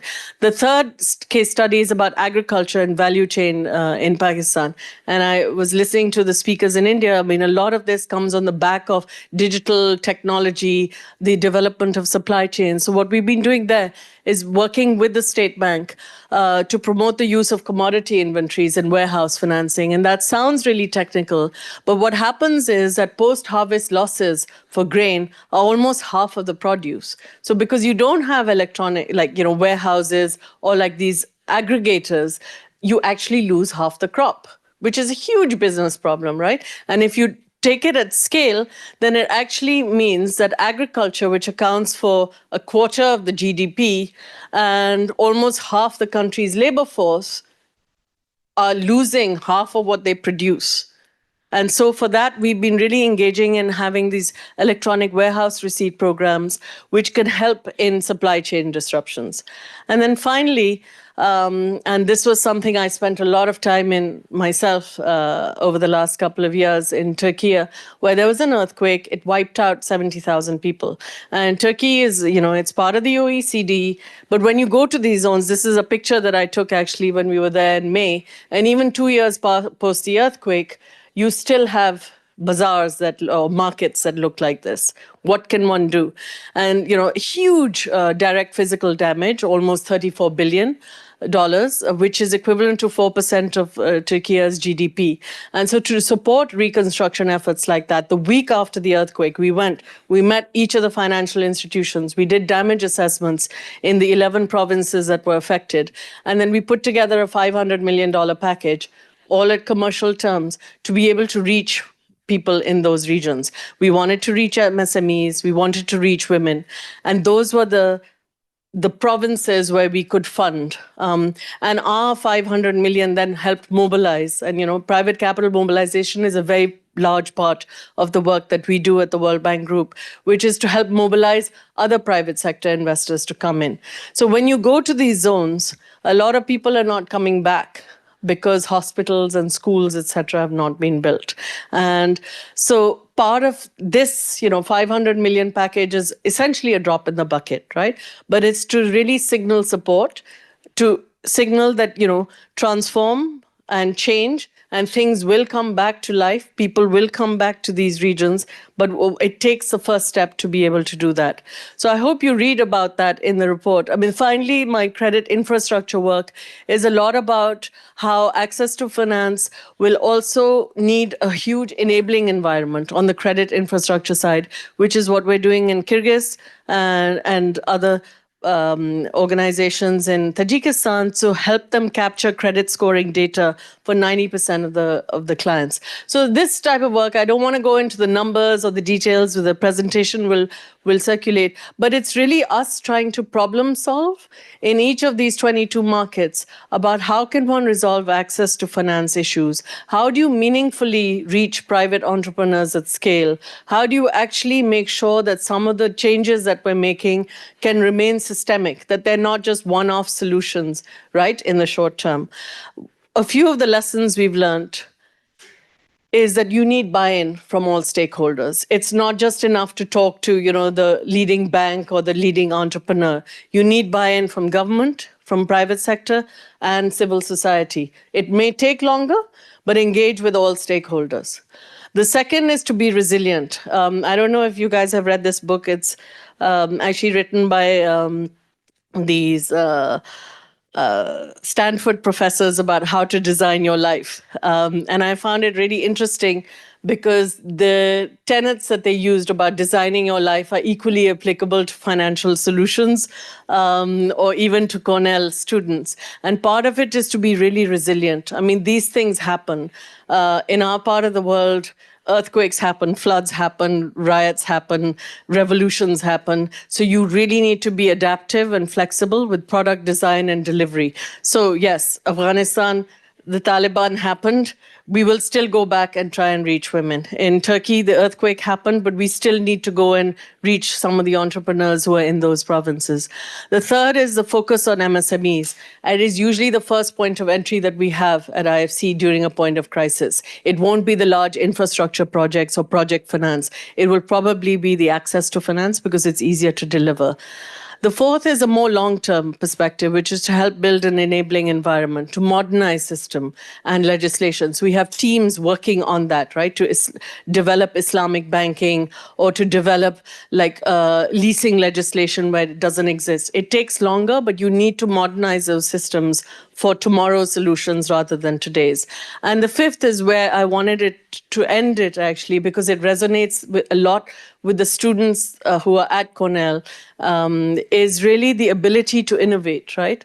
On product design, on private capital mobilization, but really not taking no for an answer.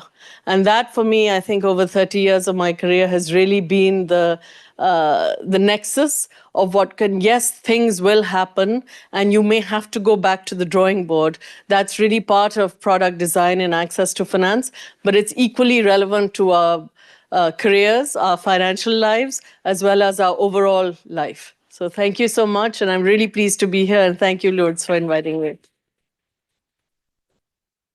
Thank you very much, Momina. We are learning a lot from our partnership with IFC. Very grateful, and we look forward to continue working with you. We'll see now the video from OECD Development Center, who has been also a partner from the very beginning of the report.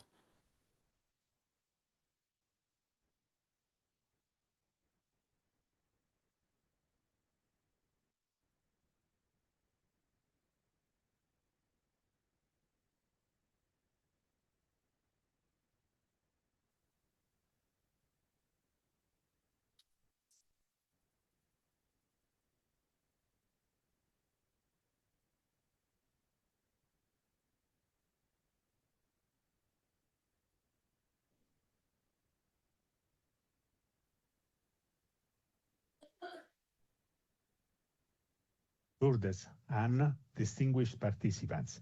While I wish I could be there with you in person, I'm happy to be able to contribute to the 2024 edition of the annual EMI conference. We started this collaboration almost 10 years ago, back in 2015.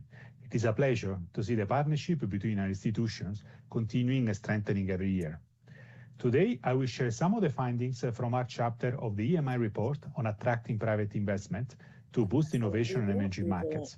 In other words, how can foreign direct investment enhance innovation across emerging markets?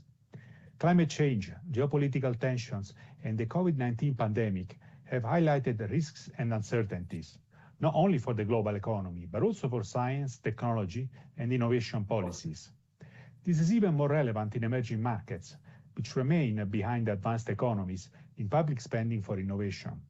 In 2020, Latin American countries allocated an average of only 0.6% of total GDP to R&D, and Africa 0.5%, both significantly below the world average of 2.5%. For this reason, in a context of limited fiscal space, foreign direct investment can complement the domestic R&D spending, drive innovation, and promote knowledge and technology spillovers. But what policies will help increase FDI and innovation in emerging markets? Let me share 7 recommendations coming from discussions with the private sector held during recent meetings of our business platform, the OECD Emerging Markets Network, what we call EMNET. First, governments need to create the conditions to mobilize more private investment. They should strengthen their collaboration with development finance institutions to better channel new investments towards the key innovative sectors of the economy. In 2023, the World Bank approved a $150 million loan to fund green hydrogen projects in Chile. This is the first loan promoted by the World Bank to support climate change mitigation efforts through green hydrogen. Second, governments can develop innovative mechanisms, including fiscal and financial incentives, to promote both foreign and domestic investments and the sustainable development agenda. For example, in 2022, Colombia established a 50% tax reduction for investment in non-conventional energy sources, including hydropower. Funding for innovation can also be implemented through grants or by establishing and supporting incubators, which can provide seed funding for pilot projects. Third, policymakers should promote new instruments to enhance financing mechanisms for innovation. As of April 2024, the cumulative issuance of green social sustainability and sustainability-linked bonds exceeded $5 trillion, with emerging economies accounting for 60% of the total. Fourth, agribusiness plays a key role in steering innovation and enhancing the green transition. Ranging from water management to food processing and distribution, the sector stands out as a promising area for advancing innovation in emerging markets. The implementation of digital technologies and cutting-edge techniques can help decouple economic activities from natural resources use, reduce environmental impacts, and ensure food security. Fifth, strengthening leakages between FDI and domestic SMEs can boost productivity and innovation through technology transfers and increased funding. Sixth, promoting well-functioning markets and lifting barriers to competition can promote more FDI and innovation. Open, transparent, and non-discriminatory investment policies are key for attracting investment and provide the foundation for a business climate that is conducive to long-term innovation. Seventh and final point, skills and human capital are critical to harness the potential of innovation. As technology advances and industries embrace the green and digital transitions, the need for a skilled workforce becomes paramount to adopt innovative practices. To conclude, despite the significant challenges, emerging markets hold a concrete potential to accelerate innovation by leveraging private investment and fostering public-private collaboration. Focusing on key sectors such as the digital economy and agribusiness and fostering an environment conducive for more quality investment, emerging markets can accelerate innovation, sustainable development, and production transformation. I wish you an excellent and insightful continuation of today's conference, and I look forward to hearing about its key outcomes. And thank you very much for having me with you again this year. Bye.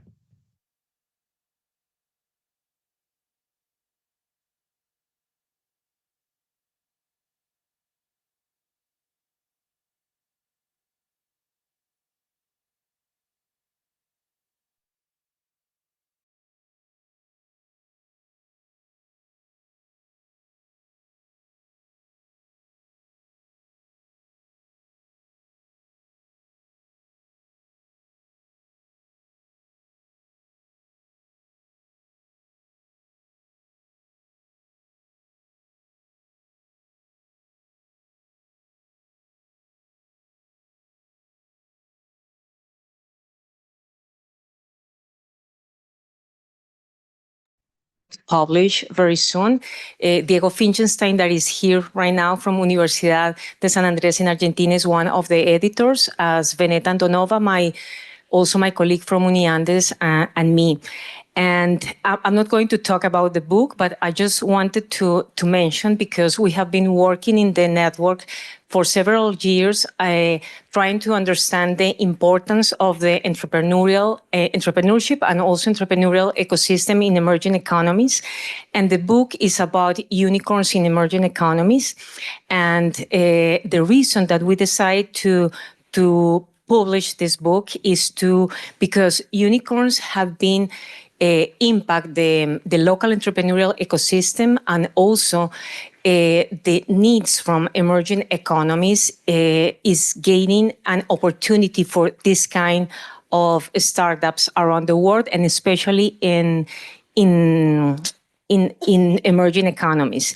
The book will publish maybe for next year in Cambridge University Press. It's already in printed, and has 14 chapters, 3 editors, and 25 authors from around the world. And we are covering almost all the emerging economies, on all the emerging regions. But now I will talk just, I have only 5 minutes to talk about the chapter. But first of all, I want to thank you, Lourdes and Anne, and all the EMI team for all the work that you have been doing for the report and also for the conference. As every year, Veneta Andonova, my colleague from Uniandes, and I write a chapter for the report. We covered in other versions, innovation, social innovation, startups, entrepreneurial ecosystem in emerging economies. And for this year, we are exploring a new topic. It's about global alliances. I don't know if you can help me with the presentation. No, they don't have. There are just 2 slides. Daniel has it.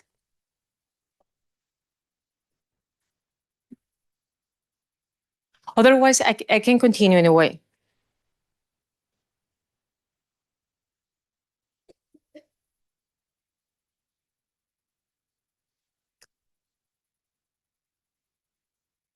But Lourdes, yes, I can continue. Okay, this is a draft. Please be patient because it's a draft. You will have the final version next February in the report. But I will share some of the main points that we have discussed in it. With 2 organizations from the North, G7 and European Union, and 2 from the South, BRICS Plus, and also the Shanghai Cooperation Organization, and make some comparison with some indicators. Yes, thank you. With some indicators, economic, but we add innovation and military ones. Can you continue with the? Can I have the clicker? Oh, sorry. Okay. It's just a brief overview. BRICS countries will hold the 35% of global GDP in 2024, surprising the G7 30%. BRICS and Shanghai Cooperation Organization are gaining prominence, seeking to enhance their members' political and economic influence. From the Global South perspective, Trade International Frameworks offers a North view and does not take into account needs and aspirations from South regions. Leaders from Global South advocate for international order to meet their interests. What we see is not new for all of you. G7 and European Unions comprise the wealthy nations. They have different ways and forms of collaborations. And for BRICS and South, Shanghai Cooperation Organization are focusing on collaboration among emerging economies. Regarding GDP, G7 countries have significantly higher GDP per capita and life expectancy compared to BRICS and Shanghai Cooperation Organizations, but BRICS and Shanghai Cooperation Organization experience a higher rate GDP growth than developed countries. That is not new. But what we are thinking it is new is to add in a new indicators, natural resources endowment and military comparison to make a more balanced or a more balanced power in the landscape. For natural resources, BRICS and Shanghai Cooperation Organization are heavily reliant on natural resources, while G7 economies have a dependence from natural resources from other regions in some cases. But doing the comparison with military aspects, BRICS and Shanghai Cooperation Organization have larger active military members compared to G7 and European Union, and higher military spending in BRICS and Shanghai Cooperation Organization reflects their strategic commitment to protect their resources and also to be respectful in some way, despite the lower GDP per capita in these organizations. Regarding innovation gap, G7 countries lead the innovation metrics, R&D, investment and technological advancements. And despite the lower overall innovation scores, BRICS countries have made significantly investment in military technologies. We can highlight Russia, India, and China. And this is very different because even if the innovation and the investment in innovation is for military purposes, we need to see what kind of transfer can do it for commercial purpose. We are just suggesting that for this comparison between the North and South organizations, we need to add another indicators, not only the usual suspects as economic and social. We want to get deep about this investment in innovation in military, and how can dynamics between North and South suggest a potential shift toward a more multipolar world that have implications in international business, investment, and policymaking. As I mentioned, it's a draft, and you can see the final version in February. Thank you. Thank you very much, Juana. Thank you. Thank you. So you can see how much we learn from these collaborations. Here you have some, but we have many other universities that we work together and many institutes. So I'm going to present some of the results that we found in the report. But before that, I wanted to highlight a number of people here in the room. We have Antonio, Juan David, Valeria, and also Gabriel. Antonio, Juan David, and Gabriela and Valeria were interns during the summer who worked very hard to have the graphs ready. And Gabriel and Emily, who is not here today, are rolling scholars at Cornell, and Gabriel in the MSBA program, who helped us a lot with M&A data. We are not done yet, so we still are in a draft, and we are checking quality and others, and also we'll have it in February. Also here we have two representatives from WIND. WIND is the Chinese Bloomberg, and what is happening in a world that is getting divided is that Chinese companies are reporting more and more to WIND and not to Capital IQ or Bloomberg or other databases. So we need, and thank you very much for giving us access for free at times to be able to continue the report, because as I said, the divide is manifested in many areas, including databases. So, okay, so this is the 9th report. So next year, so we are also thinking big, because next year we are launching the 10th report. And we are, and I'll mention a number of discussions that we are having with our partners, with the faculty advisory board, with EMI's advisory board on what next, because we have AI and we have many changes in the world that we need to incorporate.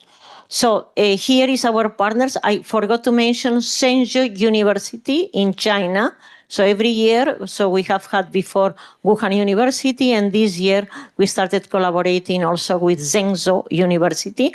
And as well, because we believe, of course, the first panel was India, the premier market, emerging market. So we want a chapter about India. So we are looking again, we published one on Indian multinationals. We are looking again and looking also at the digital advances of India. So the last 200 years, let's say between 1800 and 2000, have been what I call Sisyphus moments in emerging markets. For those of you who know Greek mythology, Sisyphus was the person that was punished by the gods, that he had to push a stone up the mountain, and then the stone would fall again, and you have to push again.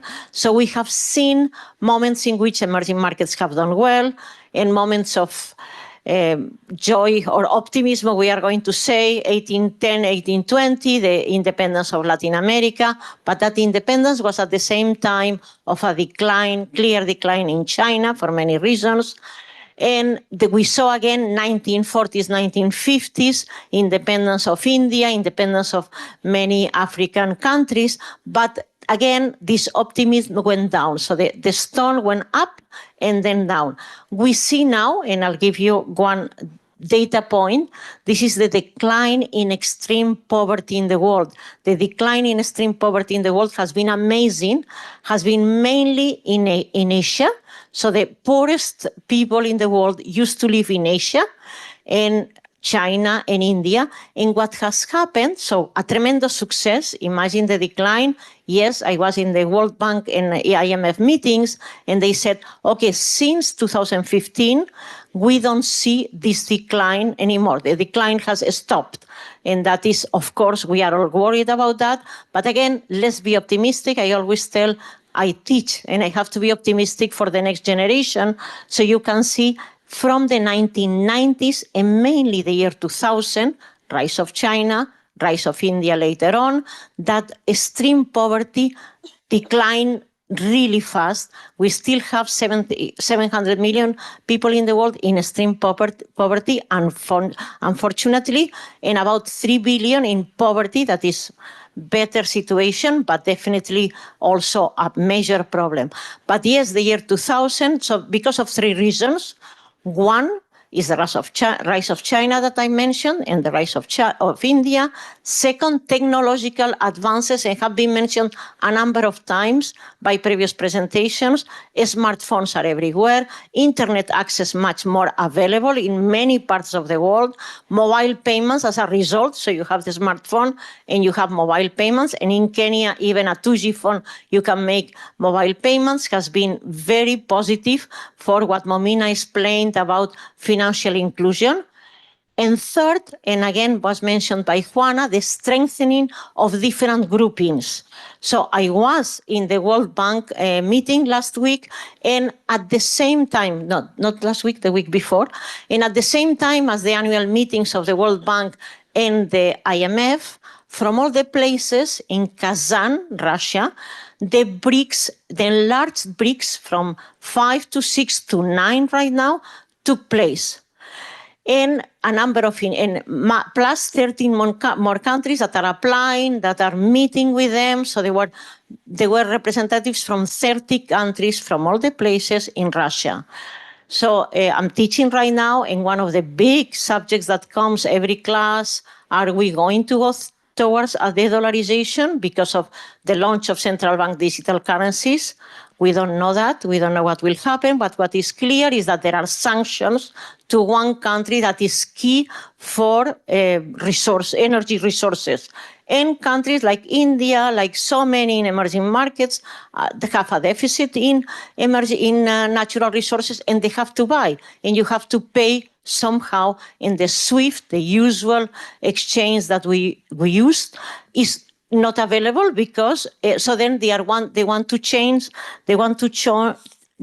to launch what they call BRICS Clear, another exchange. Will it happen? Will not happen? But the summit decided to start a feasibility study. So we'll see what will happen. And also they decided to expand the exchange lanes that they already have to continue trading in their own local currencies, what we had never seen before.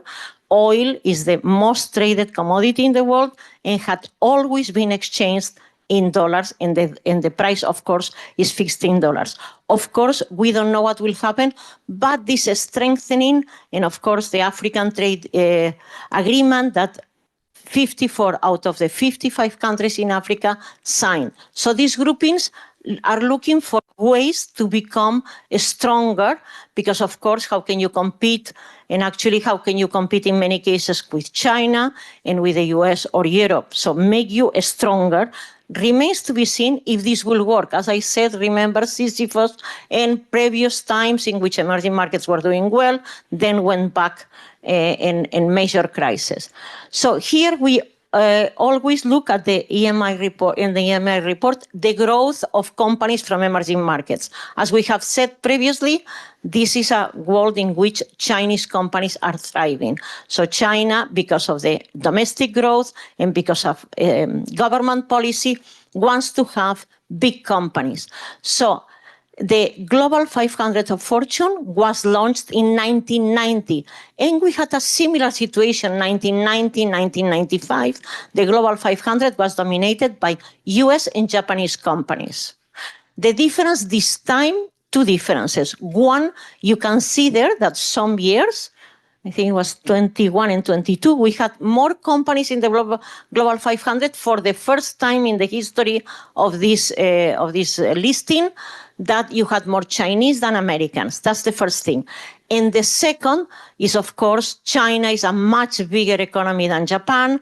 So we foresee that the strength of Chinese companies, there is a lot of talk, the Japanization of China, that the Chinese economy, we just heard from Joyce Chang, that they download the economic growth for China, the forecast from 5, that's what the government in China says, to, I think she said 3.7, so down. But we believe that given the size of the economy and the strength of many of these companies, we are going to see similar numbers. Second thing that is very important, so of course, the countries that have big companies are rich countries. And also, we see some special cases, for instance, South Korea, or even my country of origin, Spain, that you have quite a few big companies actually above and beyond what the size of the economies is. But definitely, red is emerging markets. So, of course, you see the completely US and Chinese companies. So we see a duopoly of companies in the world. In absolutely every single sector, you will find an American company and a Chinese company. And then you have India, Brazil, and Russia as well. So with big companies, but much, much less. Also, we look at companies by revenues, not by market cap, for a number of reasons. One, because in emerging markets, but also in Europe, you have many companies that are either state-owned or private. So if you only look at market cap, so here we say, okay, Apple is going to reach $4 trillion market cap. It's going to be the first company. So many journalists are saying that.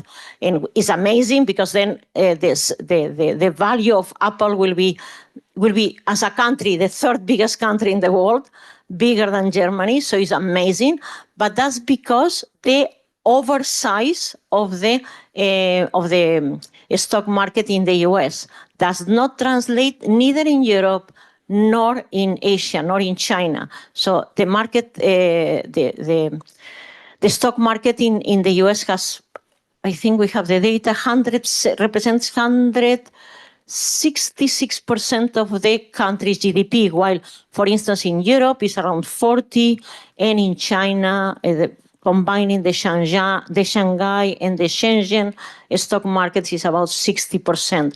And we believe that this will not change, has been in Europe forever, and we don't think that the stock markets in Europe are going to have much more power. Okay, so then we looked also at the internationalization. So companies can go global by greenfield, opening a new factory, or by M&A, by buying another one. So we wanted to see how the things are.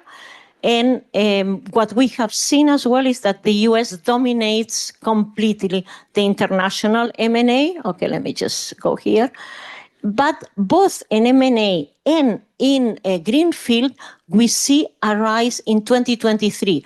So after a tremendous decline of China since 2017, 2018, because of sanctions, in 2018, President Trump took power and started with sanctions, and the CFIUS, the organization in the US that looks into acquisitions, started looking very carefully. But at the same time, the Chinese government also put rules and regulations.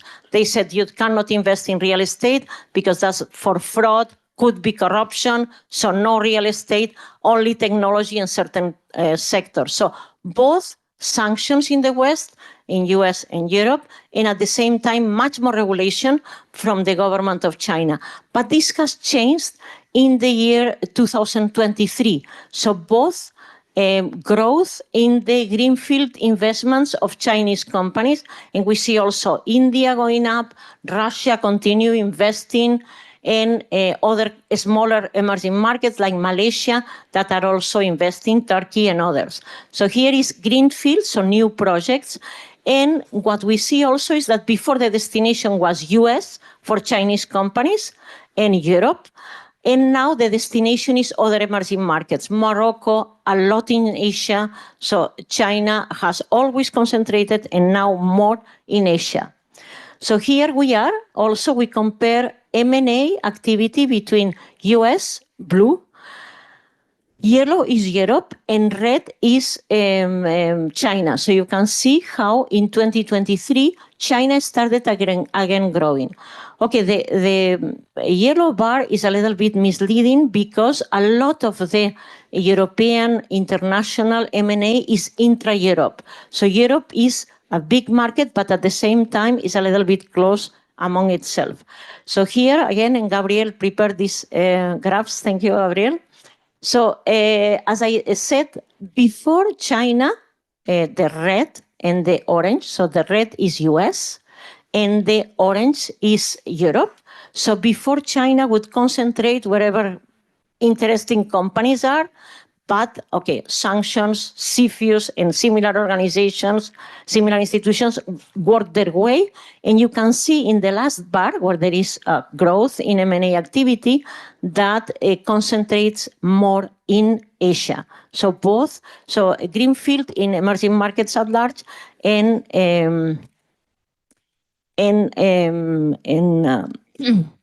less in Europe and in US. So yes, the sanctions work. So Chinese companies cannot buy as before in Europe and in Asia. Okay, I'm going to just say one more thing. Again, here is Antonio who did the work. So thank you, Antonio, and Valeria. So we look at what we call E20+1. So according to a criteria, the countries that are more important within emerging markets. So this year we had a loss that was Nigeria. Nigeria introduced shock measures, removing the subsidy to oil and other fiscal measures, and that increased poverty tremendously and reduced the size of the GDP. In fact, from being the biggest economy in Africa, has become now 3, 4, and probably will be 5, 5th or 6th behind countries like Algeria, Ethiopia, and others. So now with the representation in the E20 of African countries has gone down to 2, Egypt in the north and South Africa in the south.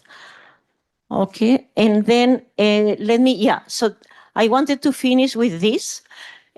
So this is, we are thinking of how, number one, AI is disrupting research.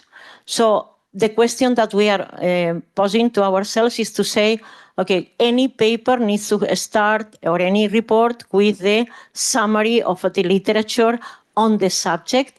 So that is done extremely well by ChatGPT or others. So then we have always 2 chapters that pretend to summarize that. So how can we continue doing that like there was no AI? So that's number one. The format, this is too long. We have everything in one day, in one moment in the year that we launch it. So maybe we should go to shorter formats and maybe more regular formats. We are thinking of that. We are thinking having some kind of review, very applied research. So there is a lot of data out there and we use the data mainly. So maybe short, smaller format.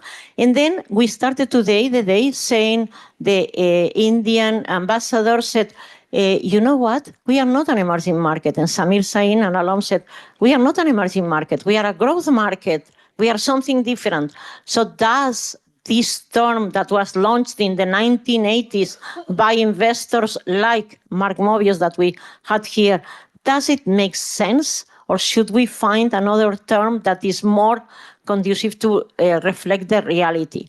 So, and also, last question that we are posing ourselves. So we started the report in 2015, and Miru and myself, trying to, so we were witnessing the rise of companies. So we thought from emerging markets actually has been mainly China in terms of big companies.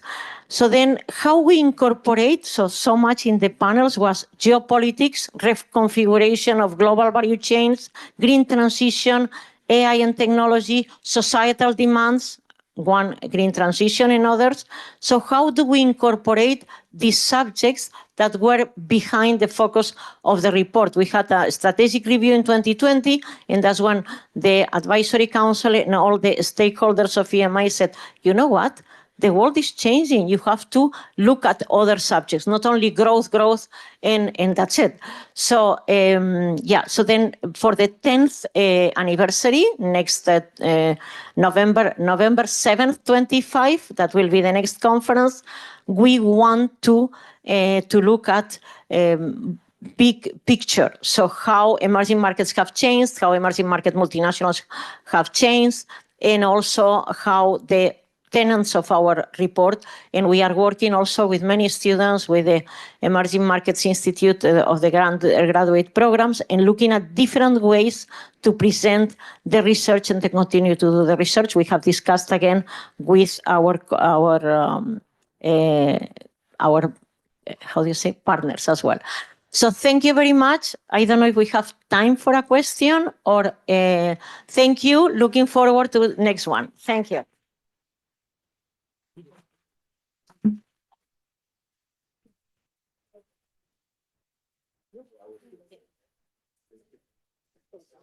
Thank you so much.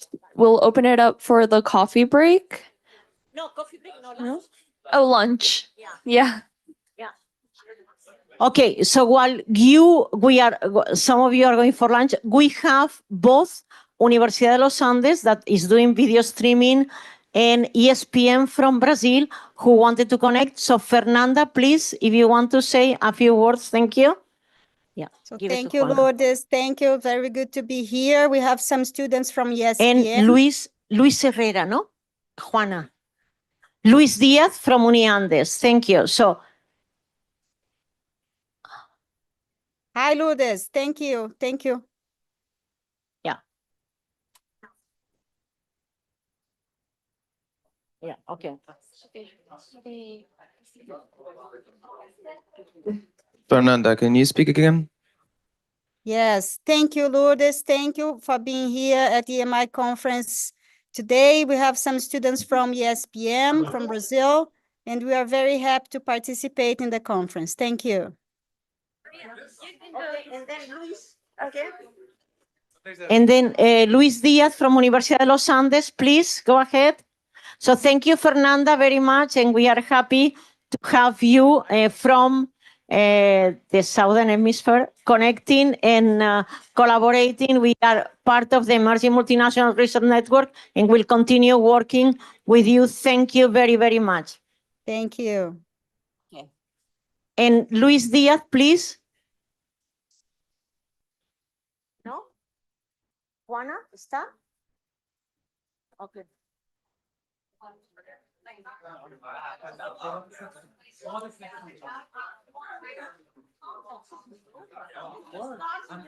I am committed.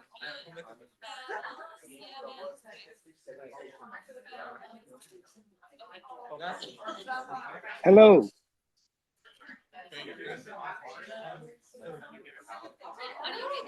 Hello, Luis. Hello. Hello, I'm here. Great to see you. I'm Luis Diaz. I'm from Universidad de los Andes. Thank you, Colombia, Luis. Bogotá. Please And we are go really ahead. happy. Thank you. Hello. Thank you, Lourdes, and hello, everybody. It's great to be here at the conference on streaming.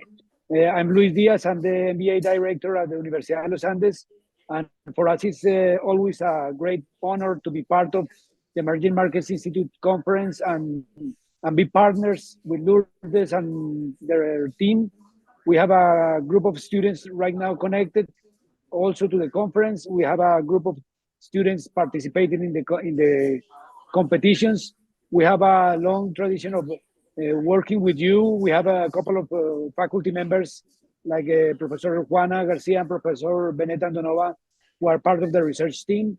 And we also every year host a group of students from Cornell, from the Emerging Markets Institute, to get a more closer knowledge about how our companies in Colombia are doing and how Colombia is doing as an emerging market. I'm great to be here, and hopefully I will be next year. But thank you.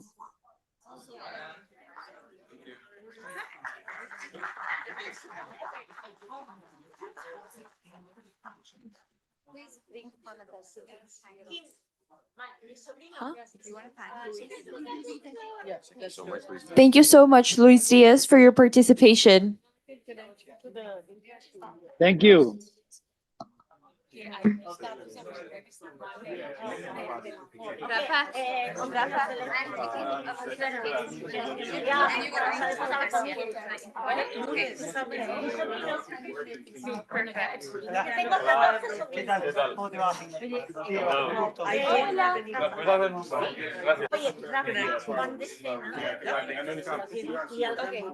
Una, dos, tres.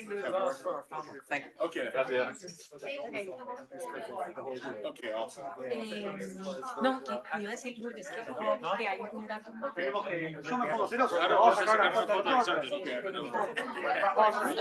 I'll do so. Una, dos, tres. Amazing. Thank you. Hi. Amazing. Okay, thank you. We got late for this. ¿Qué pasa para mí? Said about it. Yeah. And we have to meet Susan also. Yeah, I am. Yeah, I said we'll talk Later. No, Yeah, no, not I am. today, not today. Not today. Not today. We are. I think the worst is over. Now it's. Ariana, you were. Ariana this morning. We didn't have no one from the Andean panel. No, we have no one in the Andean. No one? Yeah, no Ah, sí, yo No, because.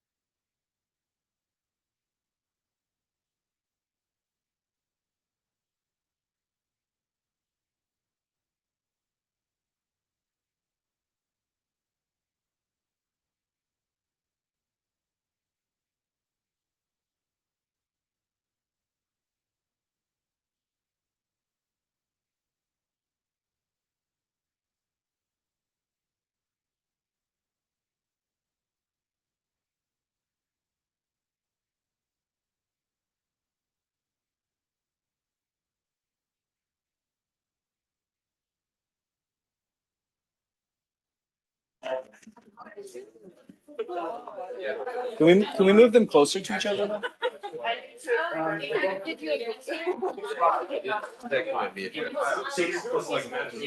And I'll put one. I should say that. Yes, so I was talking to some folks. Everybody's turned. It's already on. Oh, you can turn it off. Just want to be on. Okay. So you have 1 more year left. Sit there. Okay, we went to Costa Rica.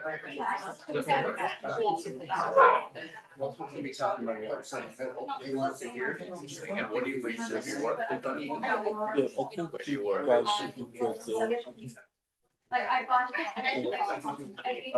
There's all your financial services. I mean, like one. It also does say signs of coming on. Yeah, well, right now it may not be the best time. Yeah. This. But I what space of IT are you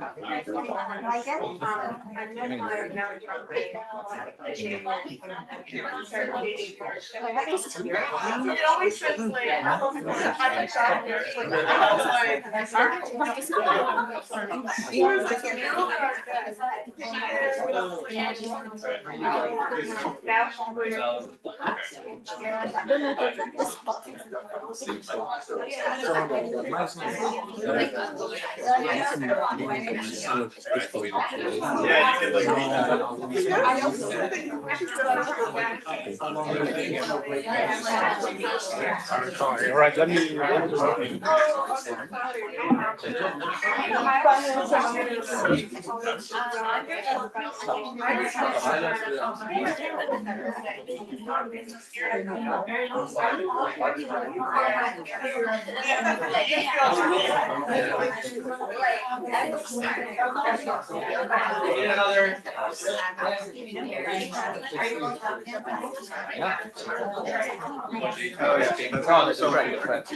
I love my visa really fast.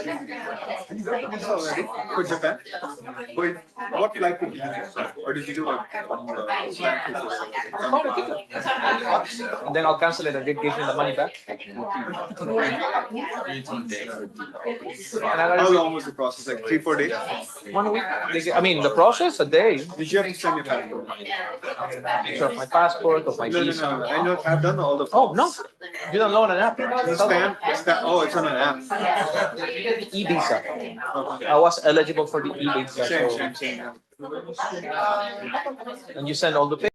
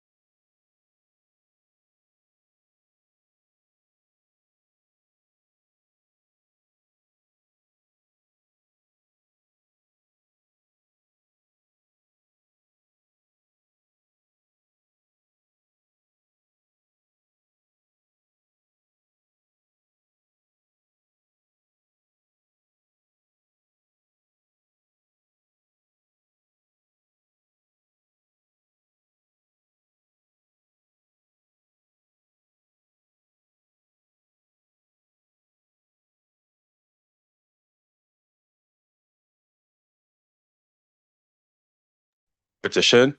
I'm here with my co-chair, Carlos, and we're going to be presenting the winner of the pitch competition for this year. But before I start or before I announce who the winner is, I'd like to take this time to thank Mark Mobius. I'd like to thank the judges, participants, and also the finalists.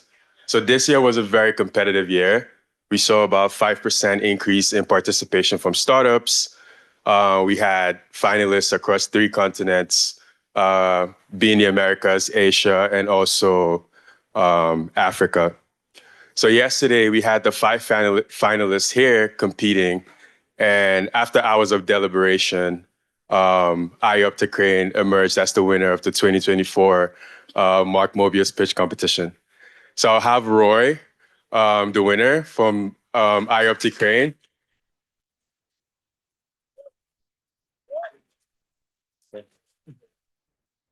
So I'm going to have Roy talk to us about the problem he's solving and his solution.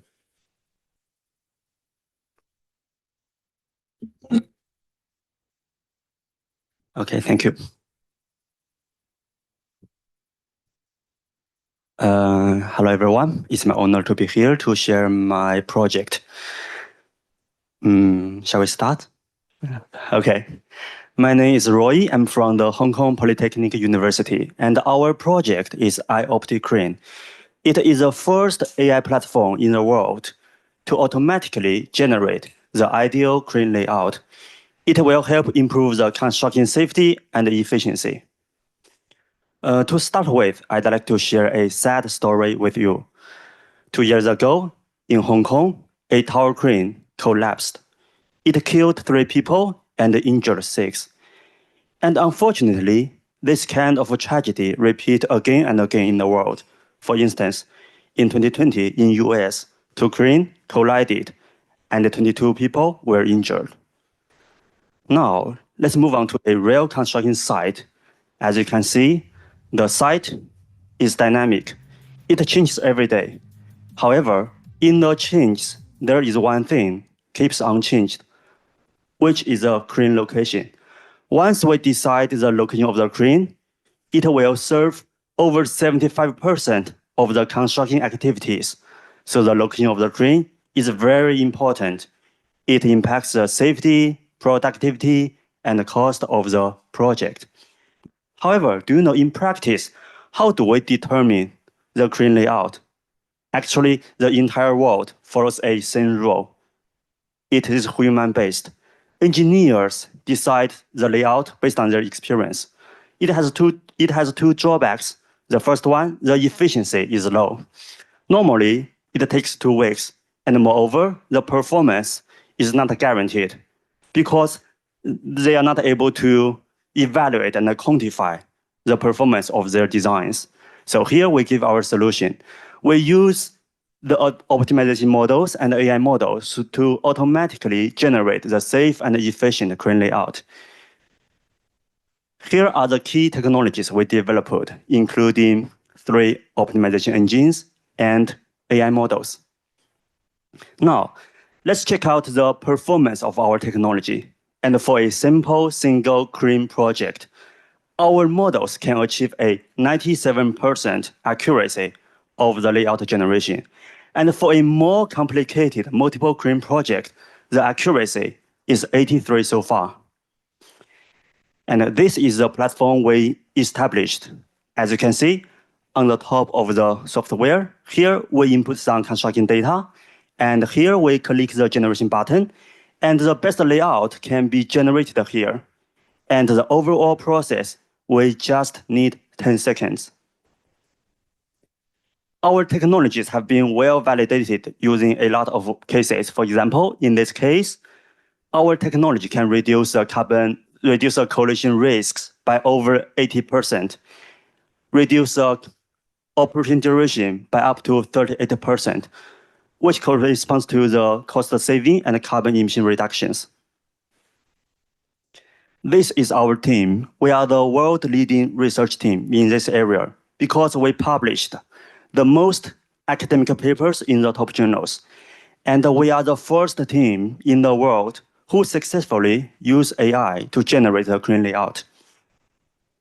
And we have applied our technology in the real projects in Hong Kong. And we are also collaborating with the companies to further develop and improve our platform.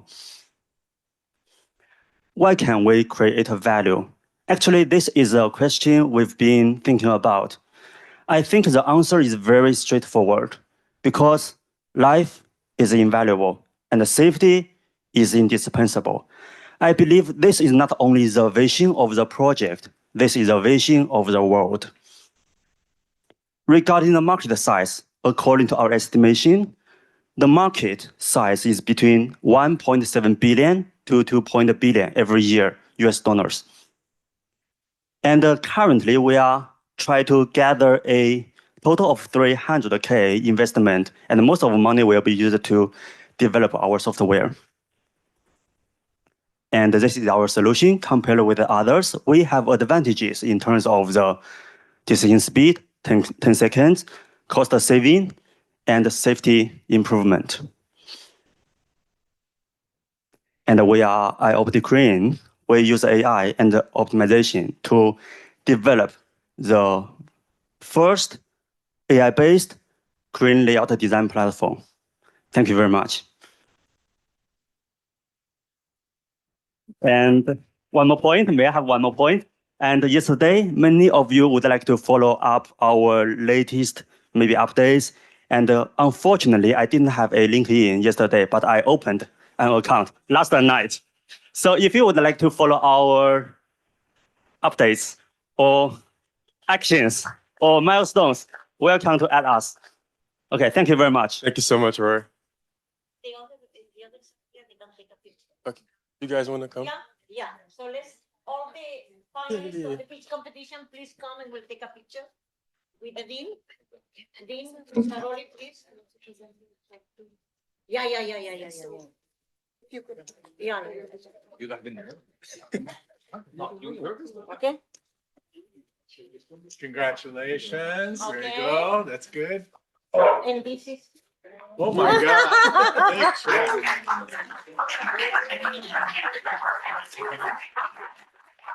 That's pretty cool. That's pretty cool. Do we have other finalists here for the Yes. pitch competition? Please come in and we'll take a picture, all of you. You only need $290,000 more. First thing. Yes. We call this Series A financing. That's what we call it. Yes. Thank you very much. Thank you. Okay, Millonita.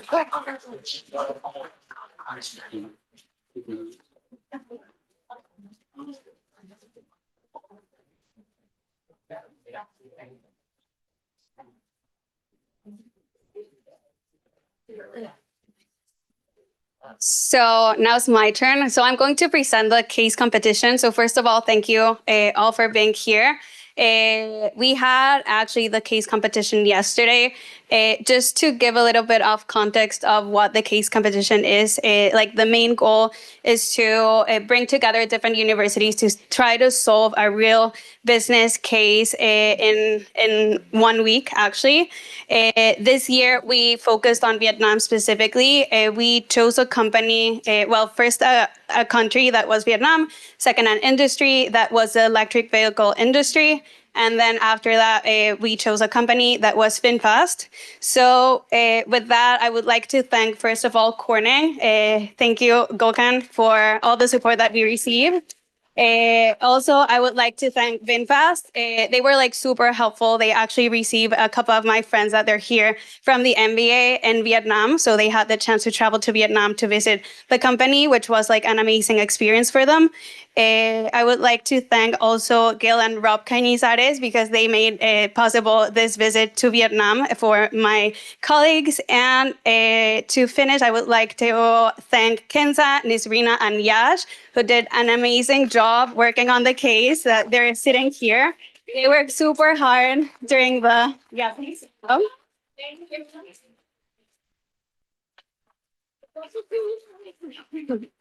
So they were super hard during the whole summer on the building the case. You'll see now the winner and how they got to a solution. But without them, honestly, the case wouldn't have been built. So thank you so much for all your effort. Thank you, Reese. So good afternoon, everyone. I think it has been an incredible journey.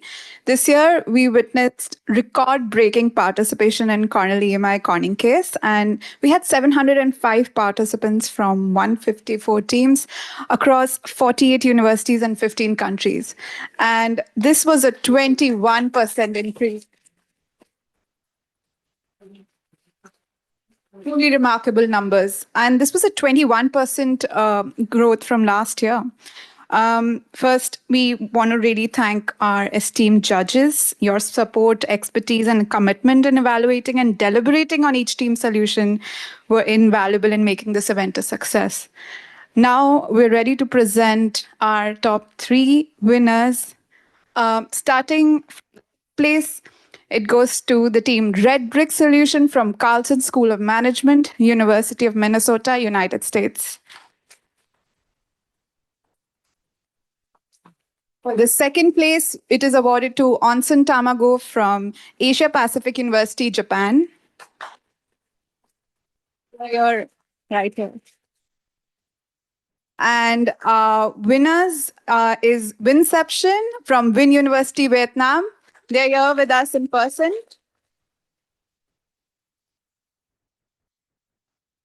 We also want to give a special mention to Axe Global from Shahid Sukhdev College in India and Andes Insight from Universidad de los Andes, sorry, my pronunciation, from Colombia. They give an excellent analysis.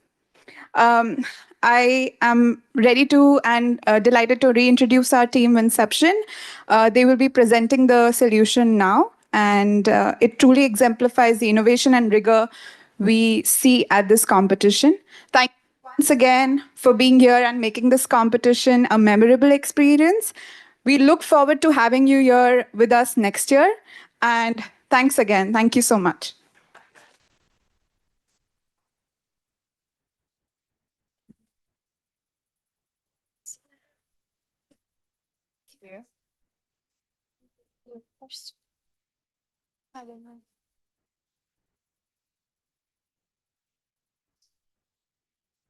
Okay, so good morning, everyone. As consultants and people who drive VinFast products, we recognize that VinFast is overextending horizontally by entering multiple markets at once, and also vertically by diversifying into numerous low-margin products, all amid fierce EV competition and geopolitical uncertainties. So we also recognize that the rapid market expansion has led to a growth trap.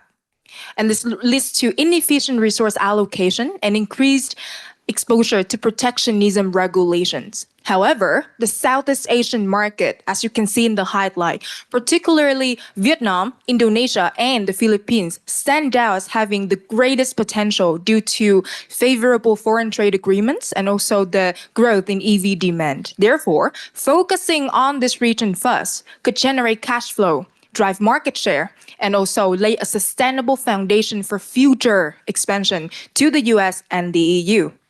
Internally, another growth trap stems from the overly extensive product lines up. Some products are priced beyond the demand levels, while others have overlapping features, leading to cost inefficiency and weakening the brand's competitive edge.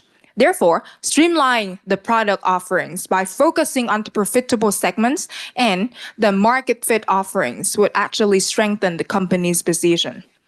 All of these mentioned challenges, alongside with 7-fold increase in the short-term borrowing since 2020, have led to the financial strain, including cash deficit and weak liquidity ratio. Well, as you can see here is net operating loss margin of minus 158%. So to erase this, VinFast should diversify the equity sources to reduce the interest and also to streamline operations.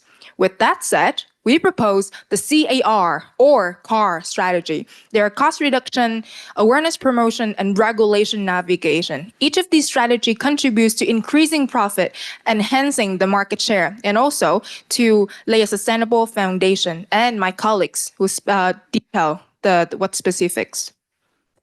Thank you, Bao, for the internal analysis. Next, we're going to focus on strategy C, cost reduction approach. And in this strategy, we're going to focus on three main tactics: market and portfolio optimization, barrier swap collaboration with Goshen High Tech, and optimized design. So first, VinFast currently have a vertical expansion trap, which means that they offer a wide variety of product and enable to capture economy of scale in any specific products. As a result, we advise the company to cut the production of VFE34 and reduce the production of VF8 and VF9.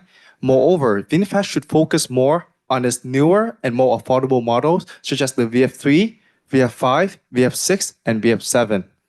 We also look in terms of the market targeting, and we find out that VinFast currently offer in too many different markets.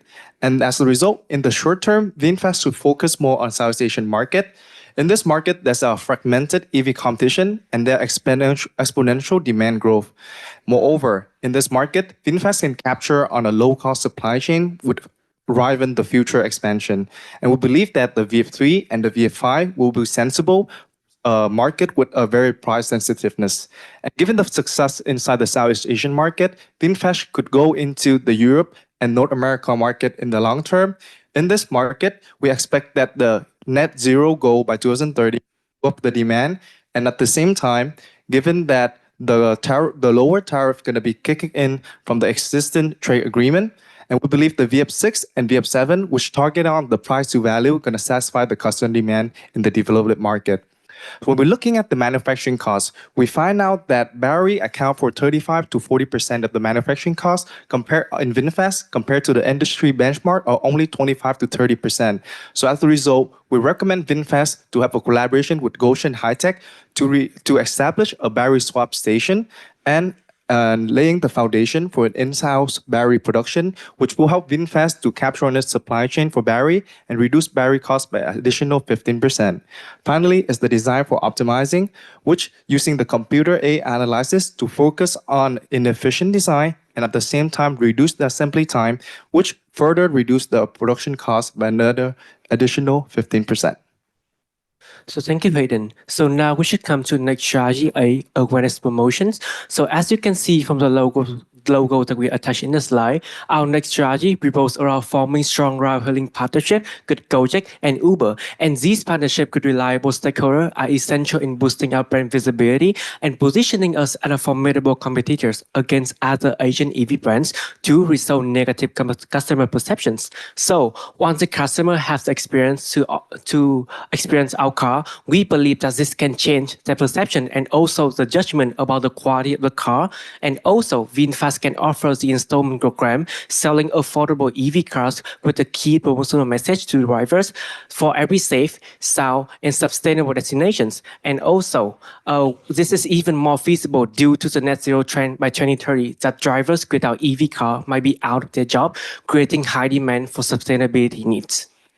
Coming to the R strategy, regulation navigation. So VinFast should be aware of the risks of increasing tariff and protectionism from foreign countries that they penetrate in. So to mitigate this risk, we suggest VinFast to follow the strategy of a Chinese car brand, BYD, when they penetrate into the European market. So this means VinFast strategy should be developed into two phases. The first phase is to gain control of the production process to lower the production costs, and then is the establishment of the regional manufacturing hub. So right now, VinFast is on its way of converting to 100% in-house production through the joint venture established with Goshen High Tech. So with this joint venture, VinFast will understand and have the technological transfer in the lithium battery production, and then they can move on to position the production plant as a regional manufacturing hub with 4 positions: USA, Indonesia, India, and Vietnam. Having those recommendations, we to keep in mind that VinFast is having a cash deficit. Therefore, $2 billion USD is needed to fund for activities. The left-hand side depicts what we suggest VinFast to raise using low-interest debt instruments such as refinance with green bonds or strategically partner with local banks to increase the captivation, and the equity, including the preferred shares and the crowdfunding with free leasing policy. This will not only help us to avoid the fund restriction policy, but also to increase the familiarity to the potential customers. With an adequate funding based on our forecast, VinFast's EBITDA would turn positive by 2026, with the sales volume increasing by 7 times. The cost of goods sold margin would drop significantly from 150% originally to only 83% by 2028. We also understand that VinFast may have to bear some risk during operation. Therefore, we have come up with the strategies of global partnership will assure the quality for the reputational risk, the hedging contracts for the financial one, and also the supply chain control for the geopolitical risk. We believe that these would help us to mitigate the impact and the likelihood of these considerations. Given all those solutions, we have come up with a timeline as shown on the right-hand side. It can be separated into the short-term tactics, spreading over the fourth quarter of 24 and the whole year 25, and the long-term tactics from 26 go on. To summarize, we urge VinFast Board of Directors to follow our CAR recommendations, CAR. What is it? Let me remind you. It is cost reduction, awareness promotion, and regulation navigation. By following these, we will be able to achieve the profitability with awareness while enjoy a stable geopolitical status and grow competition, and also to improve the current negative perception of the customers. And that is also the end of our presentation. Thank you for your listening, and please email us shall there be any questions.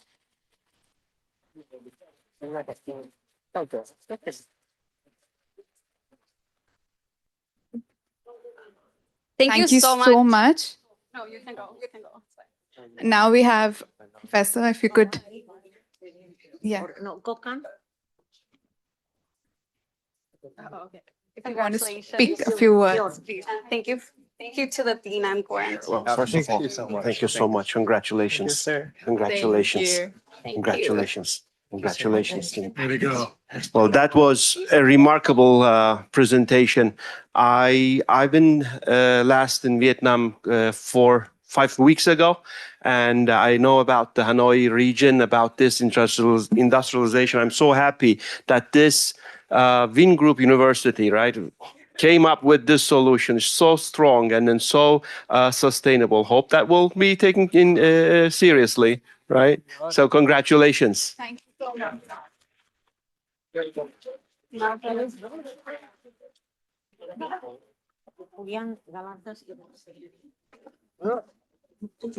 That's okay. That's okay. We're good. We're good. We're good. We're good.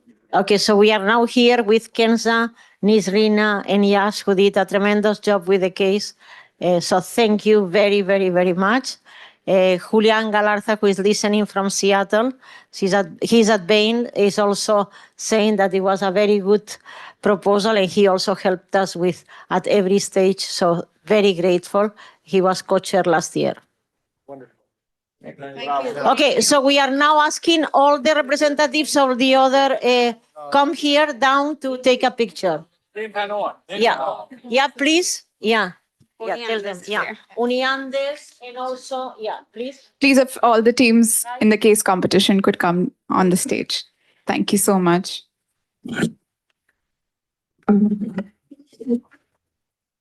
Okay. Yeah, okay. Why don't we do that? It's okay. It's okay. Not too far. Is the third prize University of Minnesota and the second prize from Japan. Congratulations, guys. Come on in here. Come on in. I'll stand at the back. Nobody wants to see me.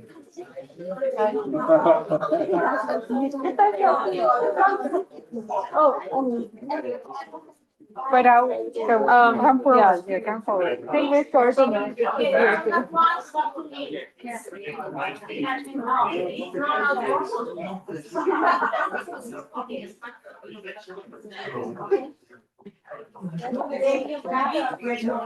don't know where to look. There's so many cameras. It's crazy. Oh, that's okay. Thank you. Well done, you guys. Congratulations. Thank you for being part of this. Oh, one more team. We're all getting on. Uniandes team.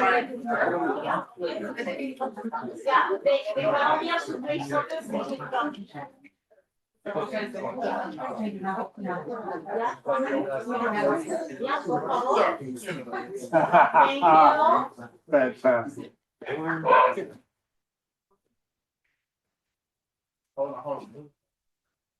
Roberto, get in here. Thank you. Thank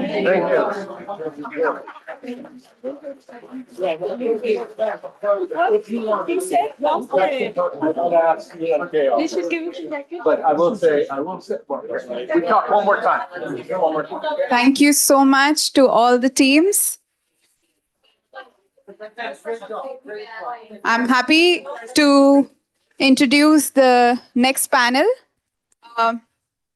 We have Neelam with us. She's the president of AI Club at Cornell. And now we have the AI panel with us. Over to you, Neelam. Thanks, Neonica.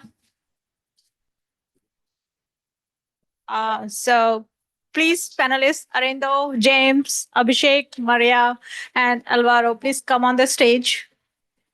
Questions after? Huh? Any questions after? After yes? Mhm. Yeah, if we'll have time, yes. So we'll clip on. Introduce me after. Yeah, Rafa, right? Rafaela.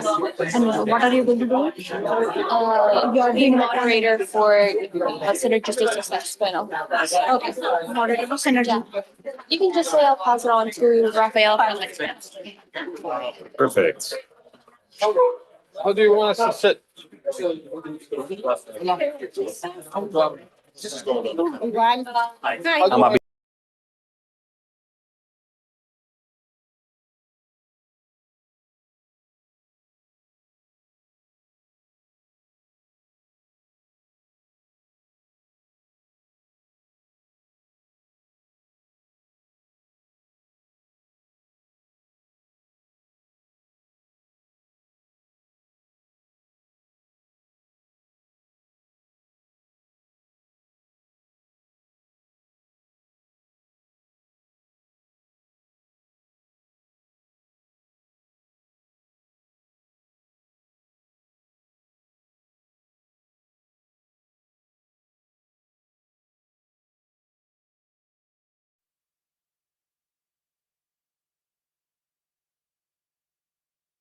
Okay. This panel is co-sponsored by AI Club at Cornell. And I'm an executive MBA student and co-founder of AI Club at Cornell. It's great to have you all here and talking about deep diving into the AI. Since morning, I have heard this topic, this exciting topic, AI, in each and every panel. So with that one, before we start, this AI is making an incredible impact on our life. I think everyone agree on that. It's impacting our day-to-day life. It is reshaping our industries, right? Economies. And when I'm talking about the emerging economies, let me give you some perspective. This global AI market has a significant growth. In terms of numbers, it will going to grow from $215 billion to $1.3 trillion by 2030. And the significant amount of the growth is centered in the emerging market. That's a significant growth. So definitely this revolution is the result of the decades worth of technological advancement and evolution. So it's exciting to see this how AI is growing. But at the same time, when you think about the AI, there are a lot of concerns, a lot of questions where we should focus. What will be our biggest hurdles? What will be the challenges? Definitely, it comes with a lot of opportunities and the challenges. So let's explore this together. And before I will going to ask the questions to everyone here, let me introduce each of our panel members. So on my left-hand side, I have Maria Fernanda Vera. She's an entrepreneur and CEO of La Baba. She's the first female entrepreneur at Venezuela. And after that one, Abhishek Mittal. Abhishek Mittal is the global head of FCC, Operations and Decision Science at Walter Coor. After that, I have a James Godella, Principal Product Manager for AI and Databases at Microsoft. And after that, I have Alvaro Rodriguez Arangui. Sorry if I mispronounce your name. He is a co-founder and managing partner at Ignia. And after that, I have Arindo Datta. He is a global ecosystem relationship partner at ENY. Thank you. So let me kick off the question with that one. What do you think is the current state of AI in the emerging market? What do you think is the opportunities? What are the challenges we have? As I was talking about in my initial conversation on that one. So please, could you kick off that? Me? Okay. Hi, everyone. Well, first of all, thank you for the invitation. Coming from Venezuela, and as a founder, the only founder in the panel, I'm going to talk about the really struggle and realities that we face in the emerging markets. And when I refer to emerging markets, I'm going to talk about South America. We operate in Venezuela, Colombia, and in Guatemala. So just to put you in context, and I want to know how many founders do I have in the room? Okay, good. And how many founders in the emerging market? Okay, that's good. Okay, so the challenge. We have so many challenges there, but I think the first one and the one that I want to tackle really quick, it's about accessibility and connectivity. We still have a lot of not access to connectivity in the region. So we have a lot of people who has to use phones with data. It's insufficient, and I know what you're saying. Yes, because we manage to handle these solutions that have to be they have to be without connectivity. So how do we create AI solutions that are embedded in the back end of the solutions, right, in the software? So that can really help with anything that we are creating. It can really make a change in the way that we are tackling structural problems in the region. So, for example, for us, we are creating fixed route networks for traveling or commuting from home to work daily. AI is helping us in the back end to do this faster. Learning and understanding our consumers and learning and understanding what companies need in order to do these fixed routes as more efficient. But if we create solutions that for the end users to use AI, I think that will be much difficult right now in the beginning, right? Or the few years. I think that maybe come in a fewer years. Yeah, I have it. No, thank you. I agree. So I represent. Is it on? Can you guys hear me? Oh, I'll use this. Thank you. So I'll talk about the opportunity, right? So I represent a company which is an information services company, and we provide expert solutions in various spaces to professionals. Now, we also have a team which is dedicated to global growth markets, which are looking to create solutions in these emerging markets. Now, in the past, prior to AI, I would say we would try to take our expert solutions and try to force fit them maybe in the local markets. And it will be tough because the products may not meet the local needs and would require custom development. And that would make the economics not work for these emerging markets. Now, with AI, I think there's a huge opportunity, and it's happening right now, that we are able to create personalization at scale without really going into these massive capital expenditure projects. So I see that as a huge opportunity for both companies as well as the markets to really get more products which are more suited to their needs and also create them to exposure to these additional opportunities. Thanks. Yeah, I think that all makes sense. I actually agree very strongly with what's been said already. So, I mean, fundamentally, there are very similar challenges to what we're facing like in the US or nations or regions that have very sort of like advanced AI capabilities, right? So the US, China, India.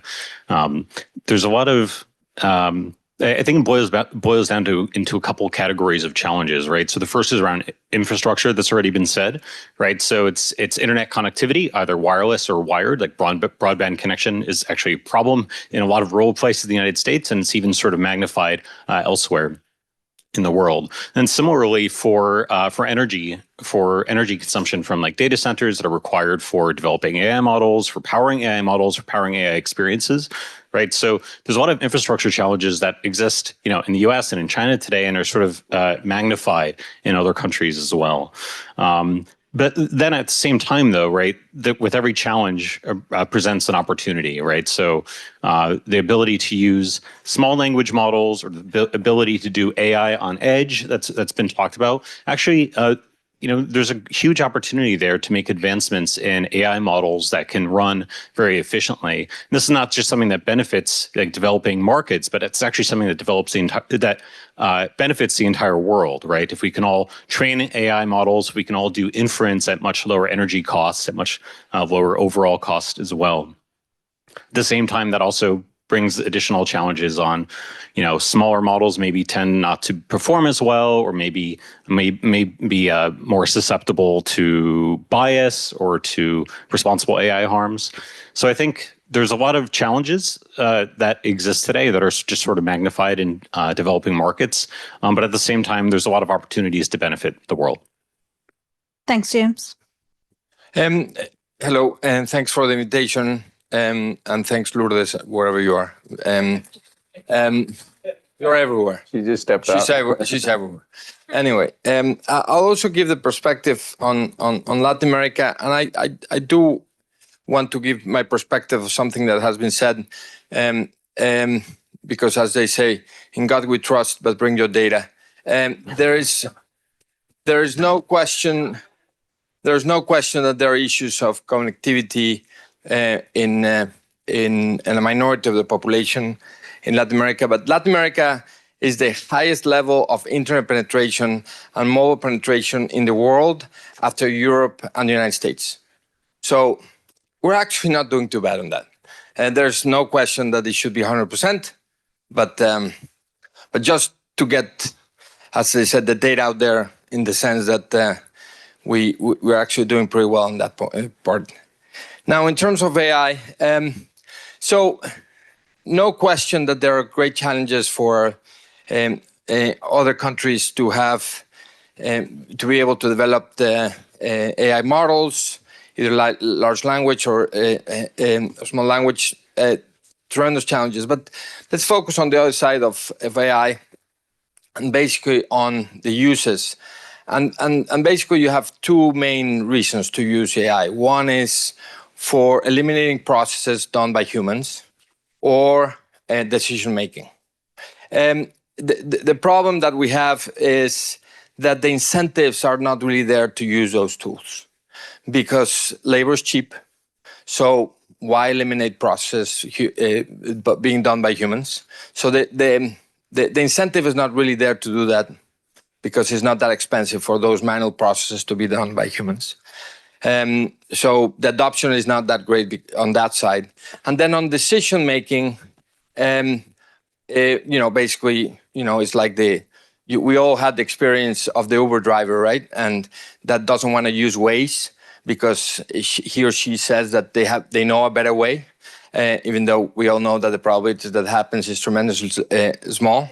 The incentives, especially of large businesses in emerging markets, to use those tools for decision making are much lower because they are not threatened, or they are way less threatened than in the developed world because startups don't have the capital to threaten them, and they are usually monopolistic, etc. So why be better if I'm doing great? So the AI adoption is not being as fast as we would like to because the incentives are not there. Thank you, Alvaro. Arindo. I think my mic's on. So look, that's the advantage of sitting here in the end because everything that I wanted to cover has been said. So now I have to like hem and haw a little bit. So a couple of things. I represent consulting. We have a very varied perspective across geographies, across sectors, across markets. I think, and what James said makes a lot of sense. What we think is a challenge can also be an opportunity, right? So a lot has been said about digital infrastructure or the lack of, and speeds and feeds. But when you look at emerging markets, I think three things stand out. One is the tremendous kind of talent pool, right? So you look at the skilling that can happen around AI and ML, whether it's India, China, Vietnam, et cetera. There's just a tremendous talent base to draw from, and we certainly do that. I think that's number one. Number two, some of the creativity we find is actually coming from emerging markets the other way. So the use of small language models for the Indian languages, which are lots of languages, and how you process them and synthesize them, and then you can cross-pollinate that back to the... So there's an opportunity for emerging markets to leapfrog the Western markets around particular technologies, right? If you really are selective. And I think the third one is there's a lot of concern still around, ethical AI, responsible AI. There's a lot of literature being written there. So this is kind of wide open space, right? Clients are concerned about that. There's a lot of pilot works being done, but no one's really got a solid business case for the transformational AI aspects of it. So I think there's still kind of the jury's open on that. But I think there's what we think sometimes can be challenges can also be opportunities. So some opening thoughts. Thanks, Anindo. So let me start from you now. Oh my God. Okay. So there are a lot of hypes. Maybe the realities we don't know right now. So what is your thought on assessing the practical implementation of AI in emerging market? Yeah. So, I mean, I mentioned first, particularly we look at the skills that we have.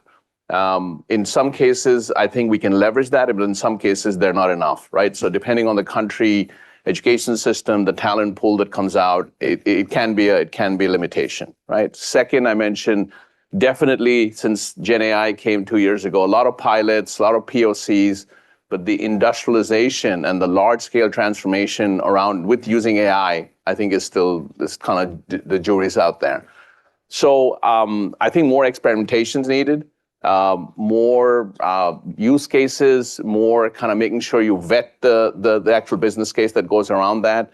So in terms of practical uses, I think it's still in its early days. There's tons of opportunities. You mentioned 1.3 trillion. We see that as well. Yeah. But we're not quite there yet. So I think we have to kind of crawl before we can run. Yeah. It's 1.3 trillion is just within 5 years. 5 years, yeah. Right. Yeah. So it's a great opportunity which we have it. So, Alvaro, you are talking about in emerging market, there is challenges, less connectivity, issues of the data and tech. So my question to you is, how do you create that deep tech in emerging market? How can you create that deep tech, which you are talking about as a challenge, but where the challenge, there is opportunity as well? I mean, the interesting thing is that we have the talent. I mean, as a matter of fact, a lot of the talent that is developing here domestically comes from other regions, especially emerging markets. And we just don't have the capital. And this is extremely expensive. I mean, OpenAI has spent billions and billions of dollars, right? And the compute power right now is tremendously expensive, partly because of energy, as you said, and partly because just these GPUs are horribly expensive. Hopefully the capital markets sees that this market imperfection and figures out that they should fund some of this talent in emerging markets. And the problem is that you can't fund a venture into Mars halfway, right? It just might as well throw out the money, right? So it's completely binary. So you either go the whole way or not. And it's a little bit of an issue of everybody jumping in the pool at the same time. So the probability of that happening is very low. So I'm not very optimistic in that being solved anytime soon. And there are other countries like China that do have the capital, but they have all sorts of other problems to develop this type of models. Okay, thank you. Thanks for your words on that. James, to question you to you is how this emerging market are adopting the AI technology now. What is your thought on that? Yeah, so I feel like there's actually decent overlap with how we see more advanced markets, but maybe with some nuance and some strategic areas that we're not seeing as fast adoption, say, as like in the United States, right? So for example, in education and in healthcare, and these are actually, really fantastic opportunities for AI to develop and sort of flourish in these areas, right? So I think for developing markets, the accessibility to healthcare is not, where it should be. I mean, I don't think the accessibility to healthcare is where it should be in the United States, but that's another thing, right? So AI has this actually great capability of sort of being this equalizer, of bringing equal opportunities to populations in very rural or disconnected areas, right? Both in terms of healthcare and in terms of education. And I think we're seeing a lot of that in developing markets today.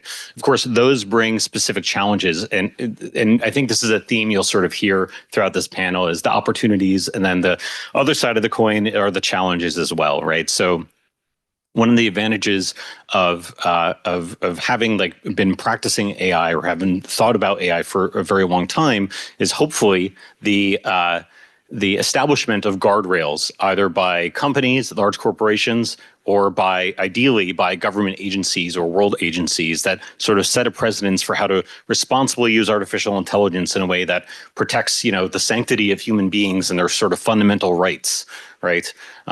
You don't have a lot of that in the United States. You have some, right? But you have mostly corporations setting policies and rules for themselves, like Microsoft does in its responsible AI practices. So there is an opportunity for developing markets and emerging markets to really think about these problems early on and sort of get a head start, right? Show thought leadership in these areas and actually work and come together to establish something that works for, multiple countries, multiple regions, multiple groups, instead of, I think maybe, conversely, sort of in the United States, I think we sort of think that like, hey, we're this AI powerhouse, and so we can either dictate policies to other companies or other countries, or we don't set any policy whatsoever, and we just let the large mega corporations do that. And for some things, I think that actually works well, and some things that works not so well, right? Thanks. Thank you, James. So moving to Abhishek. Abhishek, we heard a lot of, thing about AI. But in your point of view, what is the biggest misconception about AI? I'm sure there are many. I think if I have to pick two, the first one I'll talk about is this hype a little bit sometimes on its thinking, and some of the word choices might look like it's statistical based models, right? So when you talk about hallucinations, I think especially we work a lot with professionals who do not come from maybe the technology background, like compliance, lawyers.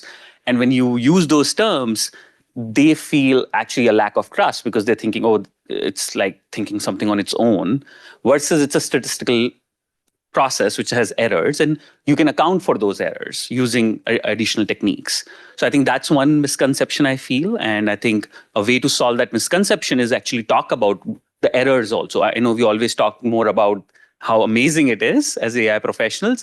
I think working with these domain experts, one of the things that we have done is talk more about the errors also first. Where does it not do well? And how are we solving for those errors by putting in more kind of quality assurance engines, skepticism rules?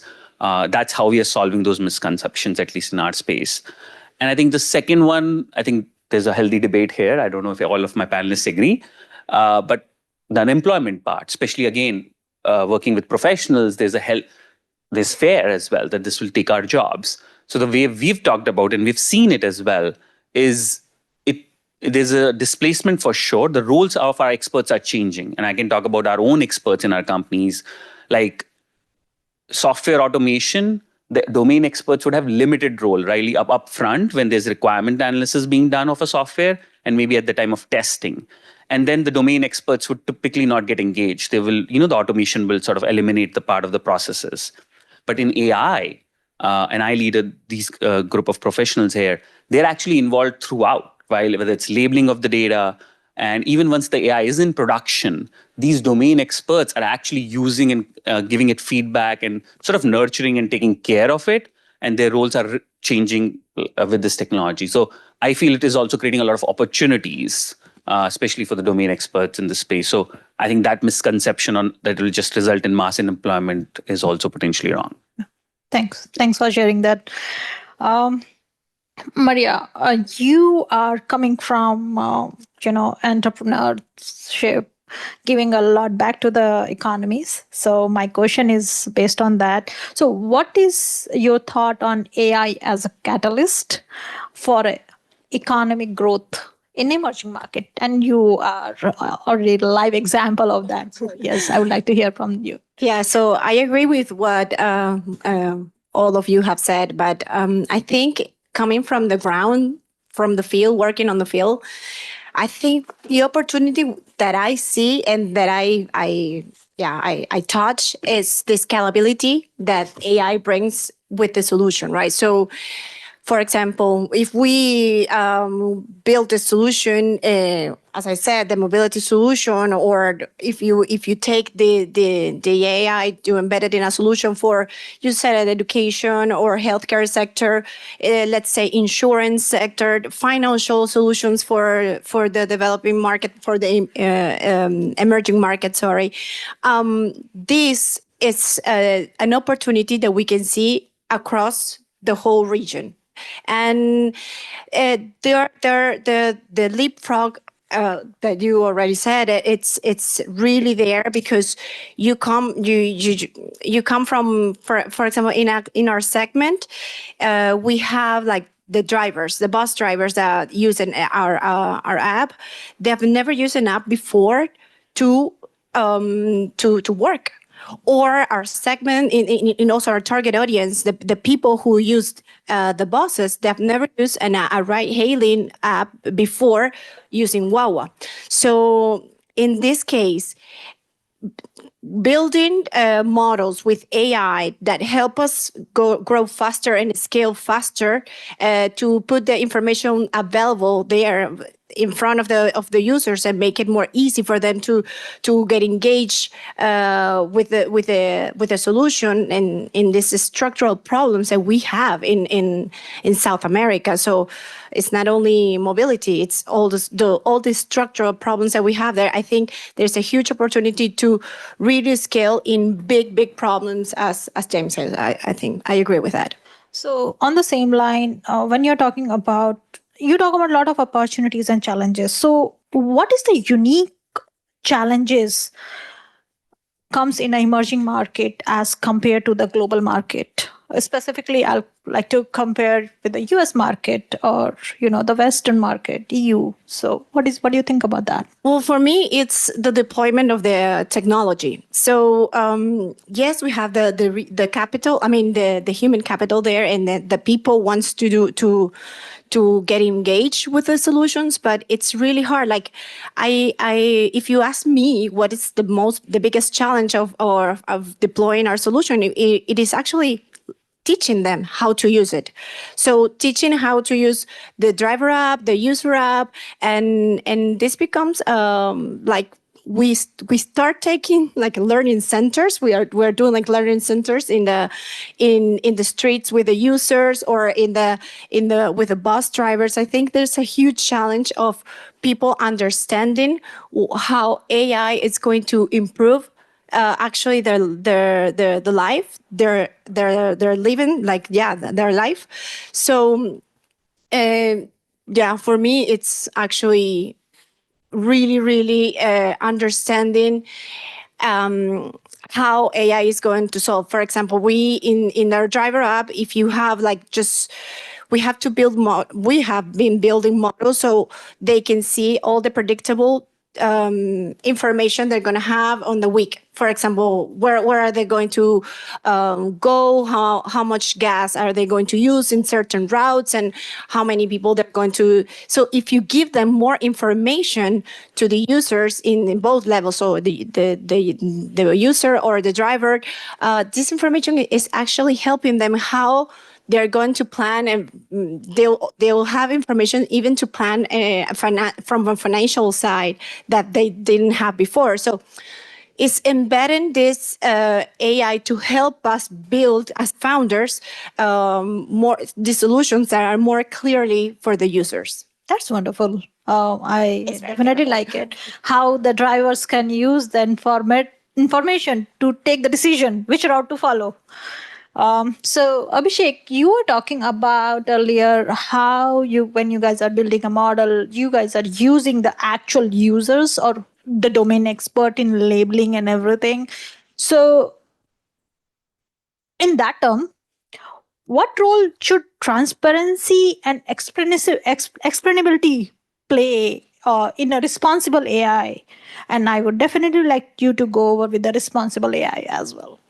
Yeah, I think I'll try to, but this is one thing which I think cuts across geographies, right? Absolutely. I don't know if there are many lawyers in the room, but a skeptical lawyer in US and India are pretty much the same. Their skepticism is healthy. So I think I will pick up from where she left, right? To create transparency or trust, you need usage. And for usage, you need that explainability and transparency, especially when you're bringing something new, whether it's with AI, obviously, I think it becomes even more important. And that gives them the confidence of what is it recommending and why it is recommending me to take this action, right? So I think that's the cornerstone of it. And responsible AI, obviously, I think Anindo talked about it. It's getting defined in certain markets. I think they're getting more European markets. We play there. They're more ahead and there are a lot of rules. I think in our companies and what I see in the US market is companies are themselves adopting AI assurance policies on various like end-to-end model lifecycle development, as well as talking about which products are using AI, how are they using AI, what data you're using, how are you ensuring that you're not introducing bias, whether it's in sample selection, model training. So I think it's the way it has been solved for in the past. I come from a banking background.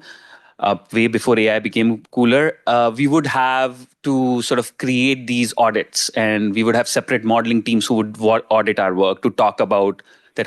Are you following the standards? Now with the advancements of softwares, I think the whole processes can be instrumented. So we can create like these audit rules or assurance policies, are they being followed or not? So I think that will create more confidence. Talking about if you're using AI, I see customers asking about, if you're using AI, talk to me about what instrumentation you have done in your model development lifecycle. I think that'll become more and more like release notes. There might be a description on AI usage notes. How are you using AI? I think I see that happening more and more. That's wonderful. Yeah. I think that will give us even trust. Yes. Not only blindly using AI, but using with the educated way. Okay. Thank you, Abhishek. James, you are coming from a database and AI. So my next question to you is, what do you think about the data privacy and security? Because that is the big question and concern, I think, all across the world. So as you know, everything is becoming public. There is no privacy left. So what is your thought on the data privacy and the security with the AI? Yeah, I mean, so it's a very broad question. Yeah, I mean, I can speak personally, right? Like, I truly believe that data privacy is actually sort of a fundamental right that most people have on Earth. That's my perspective, right? At the same time, you have the right to relinquish some portions of that privacy, right? I think it's probably very imperative as you're developing your startup companies, as you go work for a large enterprise company or a medium-sized company, to really sort of think through as you're developing AI tools, as you're thinking about new markets. I think it's really important actually to sort of realize that fundamentally most of this data comes from humans, right? There's of course IoT data that comes from sensors and things like that. That probably doesn't apply to what I'm about to say, but like fundamentally, like if I go and use Google or go and use Google Maps, right, it's tracking a lot of my data, and I'm willingly giving up that data about myself because I get the convenience of using Google Maps for free, and it allows me to figure out where I should go to get onto the tram to get onto Roosevelt Island, right? But as you're developing applications, it's important to realize that like you're asking a lot of people to give up some data, and it may not be immediately clear to them what they're giving up, right? And so I think it's just sort of important to keep in mind that as you're developing products, like what are you asking for from people, and how are you using their data, and how are you respecting them as human beings fundamentally by using their data, right? And so like I can speak from the companies that I've worked for, right? I used to work at IBM Research. I used to be a machine learning researcher, and now I work at Microsoft. And fundamentally, whenever we ask of data of our users, we ask for basically the bare minimum of what we need. And if we ask for more, we say explicitly why we're going to use it, right? And in some countries, or in some regions, like in say the EU, I have the right to actually recall that data and say, no, I don't want you to use any more. Please delete it, right? And I think that's fantastic. So I think ultimately, I think privacy and security go hand in hand. I think it's ultimately very paramount. There are some regions that have strict rules, and there's a lot of regions that don't have rules. So fundamentally, like the trust and the privacy aspect is up to you and your company, right? So it's sort of encourage you that as you're developing applications, like sort of think through for your own personal values and beliefs where you hold data privacy and how data can be used, and how is that going to express itself in your work, right? Fundamentally, I think maybe it's sort of like an ethical question, and especially in emerging markets where maybe there's not very strict regulations, this falls more and more to the shoulders of the people who are developing applications and developing businesses, right? So I sort of encourage you, if you haven't already, to sort of stop and think about what are my values when it comes to privacy and security, because you're going to be shaping that, right? If you go and start a company and anywhere, like you're going to have some role in shaping that, whether you sort of realize it or not. So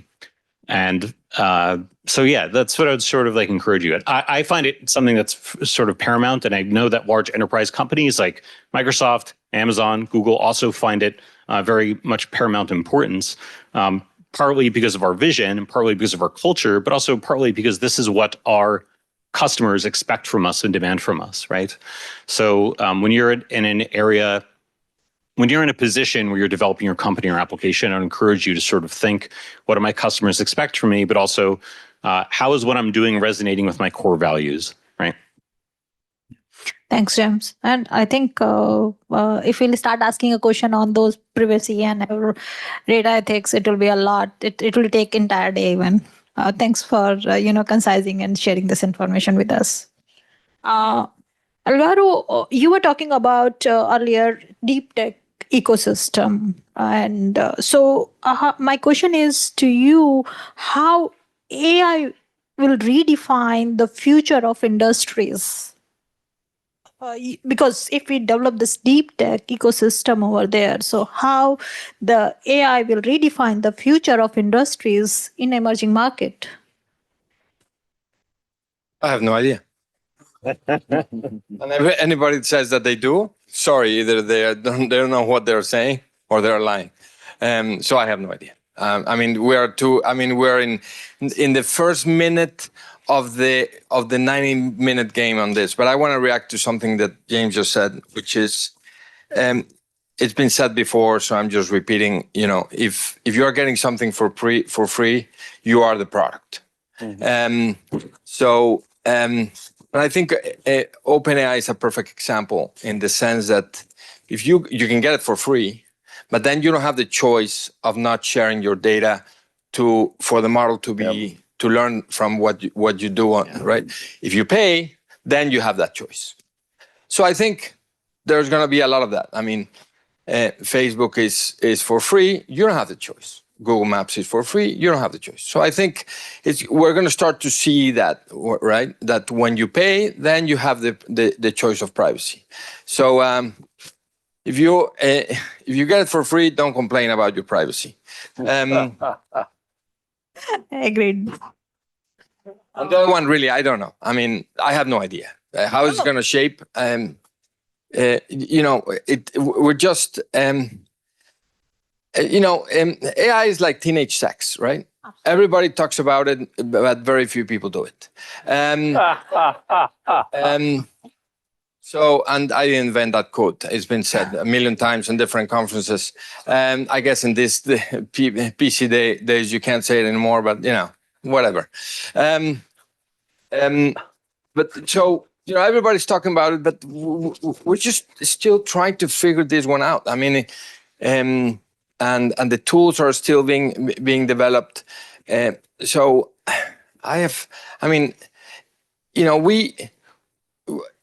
thing that I'm most concerned about is that we overestimate in the short term with technology, we underestimate in the long term, right? And again, this has been said before, so I'm just repeating other people's much smarter people than I am. And right now, it's too much of a hype. And there's a danger that there's going to be a backlash because of private reasons, because people said, this is going to change the world, and people are going to say, guess what? It hasn't. It's going to take a while. So we'll see. I mean, and especially today with social media, there's a bit too much of a hype on it.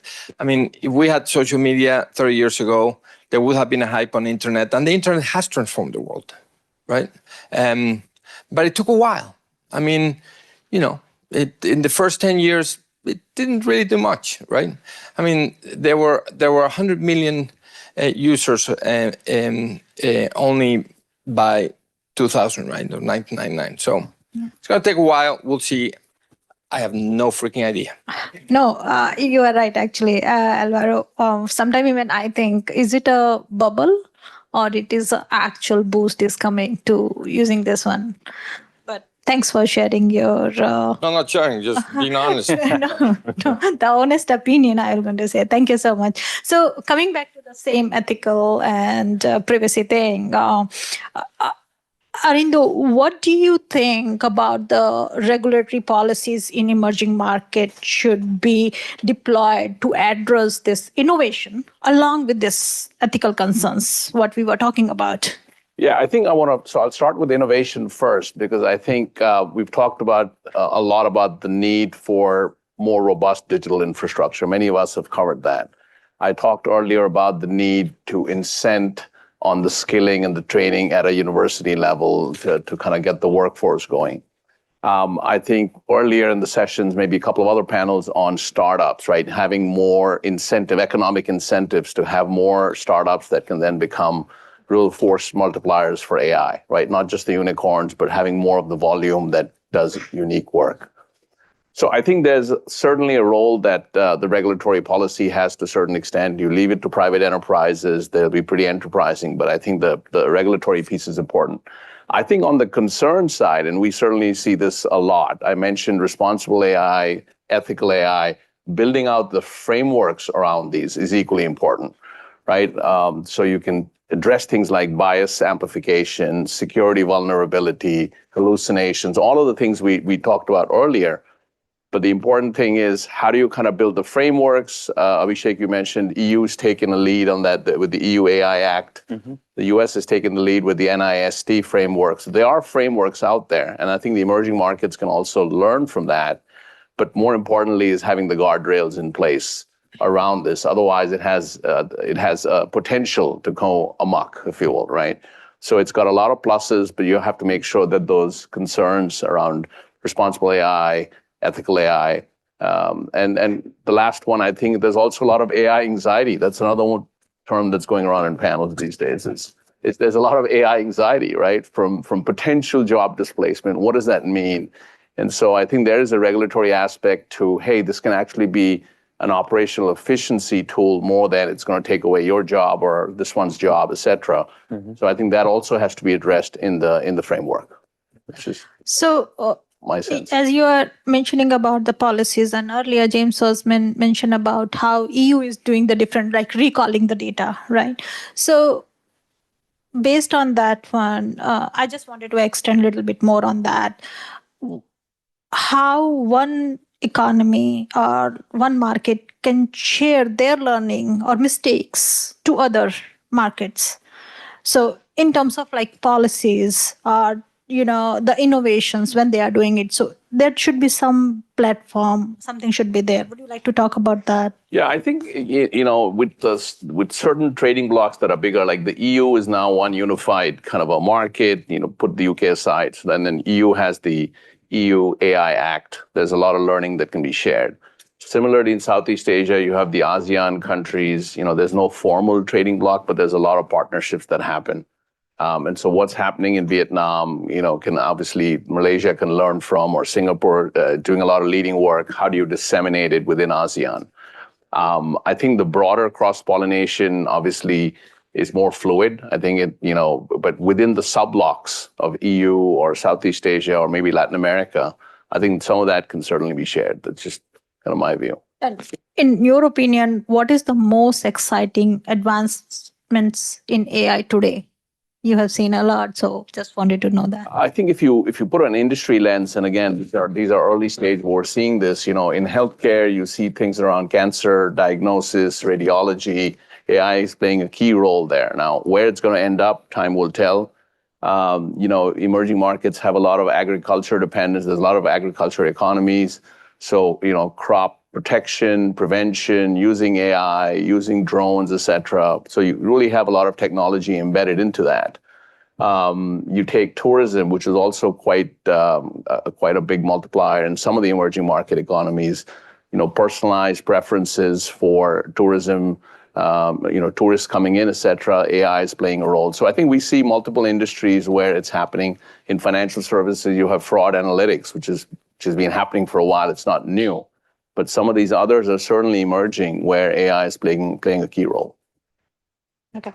Thanks, Arindo. So, Alvaro, my question to you is, it's not question, it's now advice to people who is sitting here, to small organizations. And earlier we did the hands up also, like how many people are coming from the startups. So what do you, the advice would like to give to small organizations and a startup to integrating AI? And please share those. Well, first of all, my first recommendation is be very careful when you pitch to investors. Be extremely careful about using the word AI. The belief now is that you have to have the word AI in order to raise money, right? Now a lot of people get turned off when you see the word AI, because 99% of the time it's just pure BS, right? So if you're going to have it in there, be prepared to be very specific about, is this predictive AI? Is this Gen AI? Is the what benefit are you getting in your company? What benefit are your customers having? How are you actually doing it? Where are you getting the tech from? Because we venture capitalists, I recognize we are very dumb. Otherwise, we would be doing something else. But we're not that dumb. So I would. My advice is just take it with a grain of salt if you're going to use it. Thanks, Alvaro. And the new startups and the people who are thinking about this one, he's a VC. So, you are hearing from the mouth of the right person. So think about that when you are pitching your idea to any VC. Thanks, Alvaro. James, so far we have seen, or maybe we are too much worried, workforce is displacement due to this AI. So what is your thought on that, to reskilling the workforce so that they will not going to get afraid or scared out of that? What is your thought on that?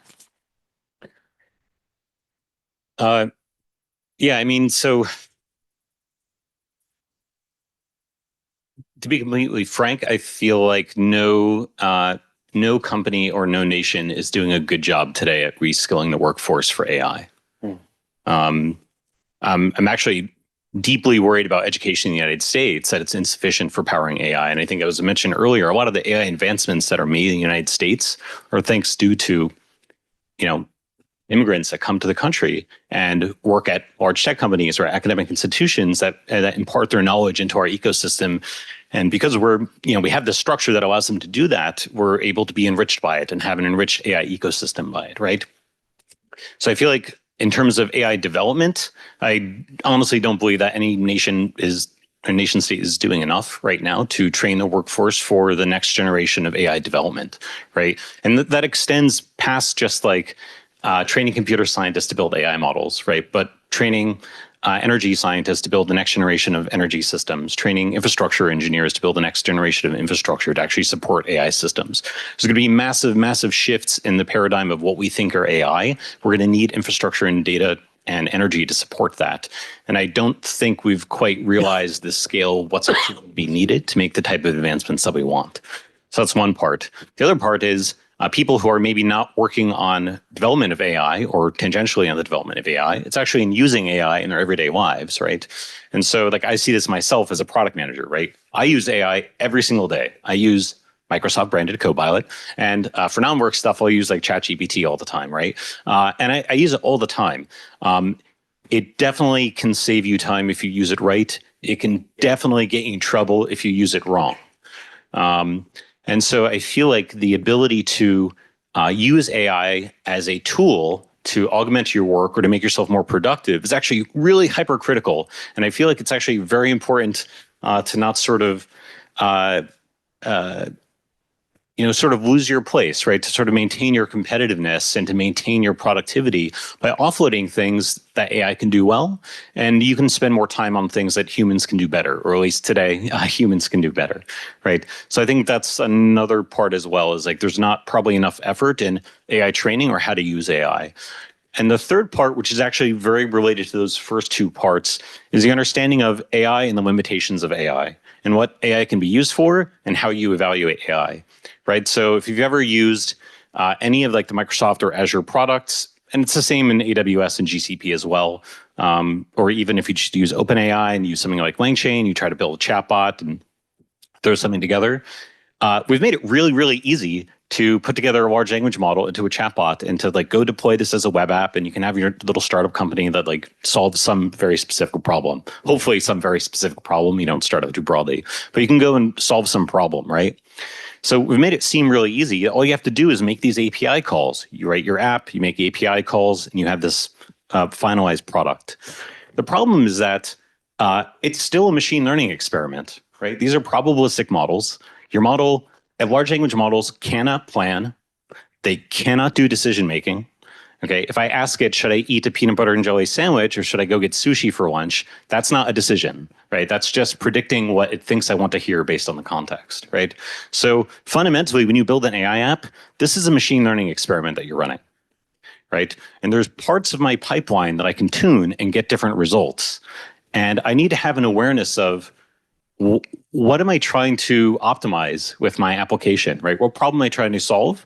What are the metrics I'm trying to optimize? What are the metrics I'm trying to minimize, right? We've talked about responsible AI, right?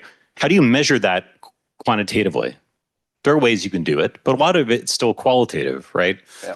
So fundamentally, there's like this mindset that you have to be in when you're developing applications of a scientist. You need to think, I'm running a controlled experiment and I need to tune individual things at a time so that way I can sort of see how things change. So I think fundamentally there's those three areas. One is education to develop and support AI. Two is the use of AI. And then the third is the understanding of AI and limitations and how you actually go about in structuring a project around it. Okay, thanks, James. I know we are running out of time, and this discussion was really, for me, it's really exciting, and I hope the same thing for everyone else.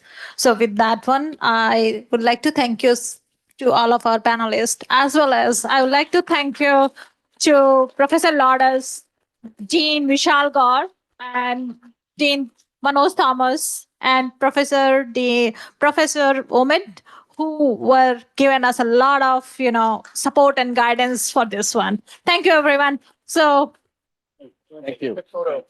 Love the honest feedback. Oh, okay. Thanks, man. Great job, you guys. Thank you. Thank you. Thanks very much. Hold up your AI club t-shirt. Got it. We're gonna do an AI club. Okay. Should we wear it? Already members of the No, AI I'm just Club? kidding. Sweet. Just- Yeah. Cool. All right. Oh, okay. Yannicka, you gonna take it? Yeah. Okay, no problem. Okay. Okay, let's scoot in. Let's scoot in a little bit. Okay. I'll just put it down here. Just make sure I'm not getting in trouble.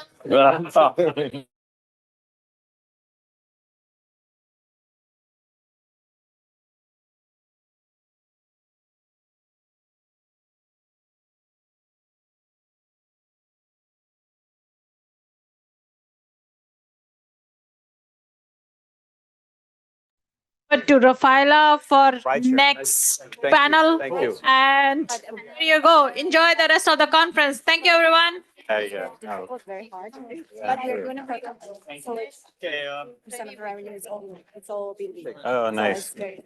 We don't have funds. Are you on Microsoft? Are you using Azure today or No, no? but we can. Okay, if you'd like to, you Yeah. could reach out to me. I can connect you we with- have to go there. Oh, yeah, sure. María Fernanda, soy ¿Qué Rafa. ¿Qué tal, Rafa? Gracias por aceptar la invitación. Imagínate tú. Ok, yo te había visto en la conferencia de MIT. Yo te vi ahí y dije, me encanta, porque aparte que estaba haciendo un survey o sea, en un mercado emergente, eres mujer también, y yo dije, necesitamos una mujer. Gracias. Sí, bueno.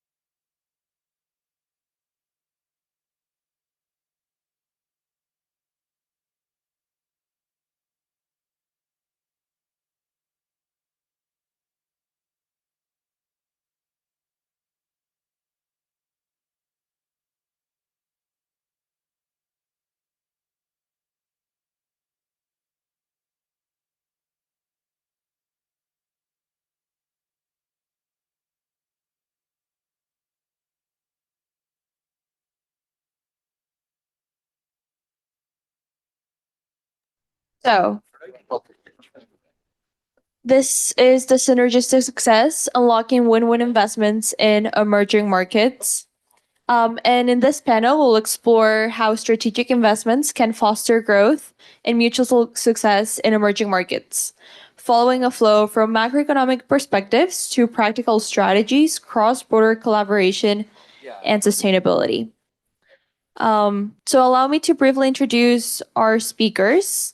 We have Francisco Campos, Chief Latam Economist at Deutsche Bank, Brad Stillwell, Economic Counselor at the U.S. Embassy in Kuwait, Gökhan Doran, Division Vice President and General Manager at Corning International, Sam Ban, Founder and CEO of SRO Partners, and Lance Deng, Senior Advisor at the U.S.-China Green Institute. Thank you all for joining us. Let's start with the big picture. So, Francisco, as Chief Latam Economist, you've seen how global economic policy shifts impact emerging markets. I was wondering, how are these changes influencing capital access, and what role do you see for tools like green bonds in helping emerging markets build resilience? Sure. Okay, it's working now. So, I mean, before I get into your question, I think I would step back a little bit, and stress that the relationship between countries that want to access capital markets and capital markets, the investor base, mainly from countries with stock of savings that is large enough, is symbiotic. I mean, they need each other. On the one hand, you have emerging markets that need capital. When you think about your Econ 101 classes, you have your Cobb Douglas production function or whatever you have, and you have a K there. Well, that K needs to be financed, and the way you do it is by accessing credit or other channels, other mechanisms that can be offered by capital markets. Capital markets, on the other hand, it's not this big idea. At the end of the day, is investors, and investors could be pensioners, could be retail investors. So there are people who are searching for an investment that can render some return. One of the things that you were saying, like, what trends are important? Well, one of the trends that has been important on a secular basis, so this is a trend that is not of today or last year, or well, it's changed a little bit with the surge of inflation, but a secular trend has been the decline of yields in developed markets. That has fueled the interest of capital markets to search for yield elsewhere, particularly and in emerging markets became this asset class that offered that additional yield, that additional return with a tolerable amount of risk. So generally speaking, in principle, when things work well, it's always a win-win situation. You have emerging markets attracting capital going to places where they can generate a return. They also serve as a disciplinary mechanisms. The proverbial market discipline and the bond vigilantes, for instance, whereby if a country misbehaves in terms of management of macroeconomic policy, then you would have a reaction from markets. There would be you would have outflows, and you would have then to pay. You would have to deal with depreciation of your currencies. You would have to deal with higher yields, and so on. So, what I'm getting to is that, the main message here is that I think that the way to see this relationship is as a symbiosis between capital markets and emerging markets. Now, it's one of the recent trends you were alluding to is the surge of interest in sponsoring or financing, commendable commendable ends on ESG, ESG goals, environmental, social, and governance. I mean, a few of the cases we've seen in recent years has been, the so-called blue bonds, so swap for natures, whereby a country basically improves their debt profile with these operations. So it's a liability management operation, but with a specific objective of addressing some environmental issue. Recent cases that garner attention and seem to be doing well is Belize, Uruguay. You recently did another one in which they structure their debt in a way that that the coupon payments would be adjusted to the compliance with certain environmental objective. If they don't, then the coupon goes up. So it's kind of you have the carrot and stick. And if they do, then it goes down. So it's this innovative structures, I think, is one of the recent trends that countries could capitalize on. Well, we've heard a lot about how this is a symbiotic relationship and highlighting the title win-win investments. So maybe we can follow with Sam. So Sam, you've had a lot of experience in capital markets, and maybe we could talk about the symbiotic relationship. Before the panel, we were talking about how emerging market companies are entering US capital markets and tapping into this financial resource. So maybe we can talk about how in real life this symbiosis can look like. Sure. Thank you for that question. And as an alum here as well, and good to be back to this wonderful new home. It's good to see everyone's here. One of my early career, I actually look at the work of Professor Corolli when he was as a professor before Cornell. And he was studying about companies listed in the US market as well as home country, whether there is a premium coming to the US market attracting investors.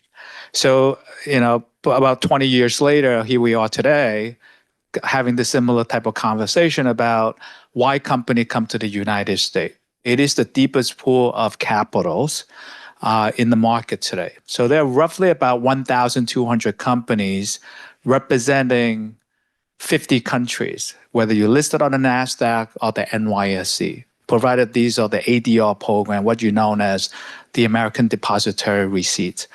Now, the confidence of number of these companies coming to the US market are the fact is they are the premium companies that have generated significant growth, where you have companies and investor would enter to this market, funding this company and able to drive the economic, both on the stakeholders as well as public shareholders.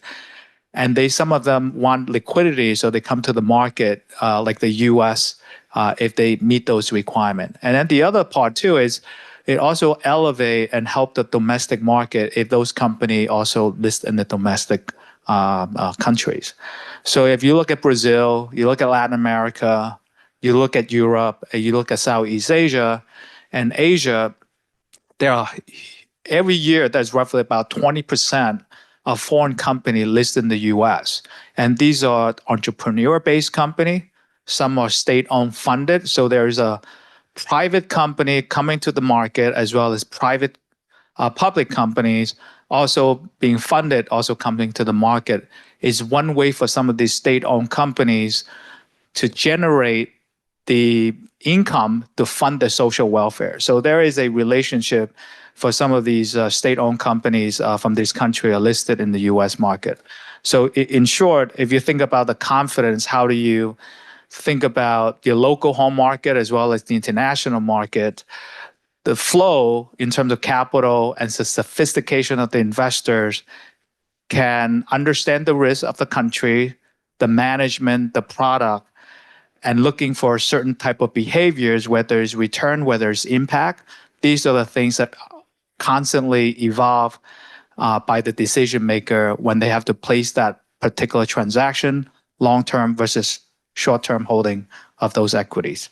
So that's, I don't know if I answer your questions, but of course, coming to the US market, the key number one thing is to meet the higher standards of the SEC disclosure, FINRA disclosure, the exchanges listing requirement, and more importantly, the shareholders, right? Because they religiously look at this information regularly. And if you talk about HI, which is human intelligence, weight more than AI in this environment.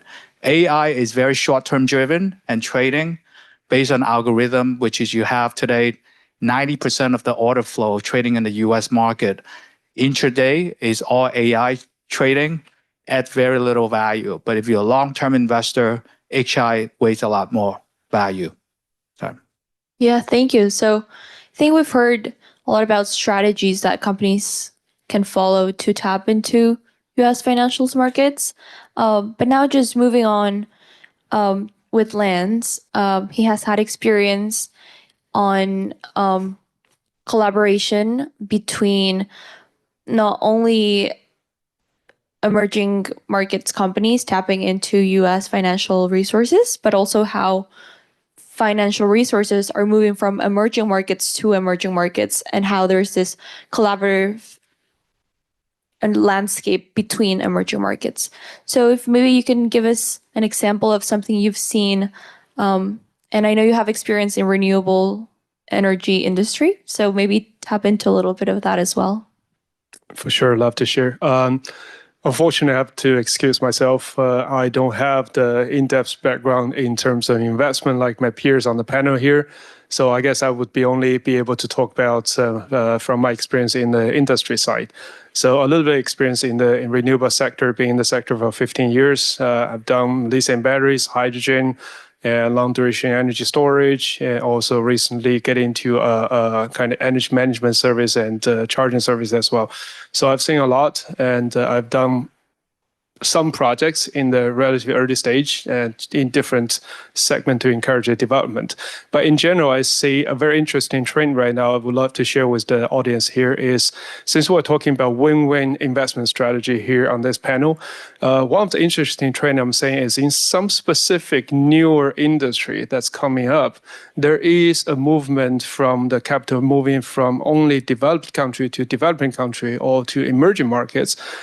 Instead, that emerging markets itself is starting to become both the destination and the source of the investment. So one example I would like to share today is, since I'm representing US-China Green Institute, we are a nonprofit organization to help to encourage the collaboration between US-China business and the policy discussions. So one of the interesting example I've seen recently is in particular in the renewable energy sector. This has become a very large industry in the world right now. So as far as I know, that's over 156 countries right now has clear carbon neutral target set. 120 has a specific pathway defined to reach those targets. 85 had made them into law.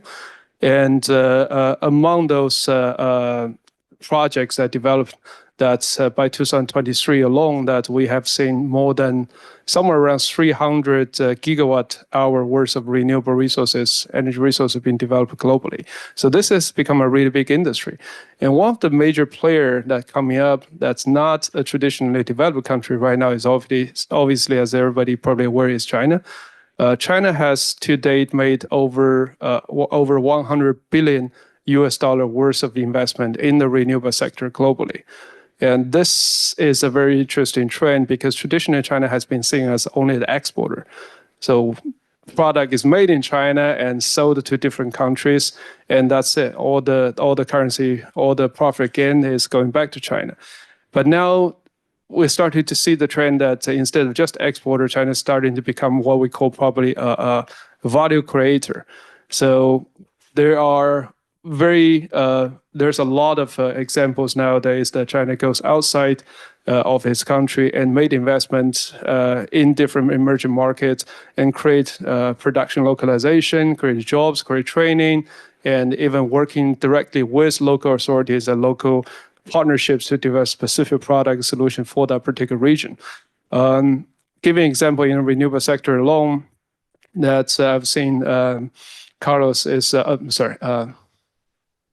Francis is focused on Latin American market. There has been a lot of good examples. Like I think there are major projects in Brazil that's on the wind power side has investment coming from Chinese company called Envision to build large wind power production facilities, and also makes the investment locally for 10 gigawatt hours worth of wind power farms.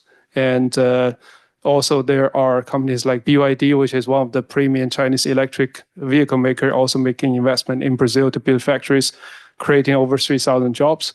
And also in Chile, I've got some of my good friend here. He's coming from the solar industry, has some really big project going on in Chile as well. So, but also instead of just selling those products, selling those solar panels to Chile, the policy now for those companies to actually go into those local market and build a factory, train the staff here, hire local employee and pay the tax here, and really be there for long term to help the growth of the local market to train the staff.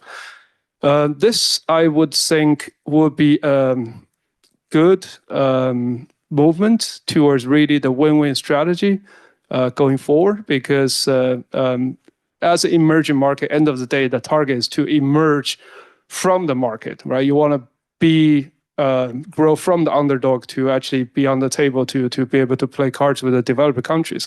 So to a certain extent, I would think that the capital investment on certain newer industries coming from emerging markets from emerging markets for emerging markets will be greatly helpful on some of the development of those countries.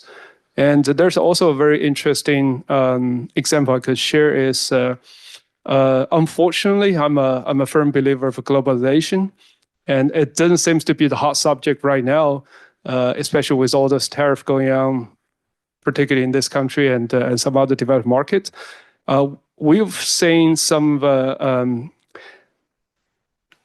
project was developed in market, giving example Mexico, in order to tap into the NAFTA market, for example, electric vehicles and solar panels and other stuff.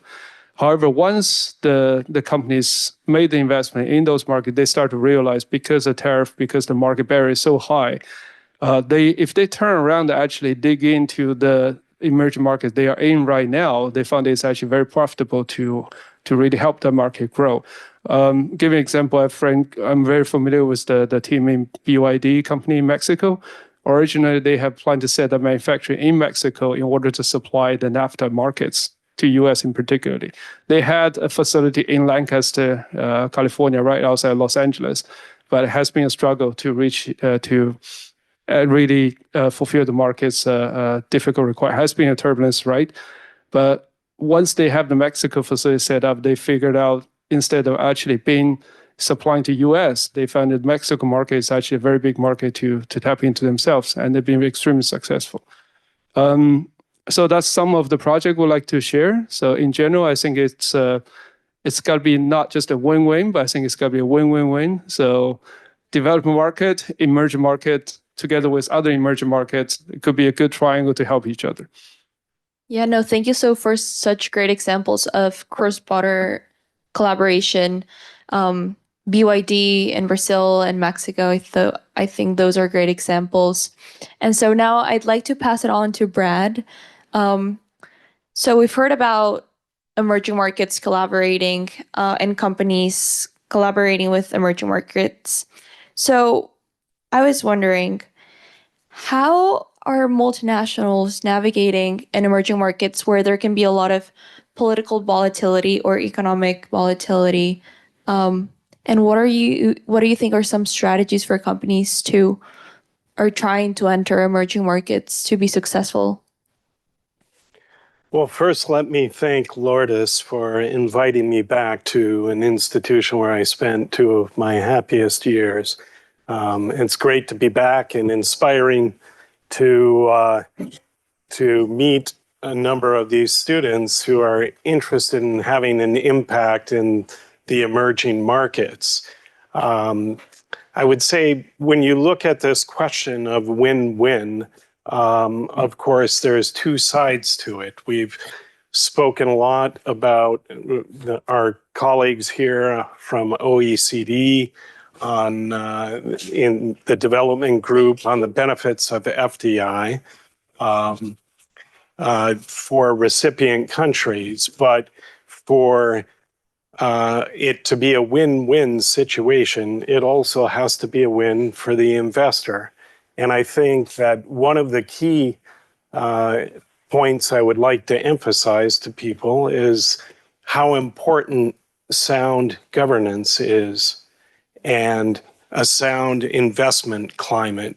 When we're talking about the size of these challenges that are before us, for instance, with the clean energy transition, we're talking about such massive numbers that, of course, governments alone will not be able to supply all of the capital to address the needs. It's going to require the mobilization of private capital, which means you have to have an investment climate that private investors would like to step into.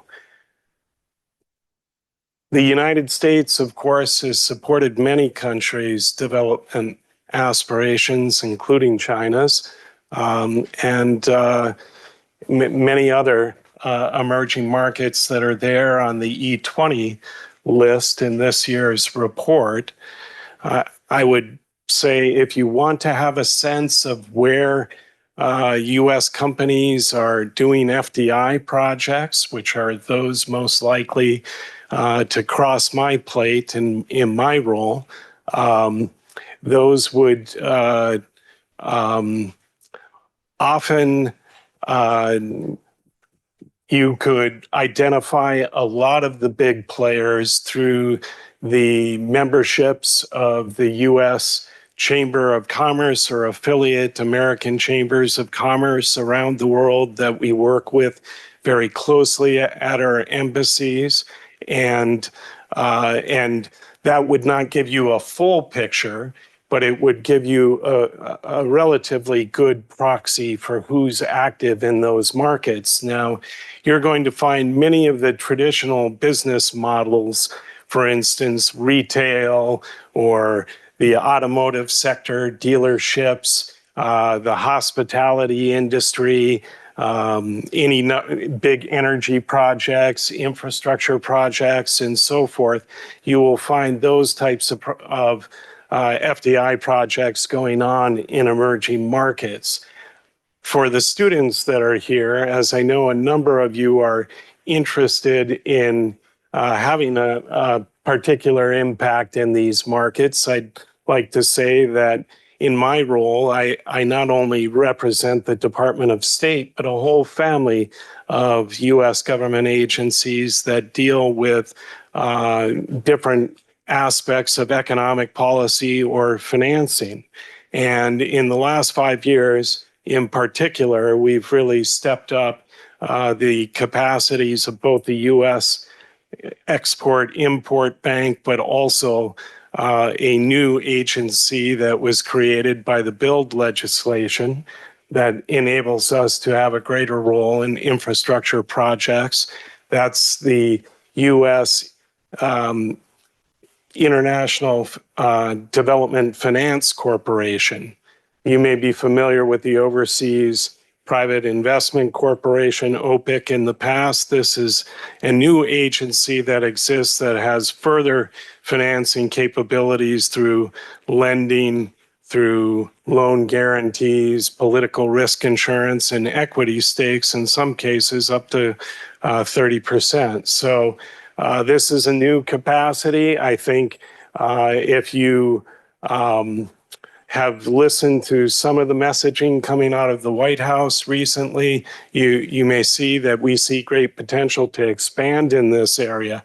But some of the things, some of the projects that have gone forward in this last year, and I think both of those agencies have had record years or close to record years in terms of their activities, are funding solar projects, waste to fuel projects in India. There was recently just an announcement of a partnership with Brazil Development Bank with the IFD and there are projects dealing with women's SMEs that are owned by women, vaccines, affordable housing, a whole host of different areas. And one in particular, one project that may be of interest here to people, given the close relationship between Tata and this institution, is a big solar project that would involve manufacturing there in India.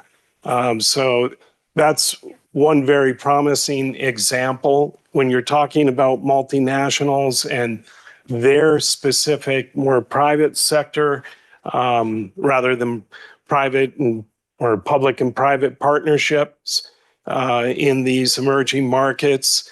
As we've heard from others today, some of the most promising areas that we have seen investment in are, of course, related to either e-commerce, the clouds, cloud computing, or the potential for AI coming in India.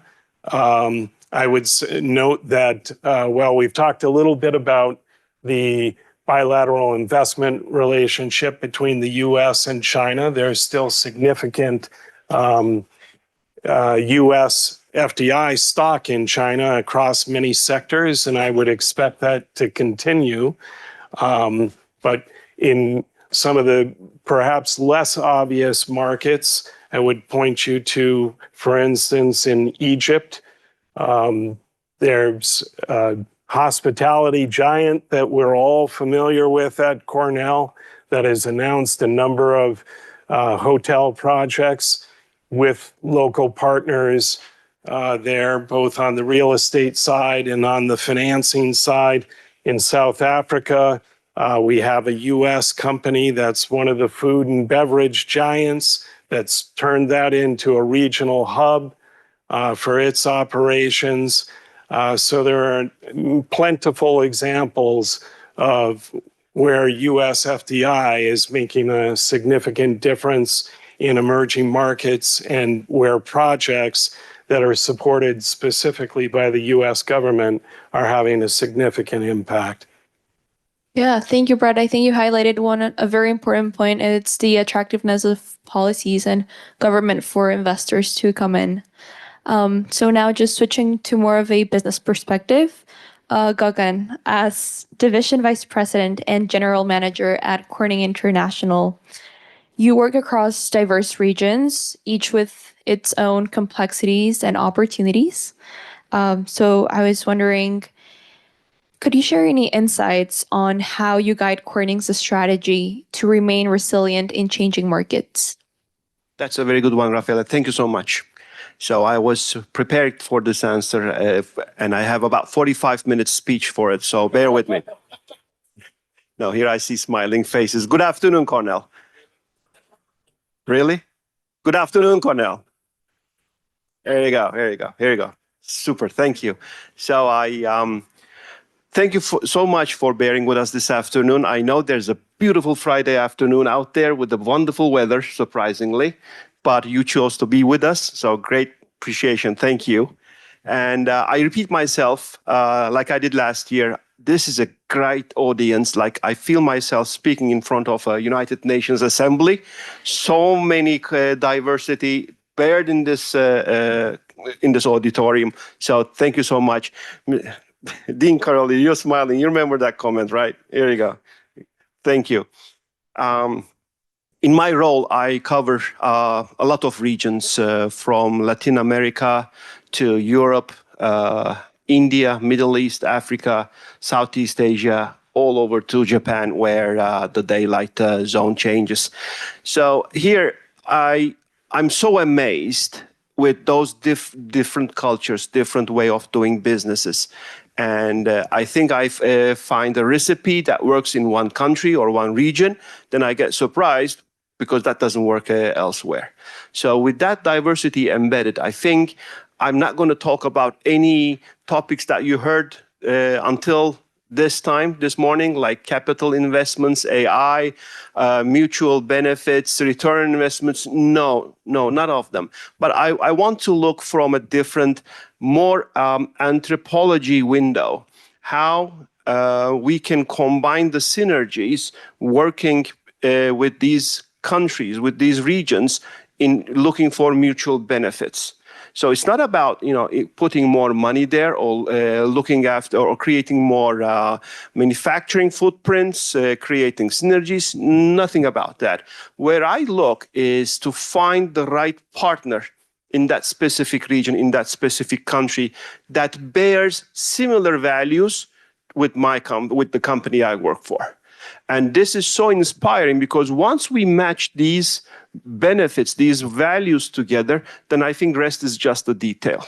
So I'm not only looking to go there, invest, and then form companies and look after for greater good for the region. No, I'm just trying to find a partner who has a similar interest like my company has, and then try to find a mutual synergy together, how we can best operate. Either delivering our technology there and using their local literacy in knowing how the government works, how the system operates, how how you exercise a contract, and then combining those together to form a strategic alliance so that everybody can win. So when I understand from win-win strategic decisions, that's where I come into game and look into those partnership. And so far, we have built so many in my about 2.5 years in the job, from Brazil to South Africa, from Nigeria to Dubai, from there to India, Singapore, Vietnam, Thailand, Australia. So many good examples, and all of them working. So I'm not talking about huge investments or huge partnerships, but starting slow, testing the waters, and if everybody wins, so we go to the next stage. And that is so far working. I'm not after saying that we know how to best operate in Brazil, because we don't. You know who's best in that? Locals. So we have to find the real local voice, trying to create that synergy so that we can best find the interest in how we want to pursue for the next steps. So I'm not going to take a long time here, but I want to emphasize that the more I travel, the more I know, the more I get into these different diverse cultures and ways of doing businesses, the more I enjoy my job. And so I can prove that both financially and also, I think technologically, it's a working model to find the right company, the right partners bearing the similar values, what you have in your home, and then bring it over there. So with that, I thank you very much. Yeah, thank you so much. I think there was a huge takeaway on synergistic values with partners. So with that, we'll open it up to questions from our audience in Slido.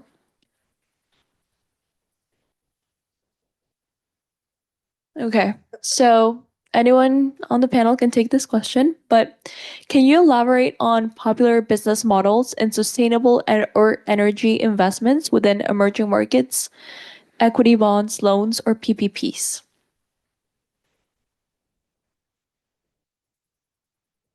I think, Brad, this is a good area. They want to put you in front, but the U.S. government involved with so many different projects, different type of instrument as well, helping many other countries. Well, as I mentioned in particular, there are lending facilities, there are loan guarantees, there is political risk insurance, there are equity stakes that can be taken. Those are the primary possibilities through the International Development Finance Corporation. But there are also other agencies that play a role on specific types of projects. For instance, the Millennial Challenge Corporation. I'm not sure how many folks are familiar with that here in this room, but this is a little bit more of a private sector oriented approach to development that was put into place, I would say in the late 90s. And in that case, the US government awards compacts to countries based on their record of good governance. One of the markets that is here on the E20 list this year was Indonesia. And there was just an announcement recently about a compact there, for instance. So that has been applied. Most of the awardees I would characterize more as developing nations, but there are a few that are emerging markets as well. Then, of course, USAID, our development agency, operates in about 80 countries around the world, or you could say even more, there are 88 missions, I believe, around the world. That too has a private sector engagement portion of our development assistance programs. So that may apply to the agricultural sector or to SMEs or any number of different sectors that we consider promising in that market and are looking to work with private sector partners to create greater prosperity with. So those are some of the avenues that we work through in order to generate greater prosperity in the emerging markets. Yeah, Brad, that's a great insight, especially when you have a government that have the largest checks in the world, allow you to do that and fund many meaningful projects. But also at the same time, you look at a lot of these emerging companies that are on the private sectors per se, and sometimes work with the public sector as well. Once they list in the home market as a public company, their choice of access to capital can be limited. Sometimes it's high interest environments and they're subject to local risks in terms of inflation, currency risk, many other factors as well.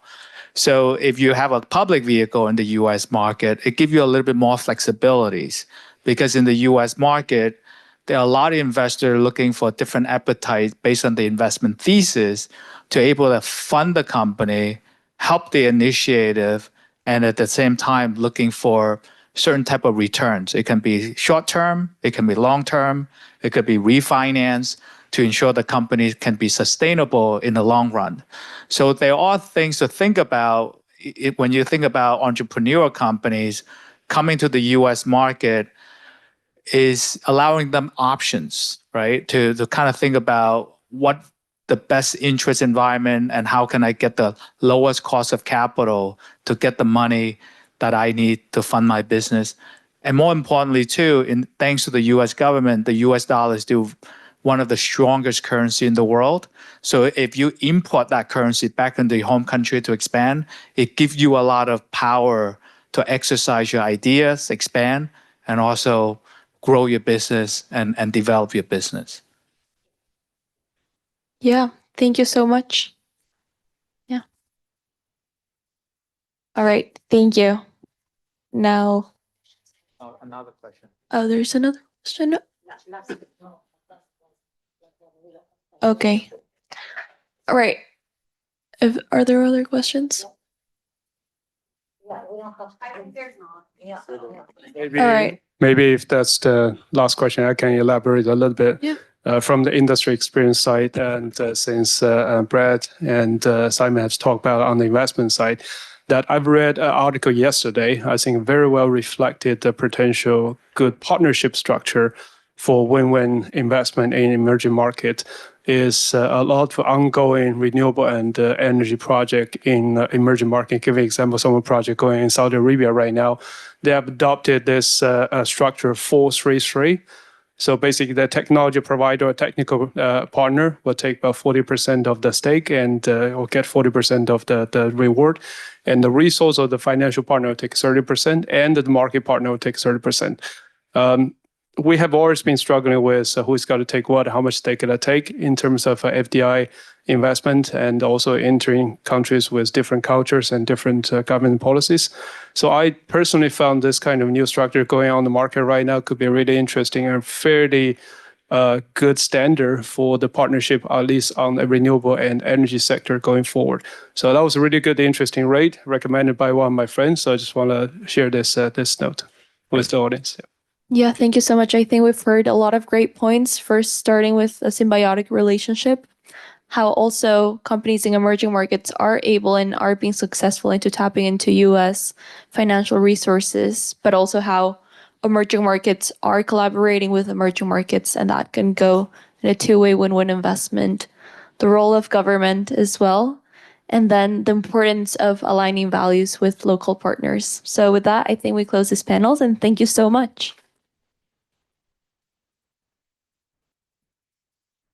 Just a really quick announcement. So we're going to have a coffee break right now. Please be back at 4:35 since we're going to start our next panel. Thank you. Thank you so much for your insight. It was great. Oh, we're taking a photo really quick. Yeah. Yeah, let's take a picture. Yeah, hola, encantada. Well, you have a lot of experience with China, no? China, the United States, I would say, to Europe as well. Okay. Quite involved with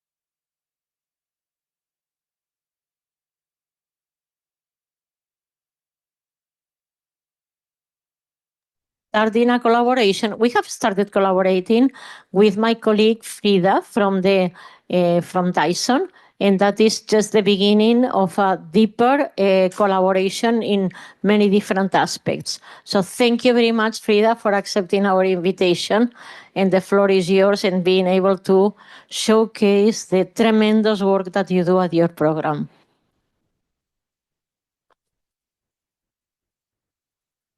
A big thank you, Lourdes.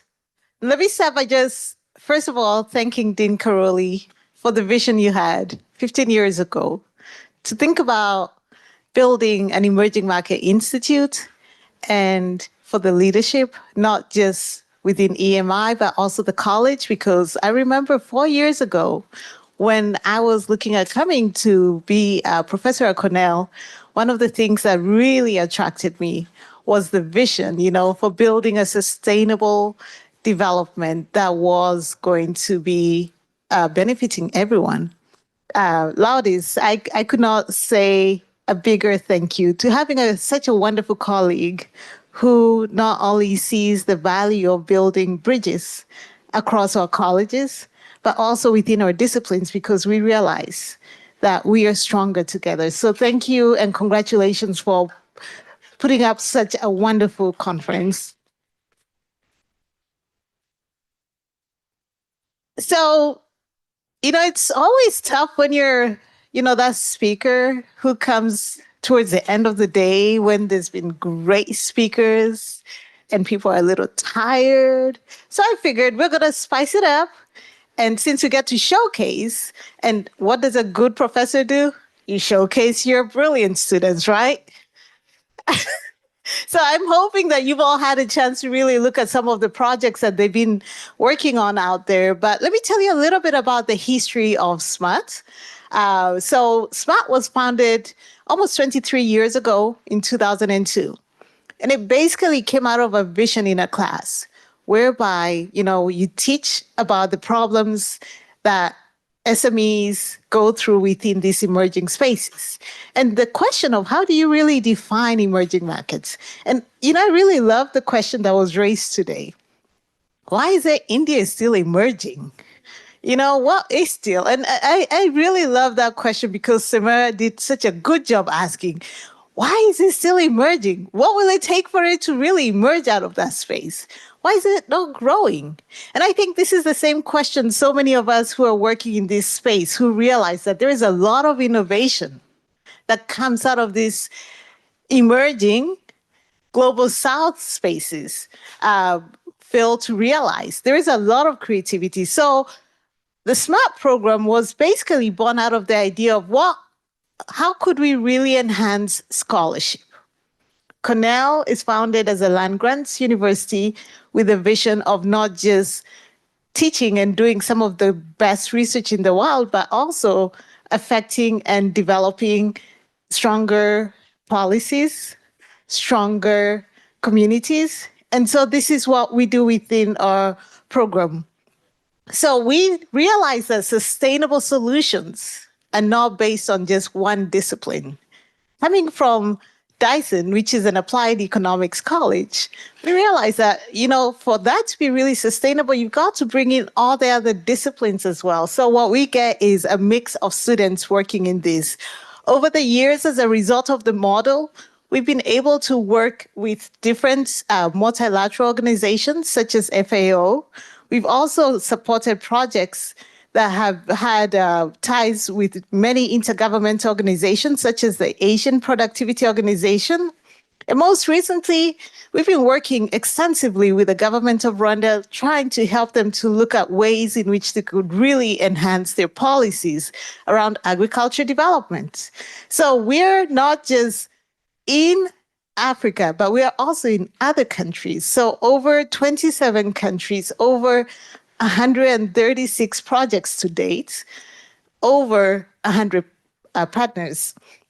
So I could stand here and talk about all the wonderful contributions SMART has made over the years. We know very well that when we give the students an opportunity to go out to the field, to work and support an SME or a university or a nonprofit who is resource poor, or they only have so much to extend to a problem, that they can only do so much. We do realize that there is a lot of value at the university space. We get to create a lot of research and case studies, but at the same time, we get to develop strong leaders that come out of here. So with that said, what I'd like to do is actually ask my students some of the questions, because after all, they're the masterpieces, right? So I will ask these questions, and hopefully, as they answer them, they also get to give you a good sense of where they come from. So starting with, three of our wonderful, brilliant scholars here. So Kushal, you were part of a very interesting group that was working with a digital agriculture company that is based in Nigeria. And basically, they're using satellite data to try to look at how could they enhance agriculture productivity among smallholder farmers. So many times what we see within these emerging spaces is that a lot of these wonderful startups are funded by NGOs and other interesting entities. So they're grant-making, not profit model companies. So the challenge you had was to actually figure out a strategy. The second person who I'd like to ask is Yuhan and Rajet. You traveled to Rwanda with me, and you were part of the group that's working on a multi-year project that is looking at how can we really advance agriculture development policy that would really promote apiculture development within the commercial insect sector. So could you three briefly share how your experience has impacted your career journey as well as your career aspirations? Oh, thank you, Frida. Thank you, everyone. As a research master's graduate in Dyson, I was oriented towards studying development economics, doing courses on consumer theory and production economics. The SMART program had been a perfect complement to the research skills I gained, and seeing how a budding startup in Nigeria was like trying to enable farmers with this front-end technology was like more inspiring and motivating for me to pursue research. Like often I can't see research papers that I can do a lot of machine learning for development economics, but I don't see how it translates into action. Seeing these companies and all the stakeholders on ground, how they were translating it into action was really motivational for me to pursue a PhD. Also at Dyson. Yuhan.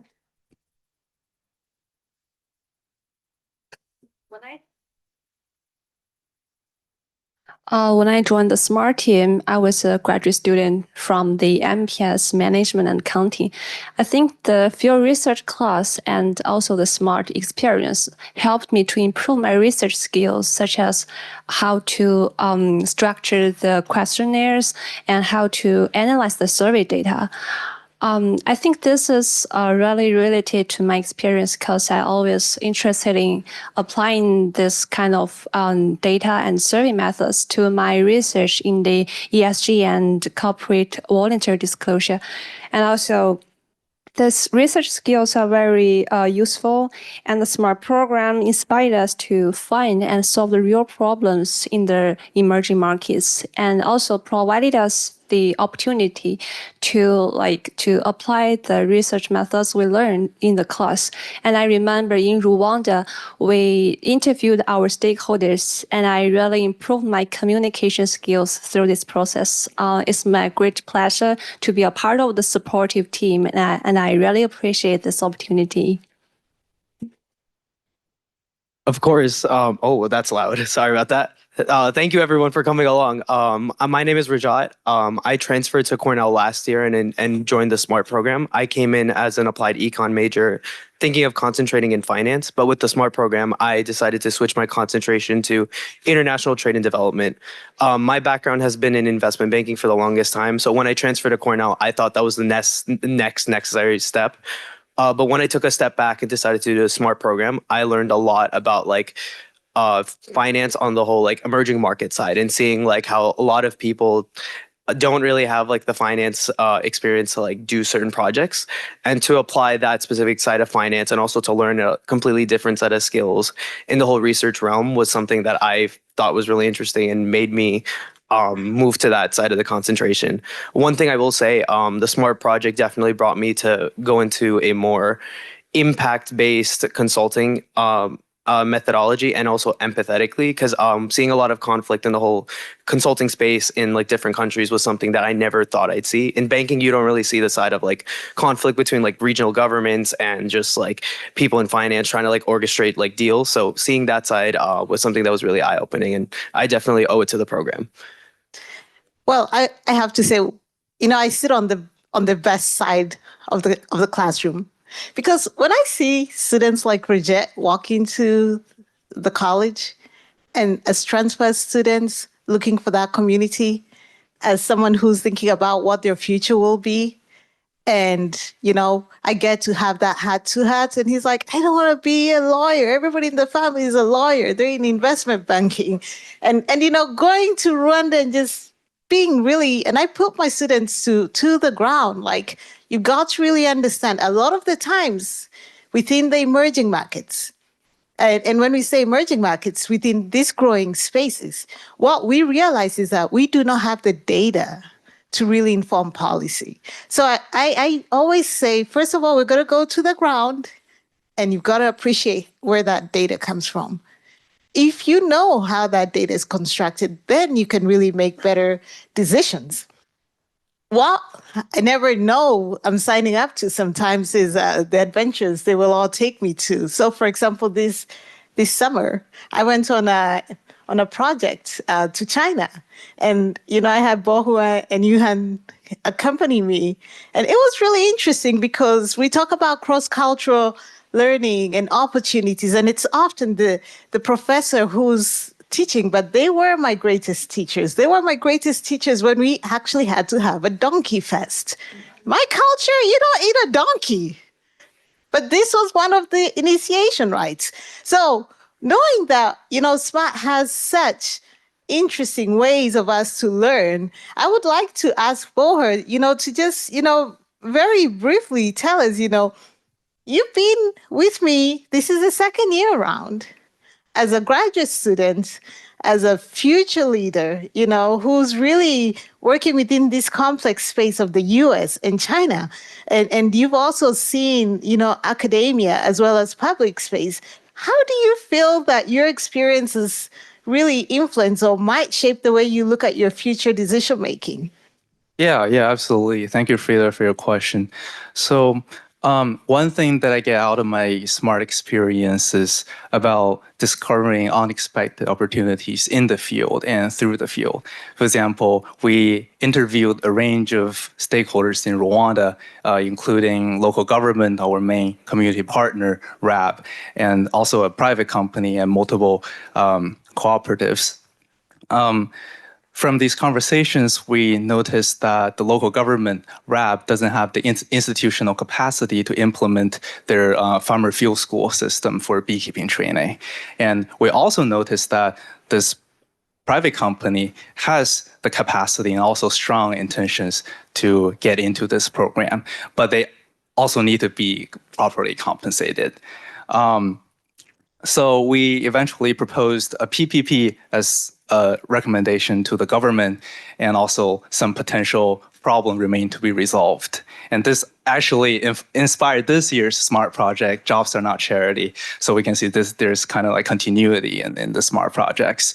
So what I want to say is, this is not something we can get out of the literature. This is not something we anticipated before we go into the field. Only being on the ground and engage in direct conversations could we discover these opportunities and also issues. So now I am the TA for this year's SMART cohort. I just always encourage students to remain open mind when they go into the field, and always being flexible to adjust their approach to the problem based on the situations in the field. So, finally, I just want to say, embracing uncertainties in the field or, any kind of project is not easy, but that's usually where most meaningful opportunities emerge. Thank you.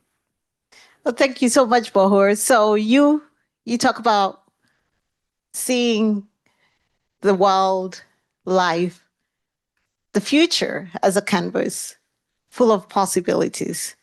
Woody and Stella, you're juniors. You will soon be graduating. As you look at your experiences and think about your futures, what do you think your prospect looks like? Yeah, thank you for the question.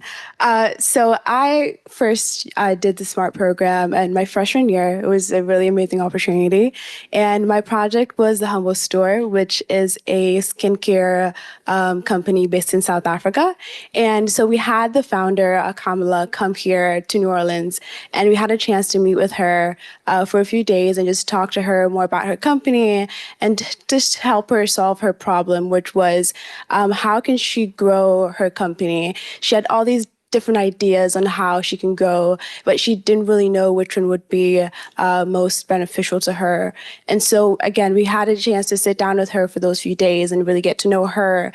And that's what I'm hoping to take on as I go on. That's what I learned the most, that building that relationship with a client. It was more than just consulting. It was more than just a case study. It was just sitting there and actually learning about her company, what she values, what her mission is. And yeah, that's what I'm hoping to go to apply as if I pursue a career in banking.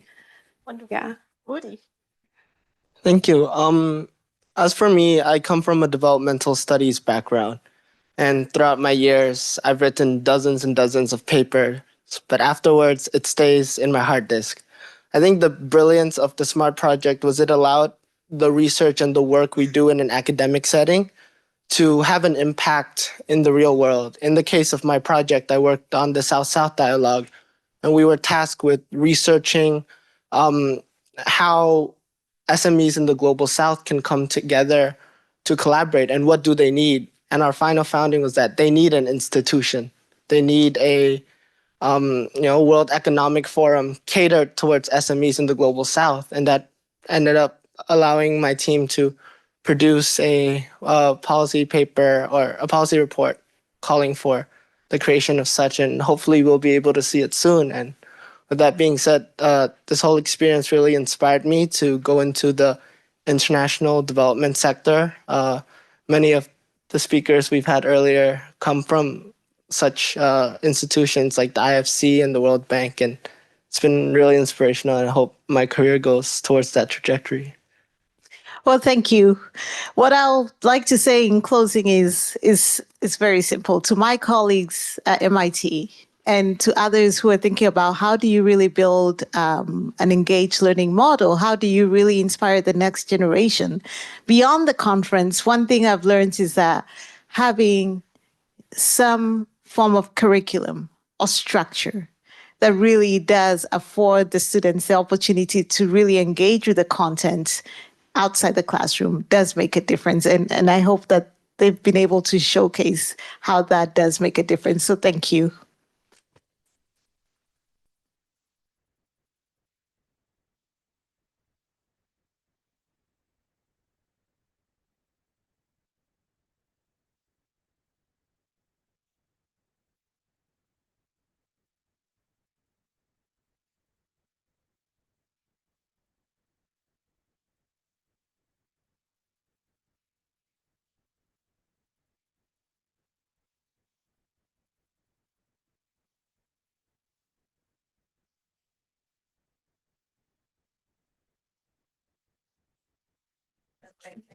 Check. For those who remain standing, thank you very much for being here. My name is Mufunga Karakananda. I have the pleasure to welcome welcome people for a very exciting panel.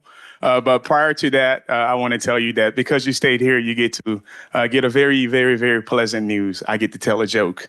And you can feel free to actually answer this. What did the scientist say to the public about the mRNA vaccine? wait until the end and I'll tell you the answer. So I want to go ahead and introduce Caleb, who will introduce the entirety of the panel. Today's discussion will focus on rewriting the narrative, private and public sector in Africa. So I would like to go ahead and ask the panelists to join us up front so that we could begin this discussion. And I will now pass it on to my co-chair, Caleb.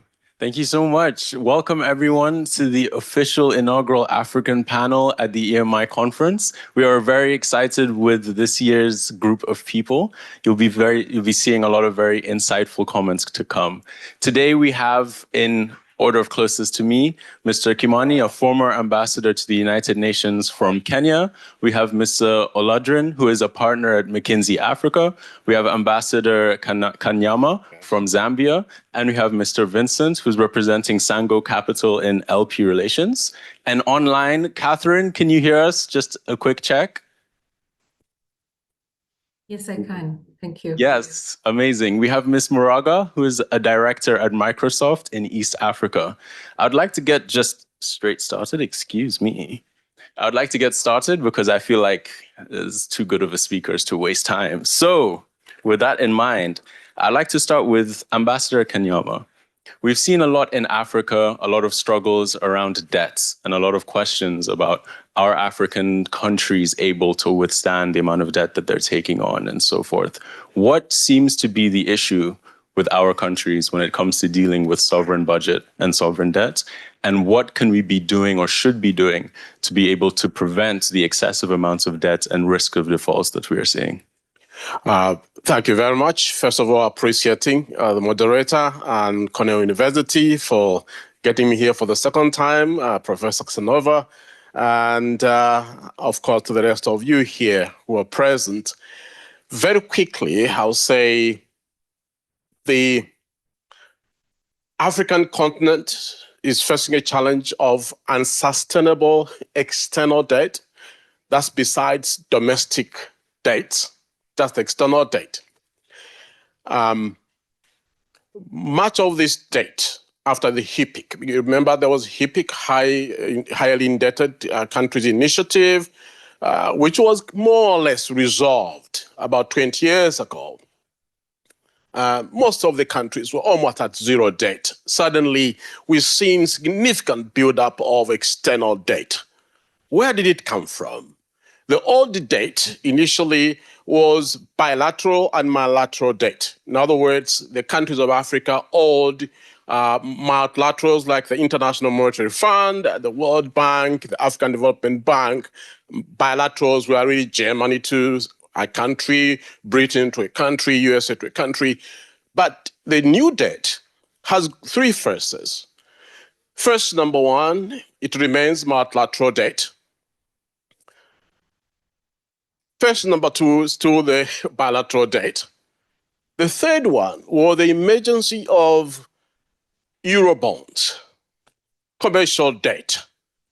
That was advanced to Africa because it was perceived to be growth. You know, in 2000, 2005, 6, 7, Africa was growing in terms of economic growth, and it wanted money. And the problem was money was available, initially at very reasonable interest rates, 8%, 10%, relatively lower. But most of these countries did not have public investment program. So you have a country like Zambia accessing these huge amounts of money without knowing where to take it. That was number one. And anyone could sign on that debt, not only the Minister of Finance. At the time, I was Director General of the National Broadcasting Corporation. So the commercial debt, bilateral debt, China comes in, and says, we shall build you roads, anyone can sign, and you find the minister also goes and signs without any collaboration among the ministers on who is acquiring this debt. So I want to go into detail about this, but if there be questions, I'll really give how we came out of it. We haven't fully come out of this debt challenge as a country. or I would say for now, is because the third layer of debt, commercial debt, had the two parts of there's private debt and Eurobond. Private debt, these are individual creditors like a bank in South Africa.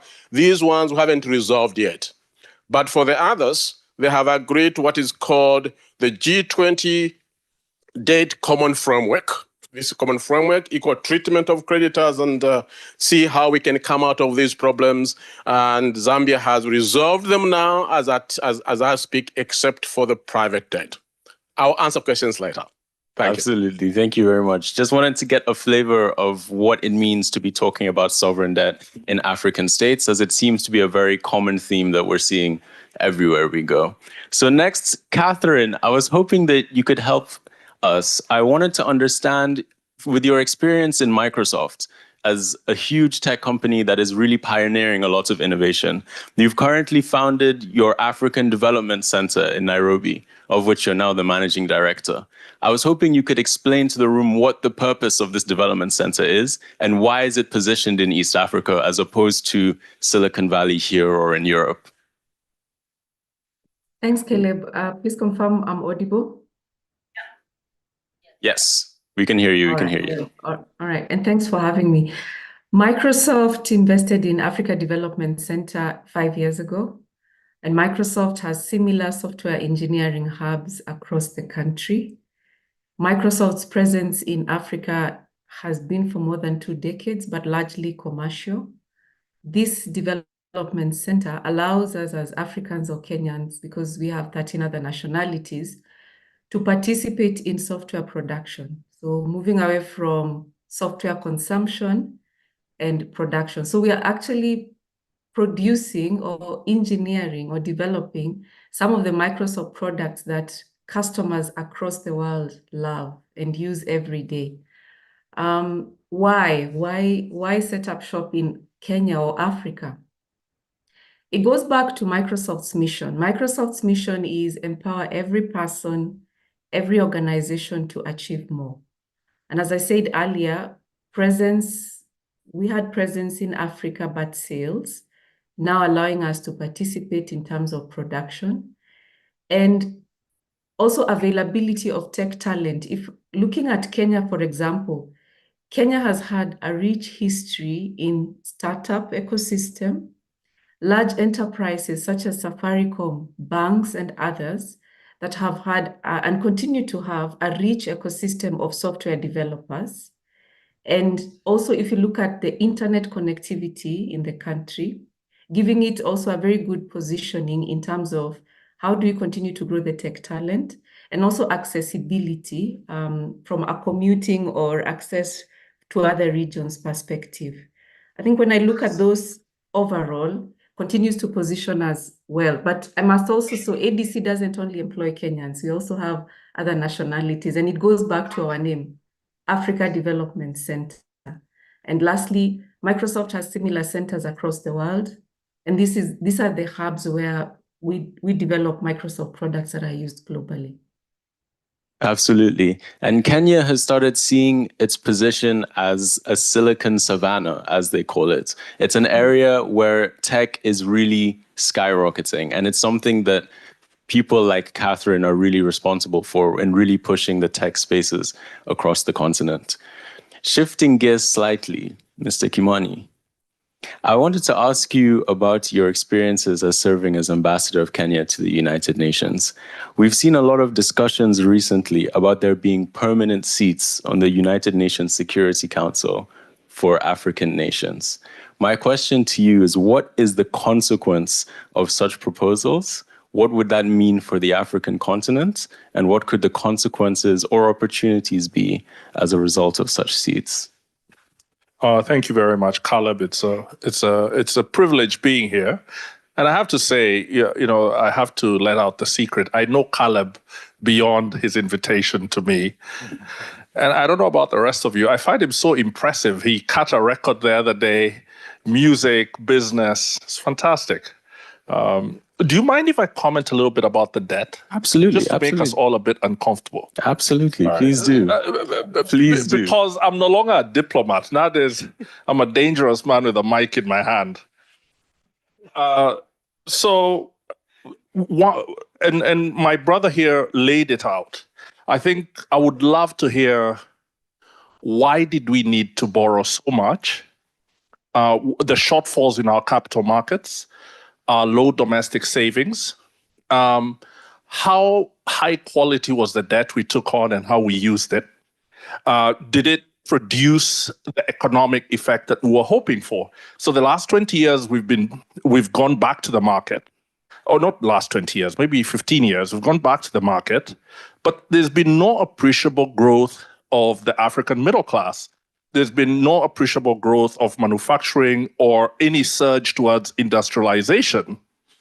And so it appears to be, it creates growth, but very few jobs. The amount of leakage from the government and from even this debt that's taken on and the projects that are taken on, the interest rates may seem low, but when you factor in the depreciation of the local currency, you come up with, I think, maybe a broad conclusion that a lot of it was folly, right? And this is unfortunate. And we, to transform, we simply have to use the money we have better. And because what we're doing is essentially selling off future earnings of our young people and misusing them today. So, Security Council. Why should people care about these 2 seats offered by the United States? And what would the consequence be for African nations?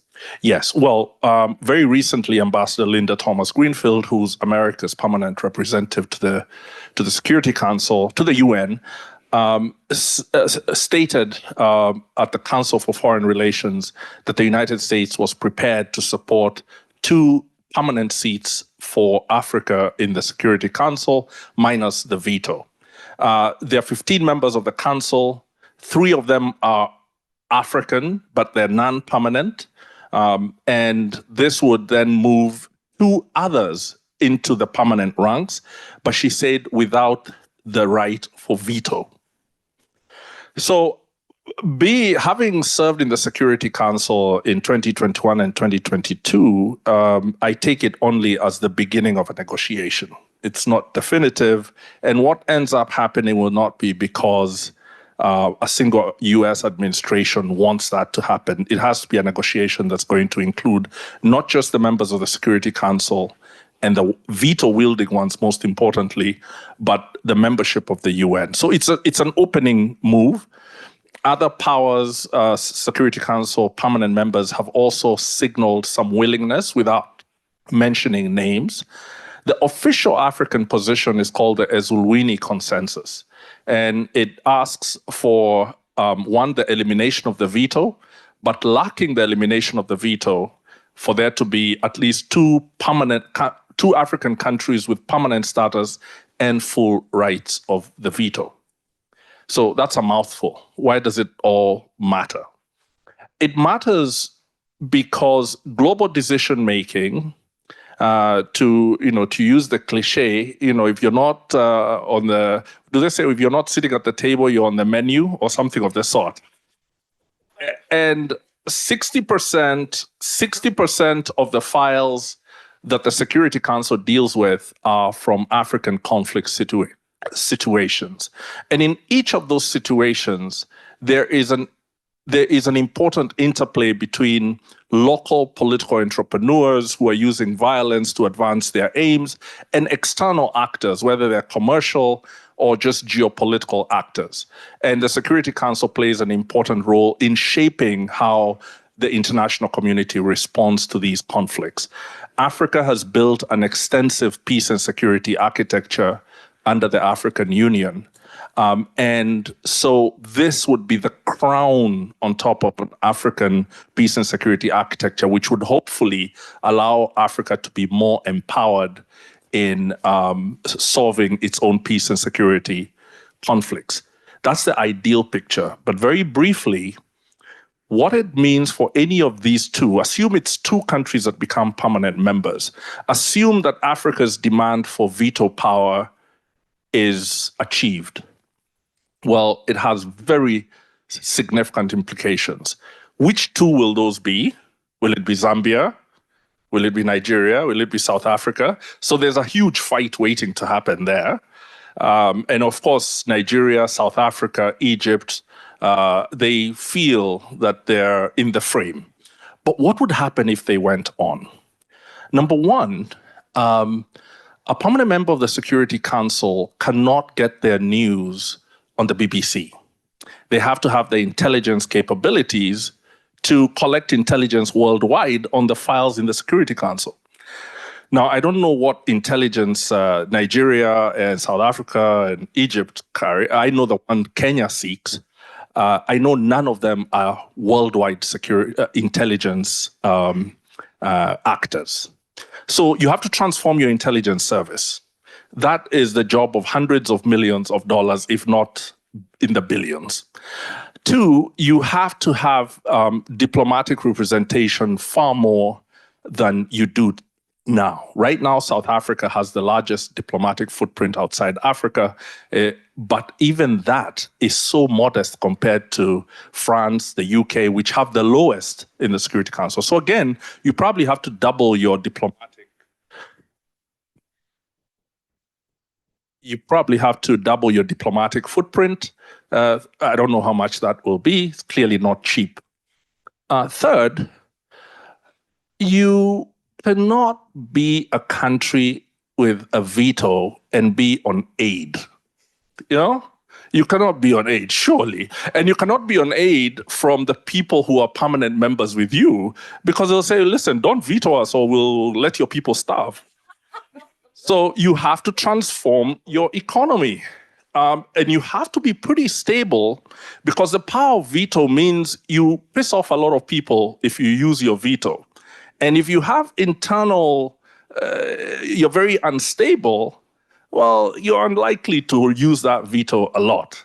So you have to transform your political system. You have to transform your economic system. For those countries around any form of aid, any form of external assistance, you have to cut it off cold if you're going to be a member.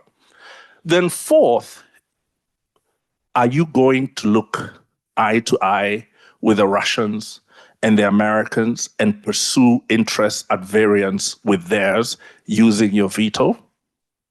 That takes a lot. That takes a lot of leverage. It takes a lot of strength. It takes a lot of confidence. And so the way I like to put it is that you will go in a strutting peacock, but you may end up as a plucked chicken. So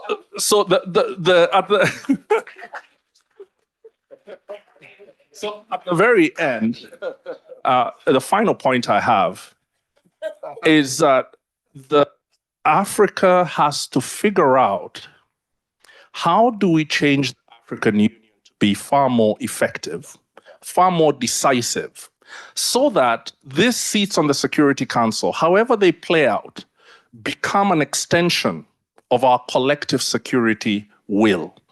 And if there's the most important reform on earth today is not in the UN Security Council, even though it should come, it's actually at the African Union, so that we're able to stop wars like what's happening now in Sudan and the crises that are going on in the Sahel. Africa should be able to take care of that. And when we do, we will then be able to know how to use the Security Council properly. Sorry for speaking so long. We always appreciate the insights. Thank you very, very much. Thank you very, very much. So, pivoting from the political drama, I wanted to talk to Mr. Oladrian, because your experience in McKinsey as a sort of international consulting, not sort of, entirely an international consulting company. How do you view Africa from a growth potential? How have you viewed Africa over the last 20 years? And what are the most important aspects of the continent that we should be focusing on right now?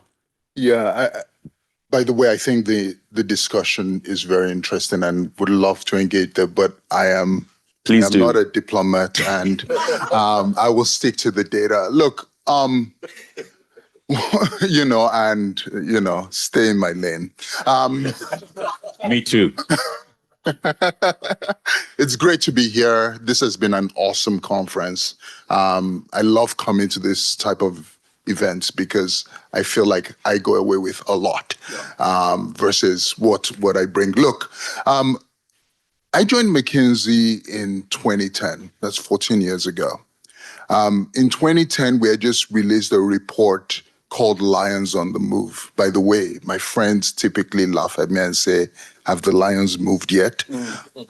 And I say yes. I say yes. I say yes. I say yes because the lion has moved. Where Africa is today is not where Africa was 20 years ago. There's a lot of progress. You know, we started on it was funny, difficult topics, but there's a lot to celebrate, right? So if we look at, name the indicator, life expectancy, if we look at even the middle class has grown, right? There are sectors that did not exist 20 years ago, right? There are organizations that did not exist 20 years ago. However, the challenges abound. There's a lot of challenges. And, you know, we can spend the whole day here, but I do want to say the Lions has moved. That was 2010. The key insights from that research was Africa's economy is much more diversified than had been previously thought. Before that, everybody thought Africa was all about resources. Actually, that was not the case. The second one was the point I made. The middle class, the consuming middle class, was growing, and that was fueling economic growth. The interesting thing is we've now done two other iterations of that research, and not surprising, the insights continue to get more nuanced. As the external environment change, you find out more, right? So what has happened on growth, for example? Africa has continued to grow, albeit slower than, if we look at the early 2000s, Africa was growing phenomenally well. There was almost equal contribution from both productivity and labor participation. Actually, in the 2010s, the last 10 years, Africa has grown. However, a lot of that growth, we haven't seen as much productivity growth as we would like, right? So that's an opportunity, right? So that's, and that itself, is somewhat kind of, it starts mixing the picture a bit, and folks start saying, hey, but will this thing be sustainable? And again, lots to be done. But that was number one. Middle class has continued to grow. What we have seen, however, and this was from our more recent research, is there's been a divergence, right? Africa has 54 countries, right? And actually what you're seeing is there are some countries that have consistently over the last 20 years continued to grow, right? So you talk about Ethiopia, you talk about Rwanda, right? These countries are doing well. That's probably 20% of Africa's GDP.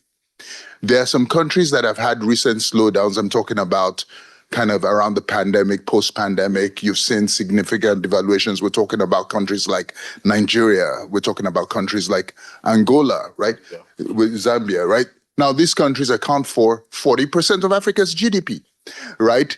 There are some countries that have just consistently not grown as fast as we would like. South Africa is an example.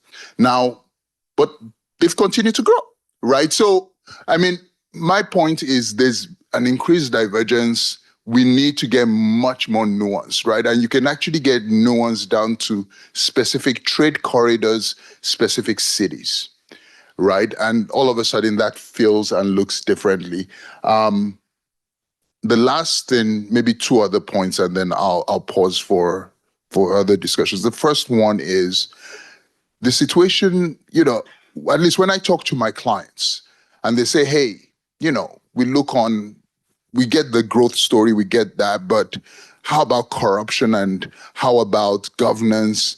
Yeah, there's a lot of issues we need to work with, but, something significant happened this year. I mean, South Africa, the leading political party, the ANC, lost majority, and it was no news. They formed a government of national unity. Life continued, right? I mean, normally you would expect all sorts of things, but that's phenomenal, right?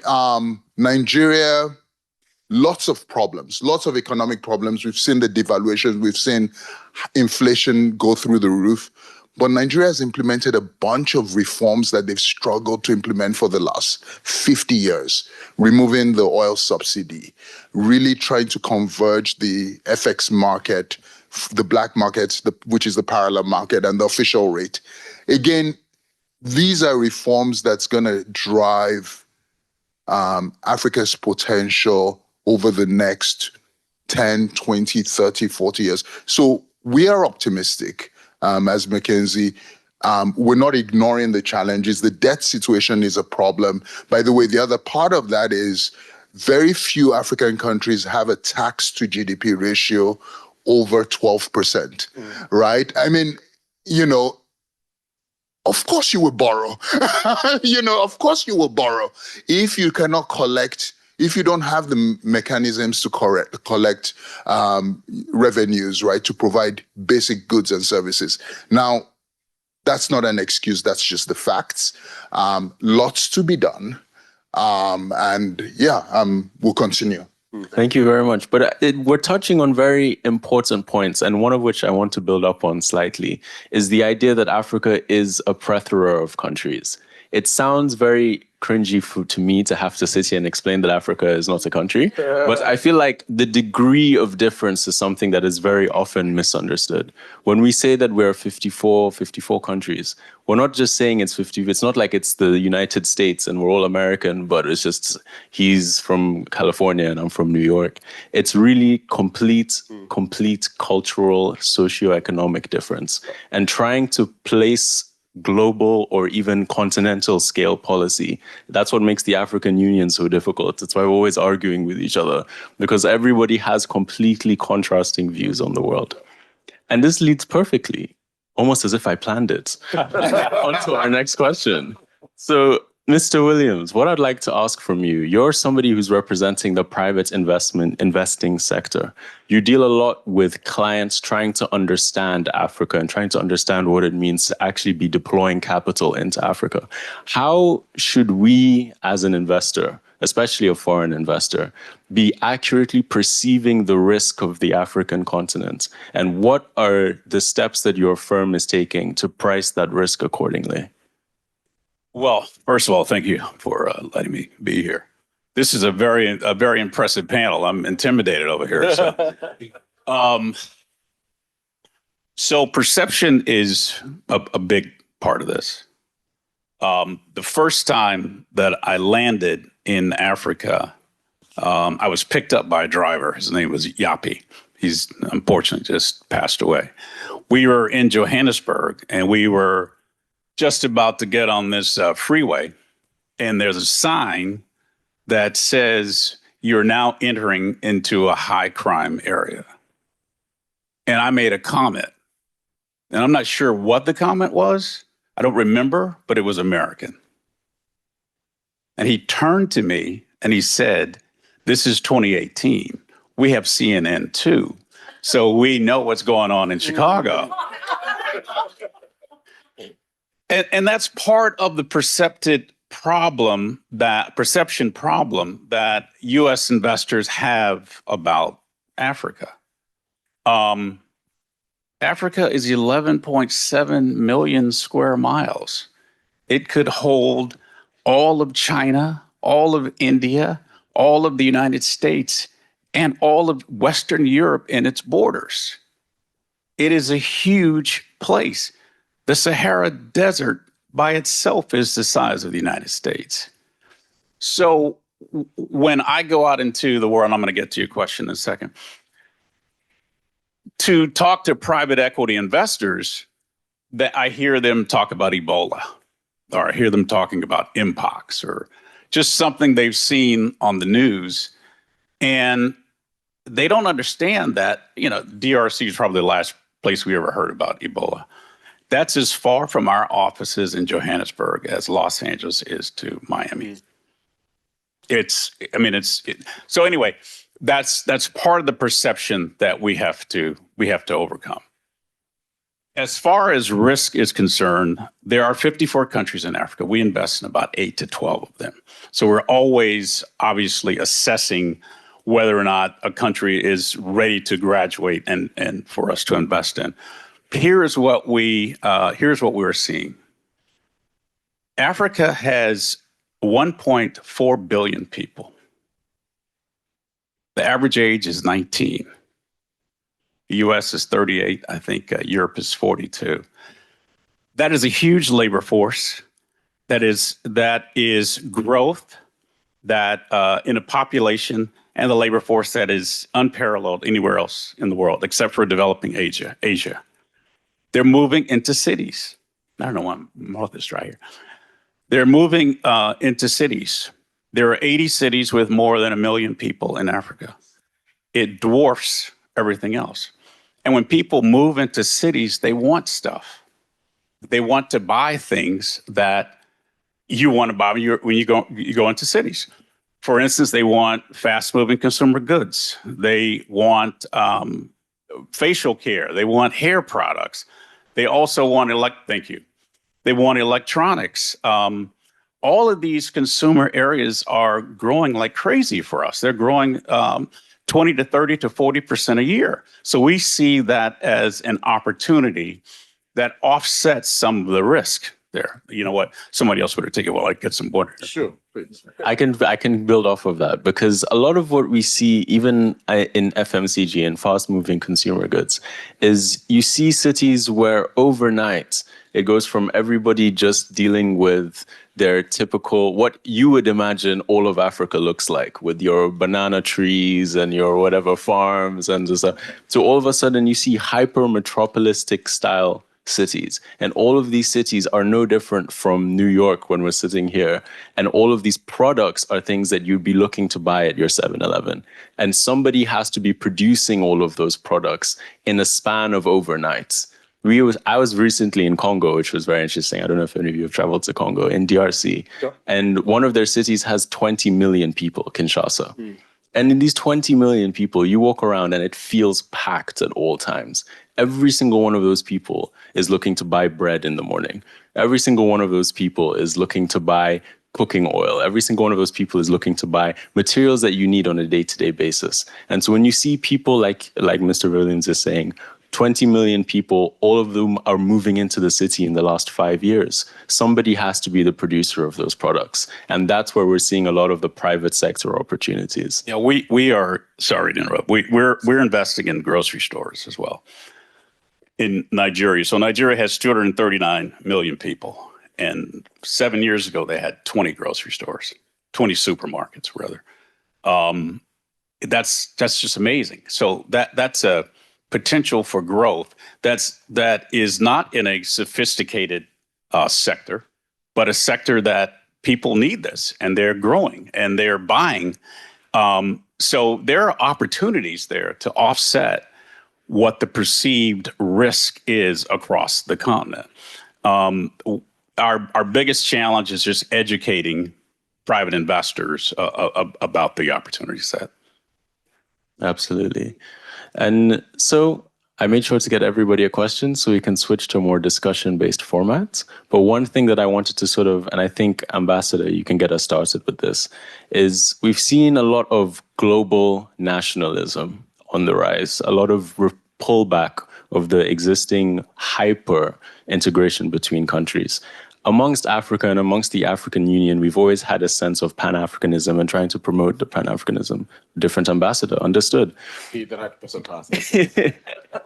So the question that I want to propose to all of you is, to what extent does promoting free trade, does promoting trade amongst different countries across the African Union important? And what could the consequences of more nationalistic ideology in the continent be? Right. You picked me.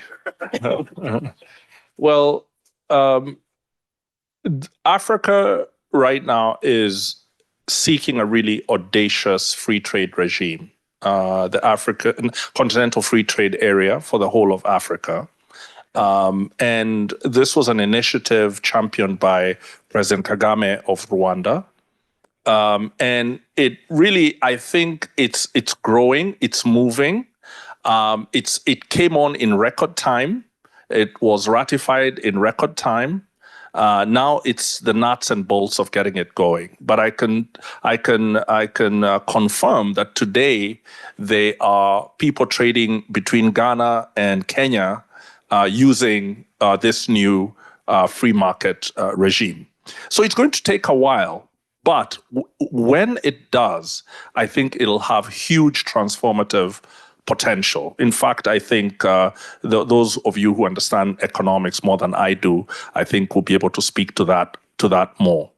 Perhaps I can limit my comments, because I'm not a business person, to what are the political and governance underpinnings of transforming Africa's economies and trade regimes.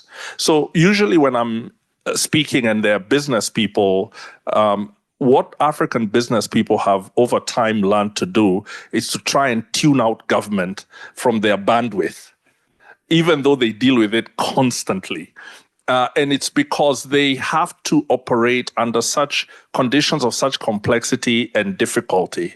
The barriers are huge. And even though there's been constant reforms in many countries, it's still not an easy place to do business. So what is the African Union good for? What is Pan-Africanism good for in terms of providing a politics that can unleash our genius, unleash our productivity? And here I think we are a work in progress. One, we have elites, political elites whose incentives are very perverse, that tend towards state capture as opposed to competent states that support business. So the power of example is what is so important about all of us being in the same room.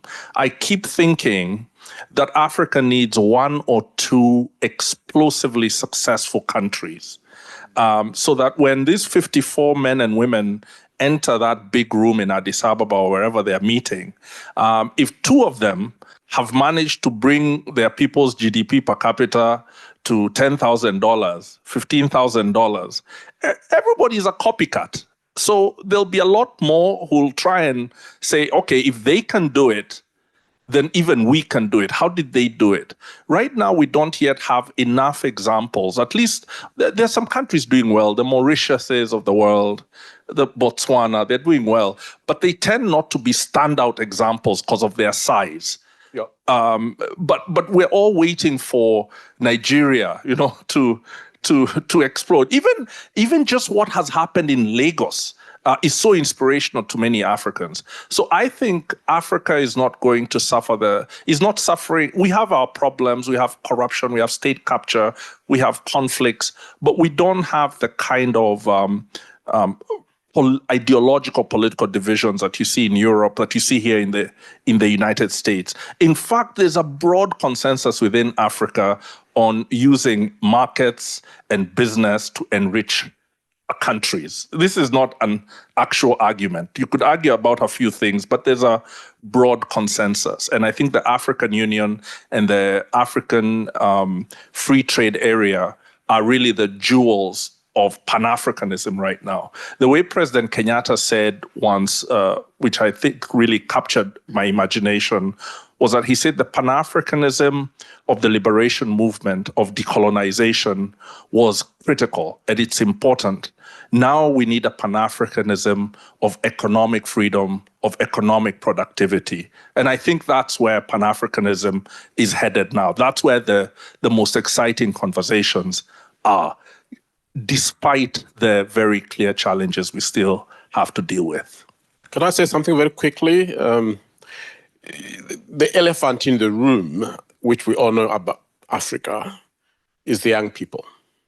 So if it's about ideology, if it's about nationalism, the question as to what should we begin to do as a continent, it should answer the question of what we need to do about young people.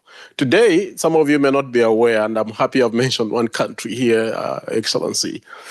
Something happened today that none of us thought would ever happen. during our lifetime in Africa. This is the change of power in Botswana. Botswana has been one-party state since independence 1968, ruled by only one party. I was in Botswana in 2002, thereabout, when there was an election campaign, and opposition would only get 1 or 2 seats. Shockingly, not just did they lose power today, but shockingly by a landslide. The opposition got the majority in parliament, only 4. Only 4 from the ruling party, only 4. And I was behind there asking the former ambassador here, as well as our ambassador for what happened, say, to the young people, the youths. This same revolution we are seeing in West Africa, where there have been military coups and everything else. How do we answer the question of young people on the continent? How do we drive investment on the continent that creates jobs for these young people? If we are going to talk about critical minerals, how do they answer that question for young people? In DC, I'm always in meetings discussing the Lobito Corridor project. The first single, I would call it, the first single infrastructure investment in Africa by the US, and many to counter China, Chinese investment. It's a huge project. It's a $4 billion project. How much impact will this create among the countries to be affected in terms of answering the question of the youth? If we don't answer that question of the youth, whether it's nationalism, ideology, whatever, there will be constant changes of government on the continent for some time to come. Thank you. Sorry, I just want to put a little point of information on this issue, because it's a critical point. Young Africans are on the move. Because if you look back and look at what we call the Arab Spring, Tunisia and Egypt, who are those? Those were young Tunisians. Those were young Egyptians. If you look at what has happened in Sudan, those were young people rising up against authoritarian dictatorial government and saying they want civilian-led democratic government. And what happened in my own country, Kenya, this past June, it was young people coming out and saying, we don't want dialogue. There's the constitution, implement it. Young Africans are not going to wait for incompetence, corruption, and ineffectiveness. They're going to move. So if we don't find a way to bring these states of ours and make them fit for purpose, they're going to be swept away. And my fear is that they'll be swept away in negative ways. And that's what I'm really curious to hear your thoughts about. How can we change, and how can young people get in control, move so that they own the country? Because it's theirs, age of 19, right? This is no longer my country. How can we ensure that the mechanisms are there so that their voice and their power surges in a positive way to transform our countries? I think we should answer some of the questions that are starting to be asked by the audience, so that we're not just here talking to each other the whole time. One of the questions that I think is very interesting it disappeared. But one of the questions that I saw that they were asking is about the role of technology and the role of technology that it's playing across the African continent. For this, I wanted to go to a more private sector approach. And Catherine, I don't know if you're still there. I don't know if we can see you. But I wanted to get the perspective of... Perfect. Catherine, I thought you could elaborate more on what we've seen in terms of the technological presence in Africa and what role that has started to play in the development and specifically amongst the youth. In fact, I'd put my hand up because I'm really loving the discussion. I wish I was there. +1 on ambassador submission, for example, before I come to your question. I like what you're saying in terms of, yes, there's growth, there's opportunity to grow.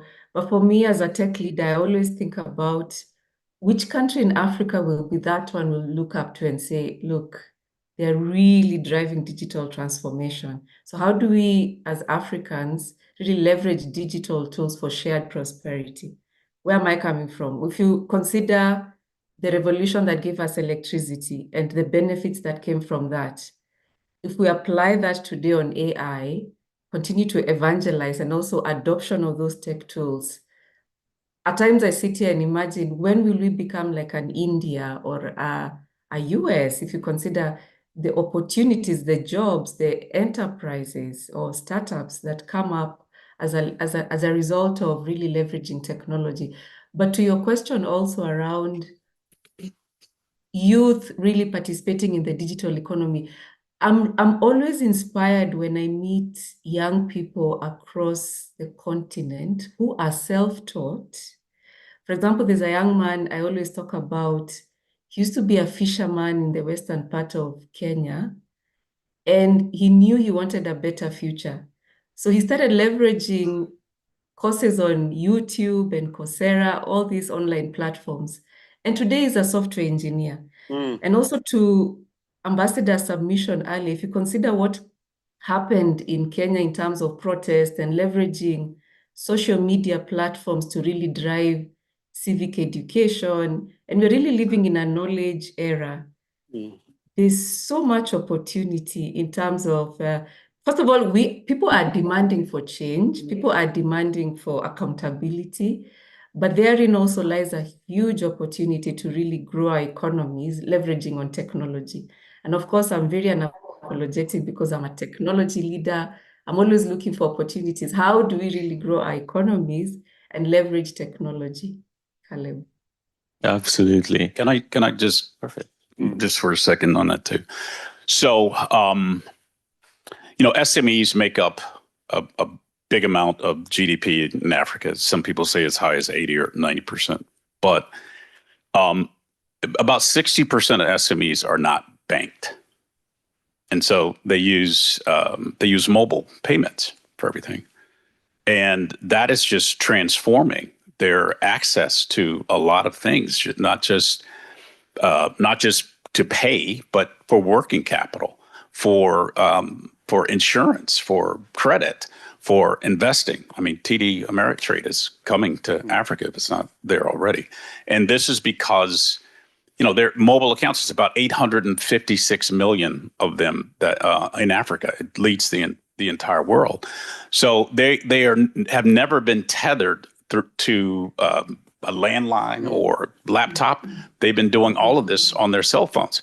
So, I mean, these SMEs, some of them are, they have to pay for insurance on their motorbikes so that they can get around, and they can pay for insurance weekly, sometimes daily, just using their mobile payments. Well, those are the kinds of businesses, and I'm only saying this because I want to make sure that we balance kind of the outlook on Africa. From a business perspective, you can get into these businesses at 4 to 7 times EBITDA, which is, globally would have been 8 to 12, and they're growing 20, 30, even more a year. So there are opportunities on the continent. Absolutely. And I think one thing I also wanted to go to Mr. Olidran about is when we talk about opportunities, especially when we start looking from a broader perspective, when we start looking at the interaction between private sector and public sector, how have you, in your experience, seen that interaction playing crucial roles in the development of countries, industries, nations? And in what way do you think that that's going to continue to grow in the future? Yeah, I think that's a great question. I mean, to your point, in reality, the government and public sector plays a critical role, even in the development and progress of private sectors. So, for example, this example you gave around mobile payments in several countries that was unlocked because of some regulatory reforms that forward-thinking governments led, in the mid-early 2000s. Well, late 1990s, but and that's what unlocked this, right? If I think about Nigeria, for example, significant infrastructure deficit, right? We're talking, the number slips my mind, I'll remember in a moment, but we're talking several tens of billions of dollars just to kind of close the backlog of some critical infrastructure. The government is never going to be able to deliver on that, right? It's always going to be how do they come in with private sector? We see that in infrastructure, and we see it across all sectors. So getting clearer around different frameworks to address different issues, the role of public sector, the role of private sector is something that there's been a lot of work and progress done. So for example, as we think about the green economy, I think there was about $18 billion worth of projects announced across Africa to try and make progress towards net zero. And of those, all of those are private sector projects, but guess what? You have steering committees that have both public sector and private sector, because there's a clear realization that while the capital is typically private sector, the public sector needs to unlock that. So you're seeing more and more of these partnerships form.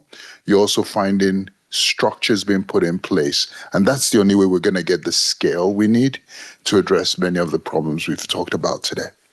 Absolutely. I think it's to start closing now, because we're sort of at the end of the panel. I think it's showing that what I hope all of you get from this today is that there's severe opportunity. As much as we discuss Africa and its many struggles that we are going through and how they vary from one side of the continent to another, the opportunity is immense. And that's what the hope of me starting this African panel is to start to create this dialogue around how to actively work in Africa and how to navigate to find the opportunities that are waiting to be taken. There are people, like Catherine was starting to talk about, there are people who are not waiting for other people to give them the opportunities and are seizing the opportunities themselves. And I think we from this side of the world have the opportunity to participate in that and to help empower millions of people and as a consequence also make millions of dollars, which apparently is a big deal. So thank you very much for listening, and we're very happy.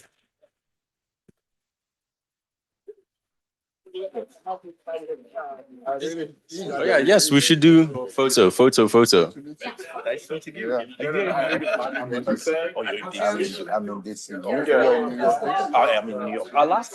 Yeah, thank you very much. I know you all have been awaiting the answer to the joke. The question was, what did the scientists tell the public about the mRNA vaccine? And the answer is, if you don't get it, find a public health professional or a scientist. He said, "Don't shoot me, I'm just a messenger."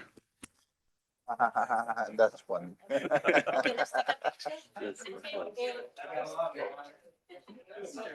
You want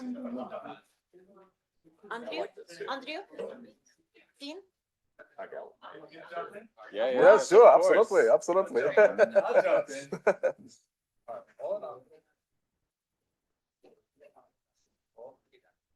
All right. Thank you guys.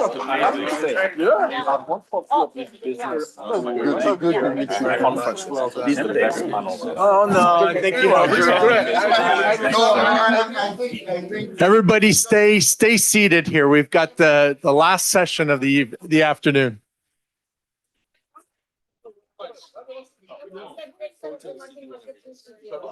I met you all.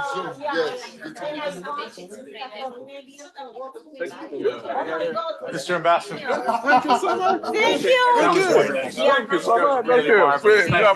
Thank you. Stay. We won't be very long. We've got one more segment here for today. Thank you, everybody. Gail, would you join me? Dear friends, this is Gail Cañizares. She is, we'll stand here, okay? We're going to stand here. Yeah. And I want to thank you very much, everybody. Thank you very much for staying to the end of the afternoon. We have one more small segment here, and it's a wonderful honor. We are so fortunate at the Emerging Markets Institute to have the generous support of our dear friends, Roberto and Gail Cañizares, who have been able to support us with the naming of a directorship that our dear Lourdes holds, and a number of other things. One of them is something that we started 3 years ago, which is the Cañizares Family's Alumni Award, which is recognizing a distinguished alumni out there in the world today who is an alum of the college, specifically the Johnson School, who has gone off to do incredible things in the world. We recognize Paul Kabuma of Catalyst Partners as the inaugural 2 years ago. Last year, we honored Heather Henyon, who works as a VC with a company called Mindshift in Dubai, spurring on women entrepreneurs in the Middle East. And this year we are very proud. And should I wait to make the announcement, or do you want to say some things before? Let me say a few things. Say a few things before we announce the award winner. And you need this. You need this. Oh, you're right. I need this too. I started my career as a teacher, and I always knew that I had a very large voice, but this is a very large room, so I'm going to stick with this. The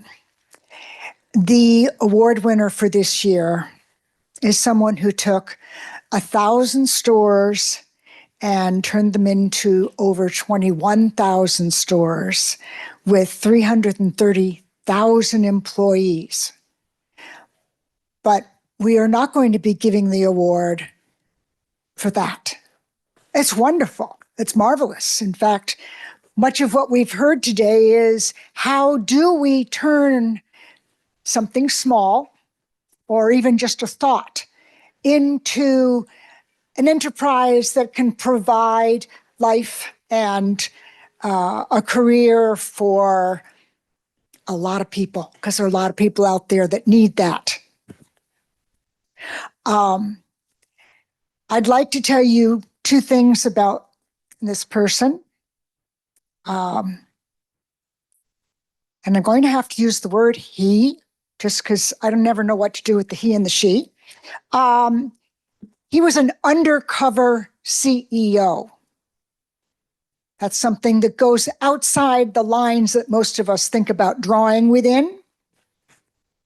He would go into the convenience stores and work during the day. And eventually, it was such a good idea that he convinced all of his corporate staff that they were going to do it too. I say convince. I don't know how hard it was to convince them, but apparently everybody does it. And from that, they developed a better understanding of what the business needed. So there were a lot of improvements that came out of it. But there was also a great deal of respect for the hard work that it is for those blue-collar workers to do that job every day. And I think that most companies could profit a great deal from knowing that.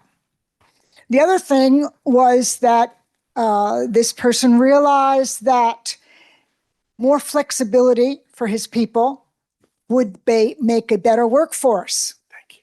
And when the law of the local country did not allow him to give greater vacations, he decided to offer unlimited, unpaid time off.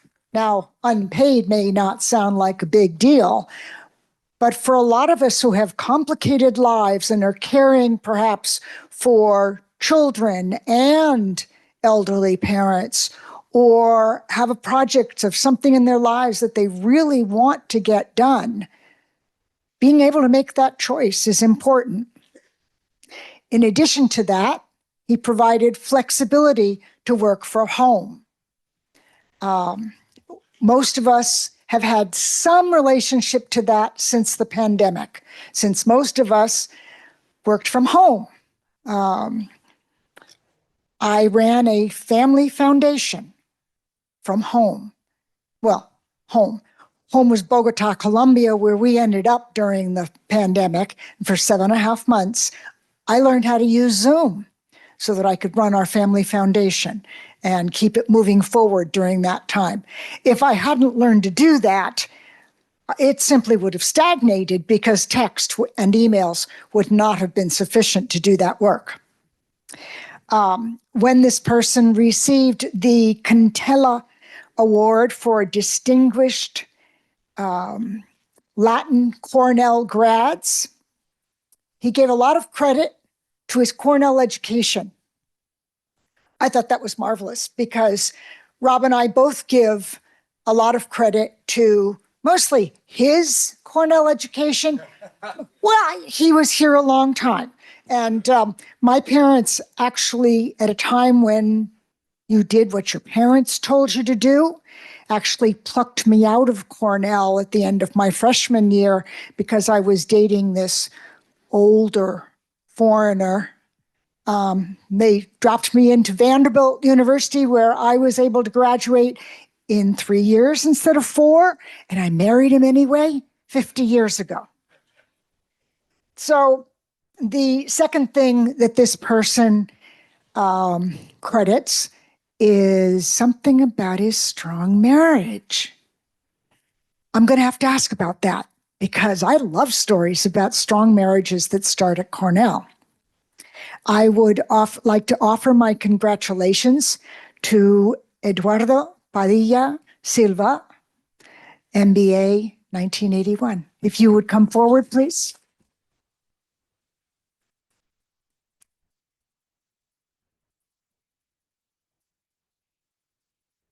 Congratulations on being the 2024 Cañizares Alumni Award winner. Thank you so much. Welcome. Welcome. That's right. Thank you. It's an honor. Thank you very Do you want to much. stand and give remarks, or do you want to sit and do it the way we planned? No, the way, I mean, you are Let's the do boss. it. You are the Let's boss. do it. I'm not the boss of anything. That's one thing I learned a long time ago, but it's so wonderful. I want to start by asking you to react to Gail's wonderful introduction here. Oh, well, I'm very honored. Thank you very much. It really, I've been lucky all my life, and I'm lucky now too. So I'm lucky to be surrounded by such great people, and having had the opportunity to have studied in Cornell, having great classmates, great professors, and a great wife too. So it's pretty good. Lucky man. For those of you who just need a few facts, Eduardo was formerly the CEO of FEMSA, which is one of the leading companies in the global beverage industry around the world, based in Mexico, affiliated with Coca-Cola FEMSA, global presence in the beer industry through its tie-up with Heineken, and the retail industry, which you are very much a big part of, is the OXXO chain of retail service stations all the way through Mexico. I have a few questions here. But I want to start, if I may, going off script and just asking you some reminiscences or reflections about your experiences at Cornell. Since Gail asked about how important that was to you. I studied engineering in Monterey Tech, and I came to Cornell to do my MBA. It was a fresh start with my wife too, and I just had a great time because when I arrived here, I was very nervous because it was my very first time in the U.S. university, and saying I'm going to be up to the standard.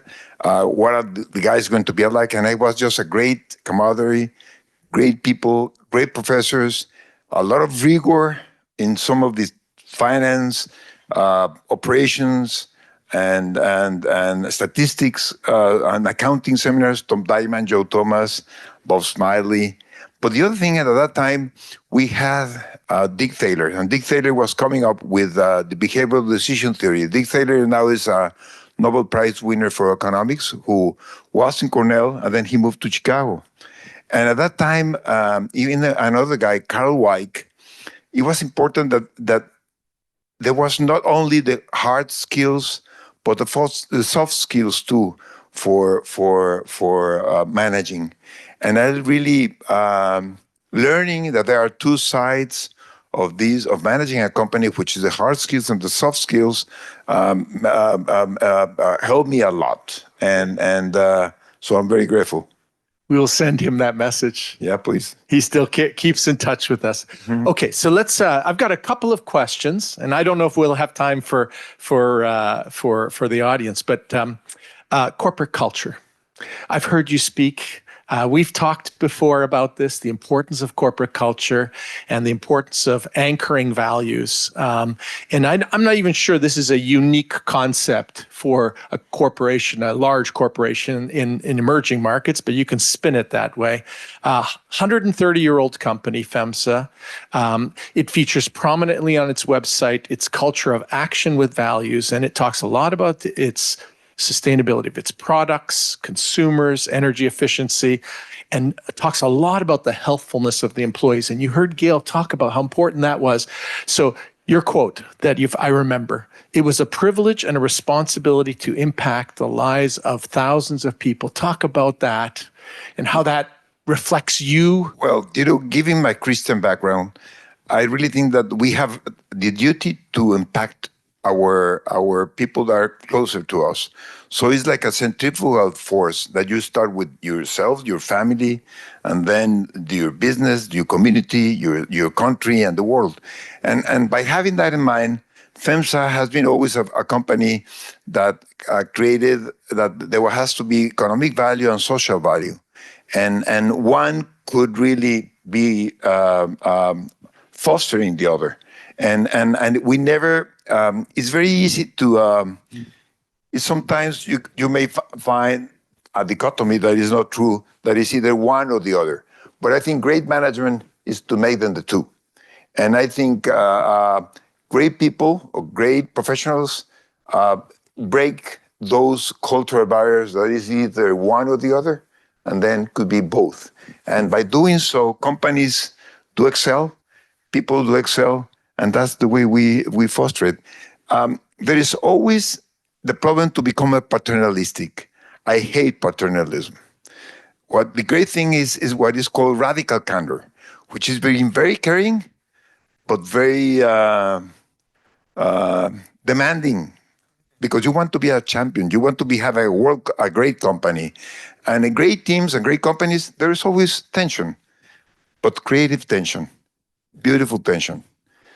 Not a tension that will destroy people, tension that will leverage to do great things.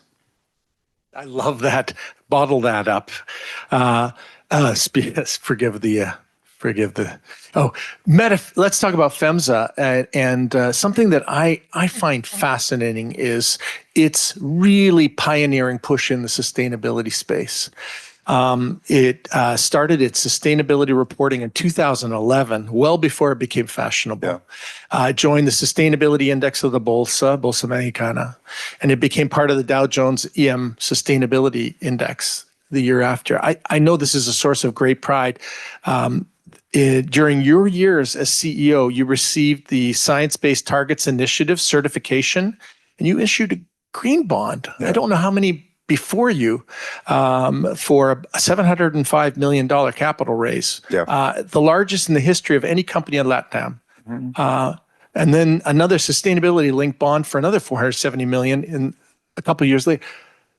But this is huge. This is huge. But we didn't do that for the picture. We did that because it helped us, and being very socially inclusive, being a sustainability mindset. Just help us to do our job better. Just tell me about CO2 emissions because of electricity. The third cost in a convenience store, first is labor. The other one might be real estate. And the third one is electricity. And we became obsessed with electricity. And we just invested a lot also in wind electricity. And it worked out wonders for us. Unfortunately, 6 years ago, a new government in Mexico came, and they hate us because we didn't spend much money in electricity, which was a nonsense. But anyway. Politics. Yeah. So just winding down, a couple more questions.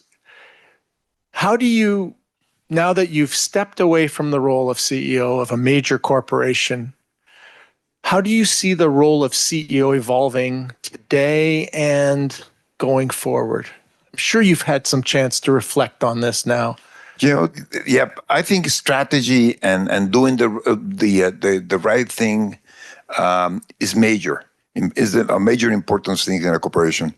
But I think one layer is to set up this perspective for everyone in the organization. So everybody will be fully aligned on what the objectives are, what are what we are aiming for, and everybody having this systematic view that is not about any one of us, but the whole system. Then the second one is to establish the team.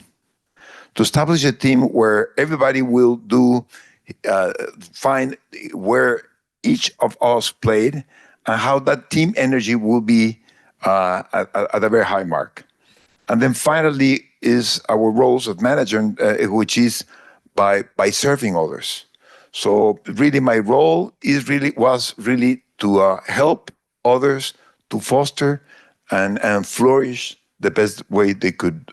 So really I was lucky to be surrounded by the great people, and I was always behind. They were the champions, not me. The servant leader.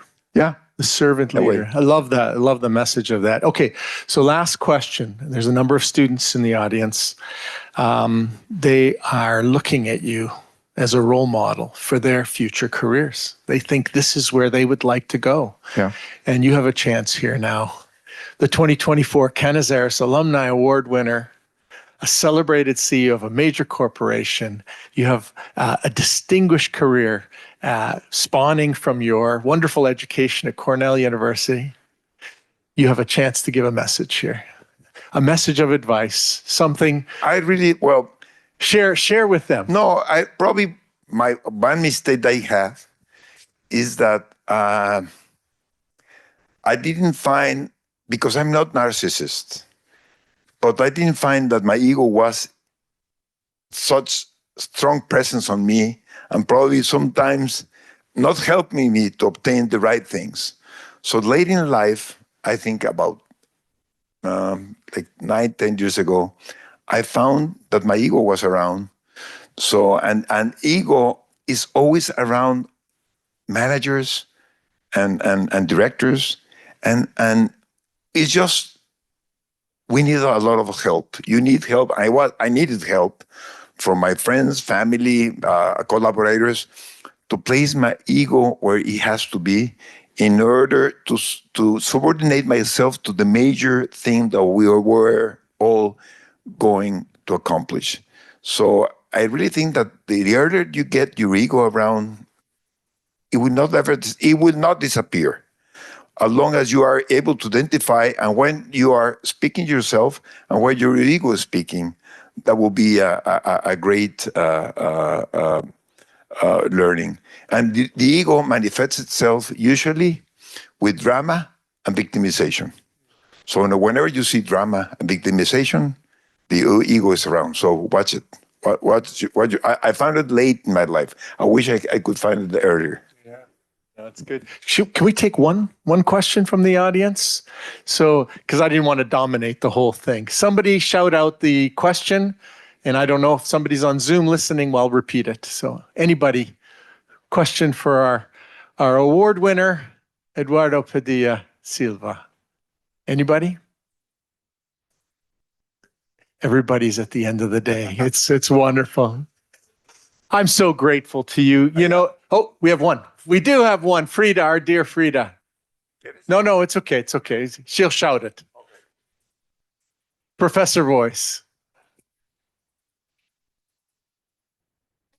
Government came heavy on your company. You're not using enough electricity. Yeah. So this is No, because our energy bills were too low. We're too low. Think about it. So this is one example of something that happens within these emerging spaces. As a CEO, as a leader, how did you navigate that? And what advice do you have for those? You know, there was a lot of disinformation. And this was OXXO, which is the convenience store that I used to manage. And OXXO is in Latin America and in Mexico. And initially, we were scared to death. My goodness, now the president is attacking us because of the energy bills that we're paying. And they were saying that we were corrupting everybody just in order to pay those reduced bills. And all these wind energy, it was illegal. So there was a lot of nonsense. But then we came up and argued back, published things, And you know, instead of the brand being destroyed by this guy, our brand becomes stronger. And the public was really very much aligned with us. And traffic didn't diminish. In fact, it came up. So doing the right thing, being everybody much aligned, and being very transparent to our customers was very important. Thank you. Great question, Frida. Thank you. Shall we take ladies and gentlemen? Oh, one more. Okay, one more. Okay, one more. I actually interned in FEMSA, Coca-Cola FEMSA, when I was it was 2016, and I'm currently second year MBA student. So I would just love. When did you leave Coca-Cola FEMSA? I interned in the manufacturing area. Just for after that, I did an exchange program. Was it during the summer or so? Yeah, so it was really I love the company, and I'm just curious to know what was the most remarkable thinking in the time that you were CEO. What's the most remarkable time or experience you had during the time there? You know, we have to change the way we used to relate with the Coca-Cola company. And there was always a lot of tension because they make money by selling the concentrate, the revenue, and we make money after the costs. So there were a lot of launchings that they were making money because there was no revenue, but no income. So when I arrived at FEMSA to become the CEO, there was always a lot of fights with the Coca-Cola company, always, and the board meetings, always a fight. And a great thing that we were able to do is to change the relationship, that they will make money together from the same pile, and then divide the money yearly. And by doing so, the Coca-Cola company, ourselves, were fully aligned, and that was just a great lead forward. In fact, we were so successful that they decided that model will be implemented with the different franchises in the rest of the world. Yeah, that was great. I love it. And you know, my board said, well, I'm a bit passionate. Passionate about it. They said, "No, Eduardo, you're weak. You're weak with the Coca-Cola company. Oh, you are not going to go very far the way you are. Oh, you're weak." I said, "Oh, yes, I'm going to be weak." But then at the end, we proved them wrong. And instead of fighting, we had a great relationship, and now it's a model for being implemented with the different franchises in the rest of the world. Ladies and gentlemen, please join me in congratulating Eduardo Padilla Silva, 2024 Cañizares Alumni Award. Oh, and we do have, oh my goodness. Thank you. Look at this. Very nice. Yeah, thank you so much. That's wonderful. Lovely. Yeah. Lovely. Congratulations. Thank you. That's wonderful. Thank you. Really proud. Thank you. Are you going to take a picture? Of course. Yes. And with the Cañizares family, it's wonderful. It's great. So, come on. A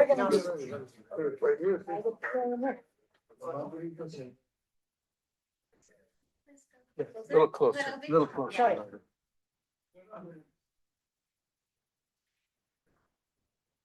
Thank you, guys. Thank you very much. Thank you. Thank you. Congratulations, Eduardo. Thank you very much to the Cañizares family. We worked very closely with Andy Cañizares, with their son, one of their sons, and we had 27 candidates, so it was not easy to choose one. And actually, we are going to move the nominations of 2024 to 2025 as well, because we had excellent candidates.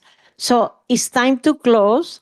This started around March. We started meeting every single Friday at lunchtime with many students.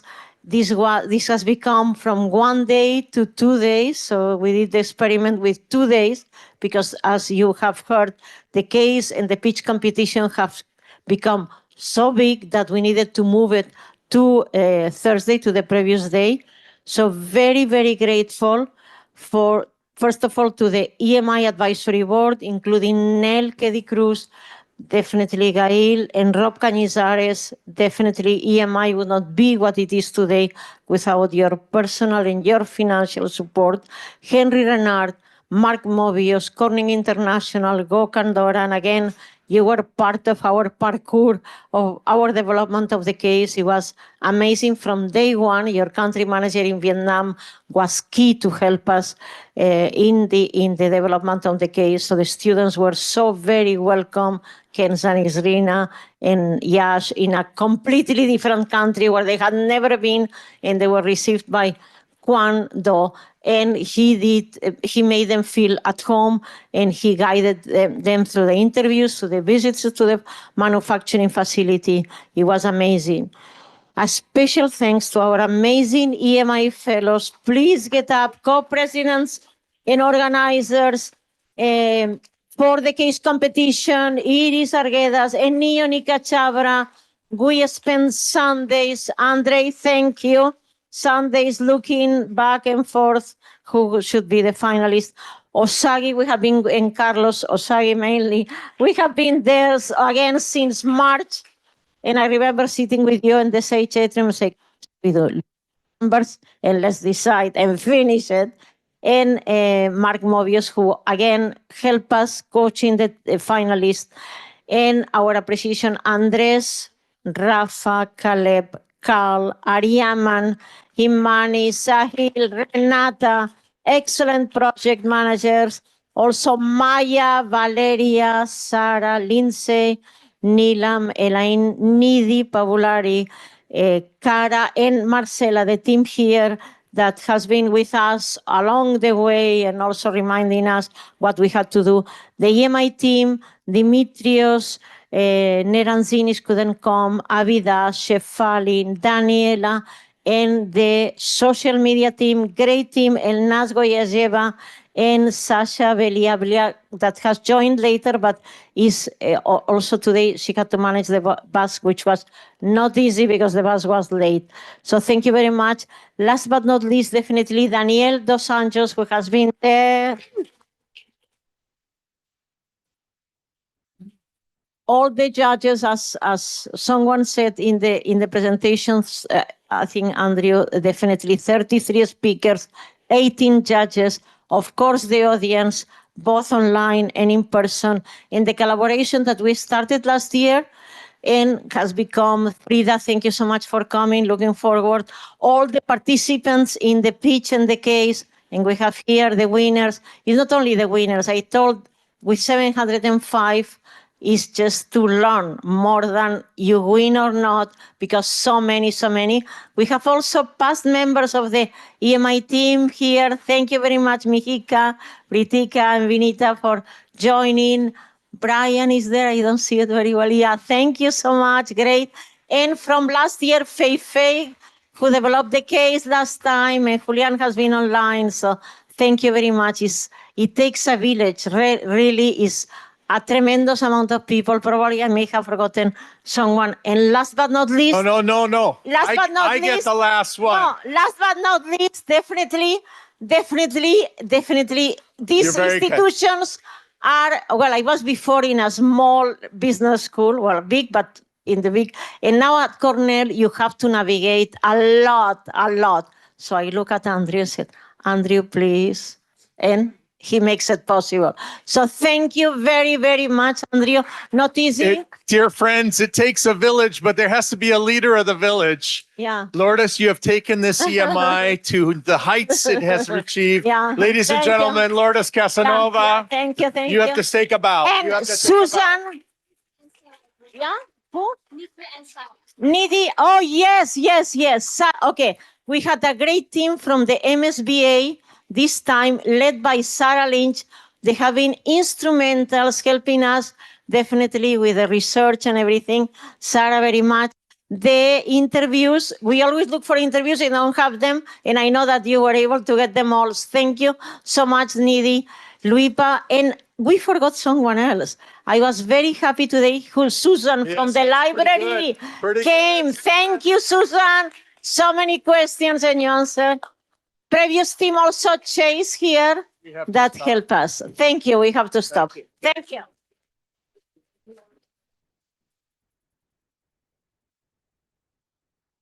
Okay, just something on logistics. Those who are going back to the bus leaves at 7. We have ordered food, and the food should arrive soon. You can go for a walk to the island. It's a beautiful place. Okay. Okay, and let's take a group picture. We always take the last picture after the conference. Please come down and we'll take a picture.